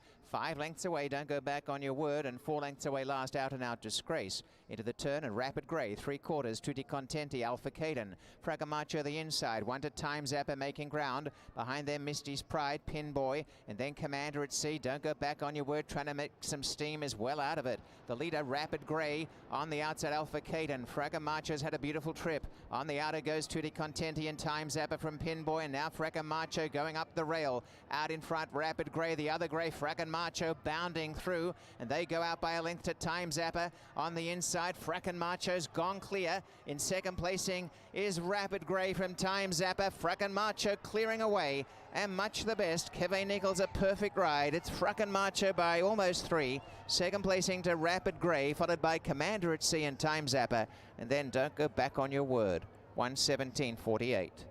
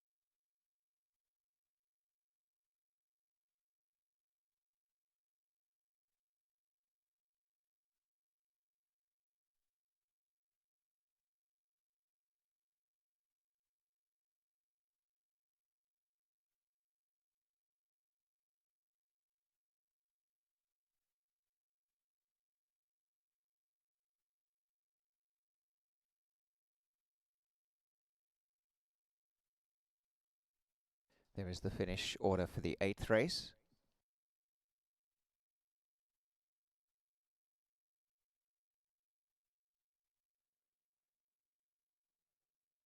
Two claims. The winner, Frickin' Macho, goes from the barn of Rick Hayashi to William Theranos for James William Fleming. And number 12, Don't Go Back on Your Word, from the barn of Devin Gittins, also to William Theranos for owner Frank Rousseau.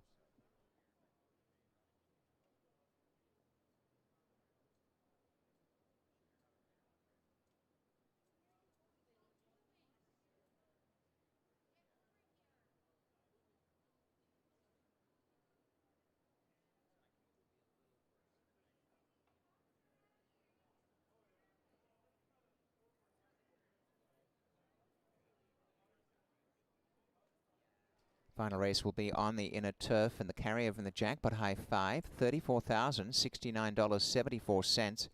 5, My Covenant is a Stewart scratch. 7, Balboni's Crew is a pound over.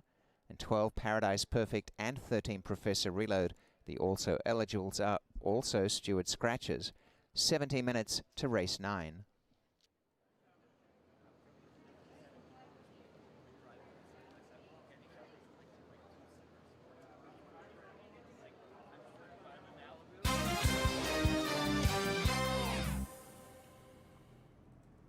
The Rick Hayashi barn is starting to heat on up as Frickin' Macho gets a perfect ride, engineered by Kevin Nichols, and pulls off the win as the favorites back in race 8 and does so at 5-2. Now we look ahead to race 9, jackpot high 5 time. Carryover is $34,069.74. Zucchero with the ultimate equipment change. Right now, the choice. More on that one momentarily. It's been a great meet for Willie Theranos. He just spent some money to buy a couple of horses in that most recent race, so he's looking for another victory here today with Accelerando, the runner-up that this horse beat last time out. Probably should not have lost that race earlier on today as far as I'm concerned, but still ran well. and this one's going to move up to face tougher. I hope Bill Theranis understands that now that he has Frock and Macho in his barn, that means he has me in his barn too. I come with the horse. I love that horse. But Accelerando should be one of the speed players in this race. He raced last start out at exactly the same distance and was a nice winner against Maidens for $25,000. They're not getting too high on him. They're just running him right back for 25 again here today with Ryan Munger, who's another different rider with this horse. He's had Flores, he's had Moran, and now he gets Munger. But Munger did ride this horse in the past when in the care of Katerina Vasilieva. Zucchero tried to chase the fast Ashley's Archer in that most recent race, and he said that was too tough. So now they make the ultimate equipment change, first time gelding, and drop sharply in price. And Side Street, the winner, is no slouch too. He's been very good this season for conditioner Rachel Halden. So because of those two references, the sides to Side Street and Ashley's Archer, plus the fact that they've gelded the horse, they're taking the blinkers off, they're dropping in for $25,000, they're putting Hernandez on. All signs point to yes with Zucchero here today. And if you can't get it done today, Jeff, we might be in trouble. But I think with all the changes that they've made and those strong references, he's the horse to beat. Do you think with the three knowing they're willing to move up in price because they want to get the horse back on the turf for just the second time? It's got to be. It's got to be because, you know, he's a $15,000 claimer, $10,000 claimer on most of his good days. But this is where you got to go if you want to run on the turf for $25,000. So I think they just want to get him back onto the lawn. He's only tried it once before. It wasn't against Maidens for $15,000. He was fifth, but maybe they're just thinking to change things up a bit.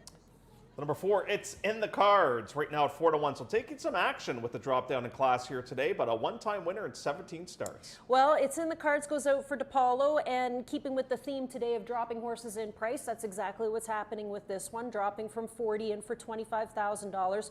The first race where they used the waiver claim was for $25,000, and it was on the main track. I guess we're hoping that turf is his better surface of the two, because if you actually take a look at it, he's raced on the synthetic 11 times and only had a third, but he's made all of his money and had his best efforts when competing on the turf. Scratch the 5. That one resurfaces on Thursday's program. The 6 is Padre, came off a layoff last time out and won rather nicely. And the way the barn's going right now, you better include this one. I guess so. I think the only concern I have is I thought that the third place finisher from that race would come back with a better effort here today. So you got to kind of wonder what the horse was in against. And they're going to move him over to the grass for the very first time. Balboni's Crew is 7. Steve Churkop will send out this one. New pilot today for the first time. Savachi rides this Yes, Saheen doesn't ride a ton for Steve Churkop, but when they do work together, they find themselves in the winner's circle. And again, you know, a horse who maybe they're thinking turf might be the best new option for him, because you can't even go off of his first lifetime start on the lawn because he fell down in that race.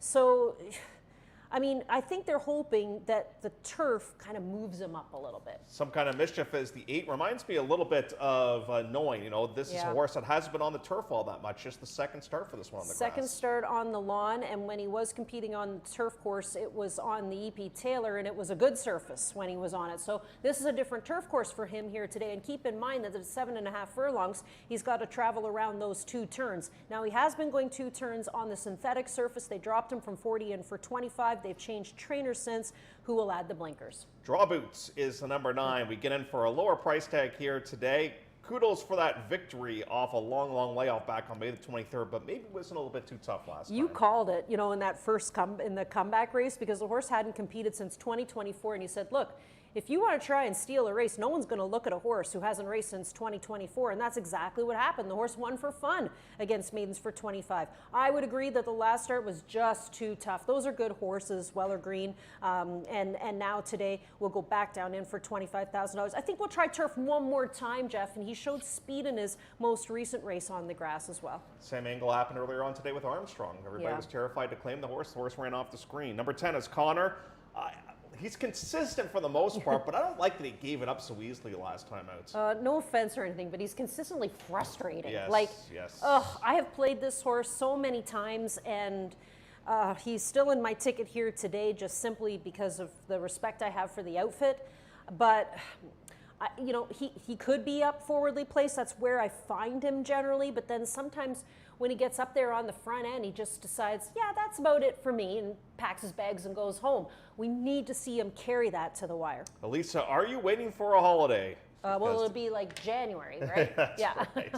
We'll be going to some place where it's cold, I'm sure. And this is one that Mohawk? will spoil. Yeah, exactly. Pat Dixon will send out this one. Yeah, and Pat's actually, Pat's pretty sharp trainer for the grass, right? So this horse tried the lawn only once before. It was in against maiden special weight, and he got into a whole mess of trouble on that day. So I think they're going to take a flyer here and see what he thinks about getting back on the lawn. And we have some hooting and hollering going on in the paddock as well. So I'm guessing there's quite a big crowd here to cheer somebody on. I'm just looking quickly, and you can correct me by looking at your sheet as well. Yes. I don't think any doubles for anybody today, did we? No. I don't think so. No, everybody got a little bit of money Yeah. on today's program. A little bit. Including us. Biggest price of the day was at 10-1, that being Commander Worsley. Be the King ran terrific today. Armstrong was a very, very easy winner as well. Yep, Stratus were able to come right back and win yet again as we see the horses coming out towards the racetrack on what just turned out to be an absolutely gorgeous day for racing. And tomorrow, Lisa, we got 11 with 3 great-looking stakes races. 3 good stake races, a real jam-packed program for you tomorrow. So do your handicapping tonight, and I think we're in for more good weather. And our first Flightline baby in that's Toronto gonna be coming exciting. up tomorrow as well. That one out of a... You put that horse on top? Oh, of course. Me too. Starship Jubilee. Listen, Flightline could have gone to any mare in Ontario. The first start that a Flightline's going to be here, I'm picking the horse. And a Starship Jubilee. Yeah, so that helps a little bit. Oh, man, that's awesome. I can't wait for tomorrow. Yeah, me too. Really looking forward to seeing what we've got there. So we got a lot of babies coming up. 3 stake races tomorrow, 2 stake races coming up on the program on Sunday. But first things first, it's race number 9 from Woodbine. As we get set to wrap it up, we will see you tomorrow.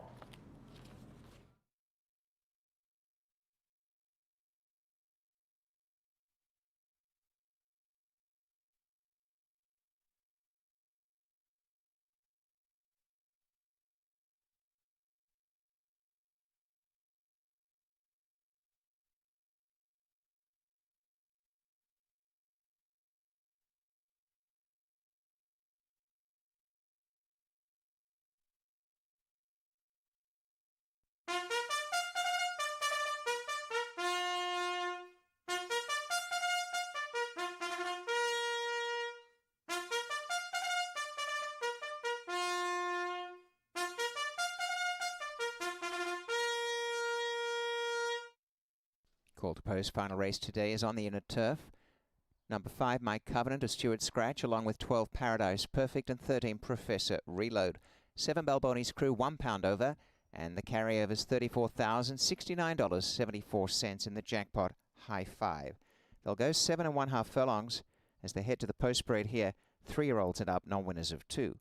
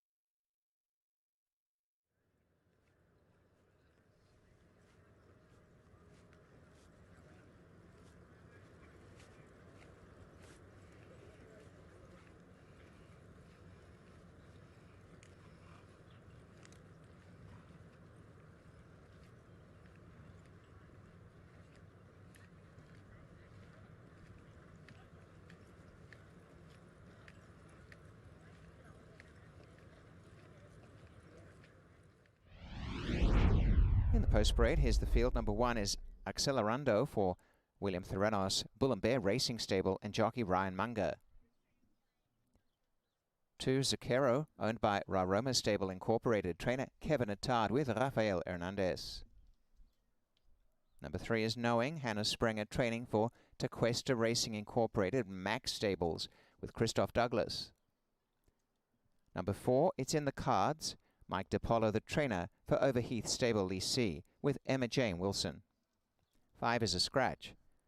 Number 6, Padraig. Angela Rutledge owner, trainer Michael Wright Jr. with Eswan Flores. Number 7 is Balboni's Crew, who's owned by Christopher Nolan, trainer Stephen Cherkop, and the rider Sahin Savachi. Number 8, Some Kind of Mischief. Jeffrey Alderson on board for Blair Miller and Cam Haven Farms. Number 9, Draw Boot. Richard Forbush and David Cody owners, trainer David Cody. The rider is Sky Shanetz. Number 10, Connor, is trained by Julia Carey for Ken Lee, Dennis Mitchell, and Twin Bullet Stable with rider Pietra Morin.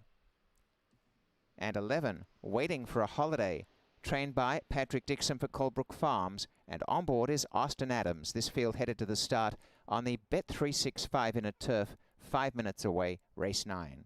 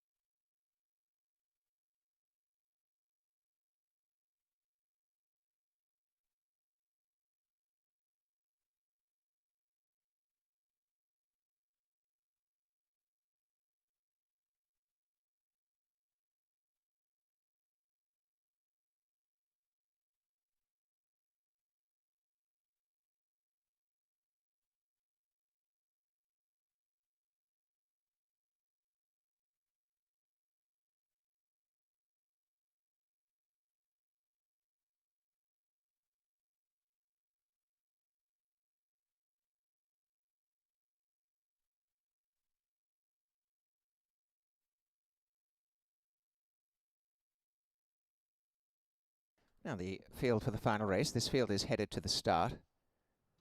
Support coming in still for Zucchero, down to 5-2. Connor 4-1, 9-2 for It's in the Cards, and 6s for Padraig. Accelerando and 9-2 as well. They're moving up, and Accelerando the ride for Ryan Munger with the rail, as they are being called to the gate. Big race day coming up on Saturday, in fact on Sunday as well, but 11 on Saturday, 9 on Sunday, and the Ontario, Colleen, Hendry and Trillium tomorrow, the Thunder Bay and the Lake Superior on Sunday amongst the stakes action to look forward to. As they go in, it is Zucchero in gate 2. Further across is Balboni's Crew. Deeper out comes Some Kind of Mischief. Knowing has moved in. It's in the Cards is next, and Draw Boot out wider.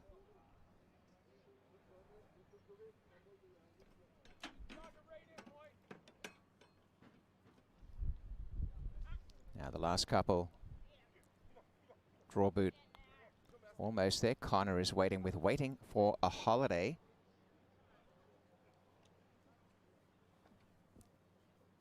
The barn of David Cody. Draw Boot has gone in. Connor and Pietro Marn. The last will be Austin Adams, Waiting for a Holiday.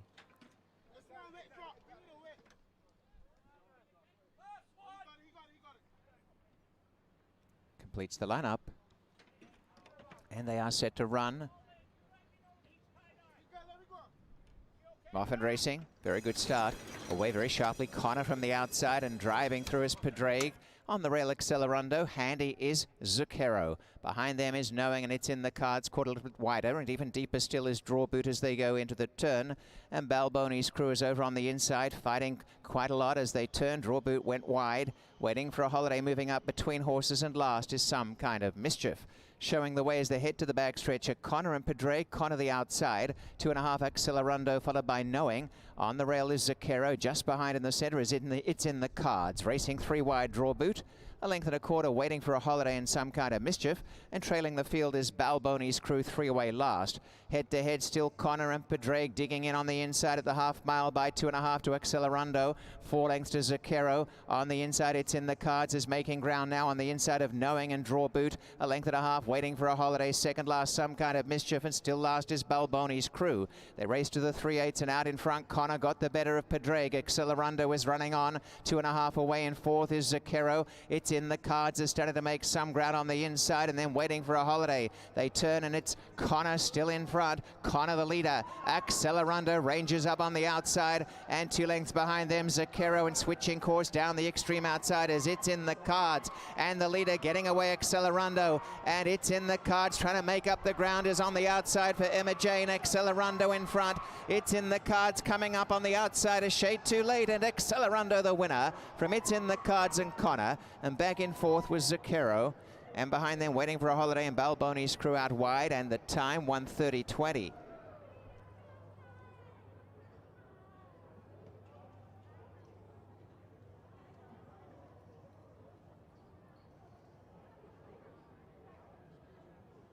The winner is number 1, Accelerando over 4, It's in the Cards, 10, Connor, 2, Zucchero, and 11, Waiting for a Holiday. 1, 4, 10 to 11. Opening quarter 23 and 2, a half mile 47 and 1, 3/4 1:11 and 2, 7/8 1:23 and 3. The time 1:30.20, 1, 4, 10 to 11.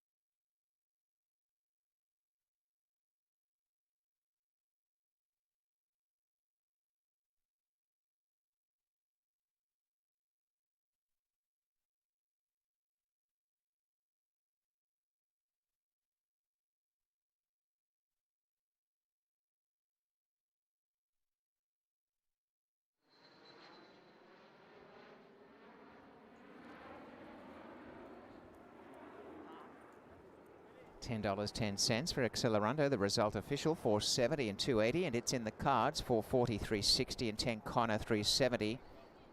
Accelerando, it took a while to win one, and now the streak has begun. Accelerando, a back-to-back win on the inner turf. And congrats going out to William Theranos, winning trainer, to Bull and Bear Racing Stable winning owners, and another victory on the program today, a double for Ryan Munger, as Accelerando proves that the turf is a tonic and has gone on to that second career success. Was bred by Alan Poindexter in Kentucky. So this 4-year-old dark bay brown gelding, a bit of a run on now. Accelerando by Mendelssohn from American Sugar is the winner. Going back to prices, and we have an exacta of $55.20. The trifecta's paid $134.25. The super $357.15. The jackpot high 5, 1, 4, 10, 2, 11, $4,537.80. The carryover's up to $42,818.63. The final double 7-1, $35.50 in the swinger bets, 1, 4, 420. 110, 280, 410, 385.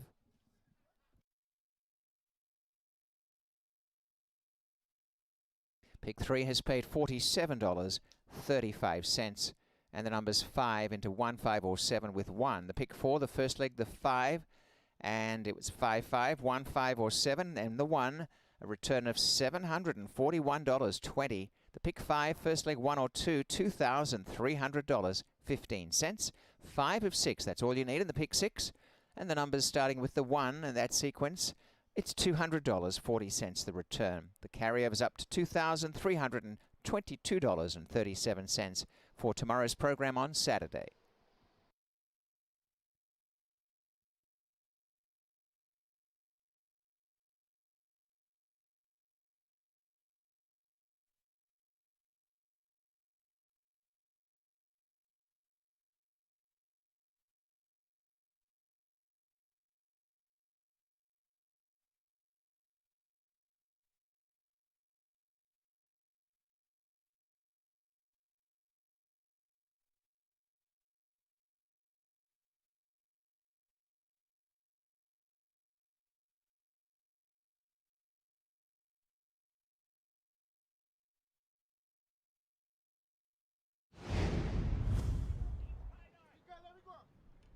Moffin racing, very good start. Away very sharply, Connor from the outside, and driving through is Padraig. On the rail, Accelerando. Handy is Zucchero. Behind them is Knowing, and it's in the cards, caught a little bit wider, and even deeper still is Drawboot as they go into the turn. And Balboni's crew is over on the inside, fighting quite a lot as they turn. Drawboot went wide, waiting for a holiday, moving up between horses, and last is Some Kind of Mischief. Showing the way as they head to the backstretch are Connor and Padraig. Connor the outside, 2.5 Accelerando, followed by Knowing. On the rail is Zucchero. Just behind in the center is It's in the Cards. Racing 3 wide, Drawboot. A length and a quarter, waiting for a holiday and Some Kind of Mischief. And trailing the field is Balboni's crew, 3 away last. Head to head still Connor and Padraig, digging in on the inside at the half mile by 2.5 to Accelerando. 4 lengths to Zucchero. On the inside, It's in the Cards is making ground now on the inside of Knowing and Drawboot. A length and a half, waiting for a holiday. Second last, Some Kind of Mischief, and still last is Balboni's crew. They race to the 3/8 and out in front. Connor got the better of Padraig. Accelerando is running on. 2.5 away, and fourth is Zucchero. It's in the Cards has started to make some ground on the inside, and then waiting for a holiday. They turn, and it's Connor still in front. Connor the leader. Accelerando ranges up on the outside, and 2 lengths behind them Zucchero, and switching course down the extreme outside as It's in the Cards, and the leader getting away Accelerando, and It's in the Cards trying to make up the ground is on the outside for Emma Jane. Accelerando in front. It's in the Cards coming up on the outside, a shade too late, and Accelerando the winner from It's in the Cards and Connor. And back in fourth was Zucchero, and behind them waiting for a holiday and Balboni's crew out wide, and the time 1:30.20.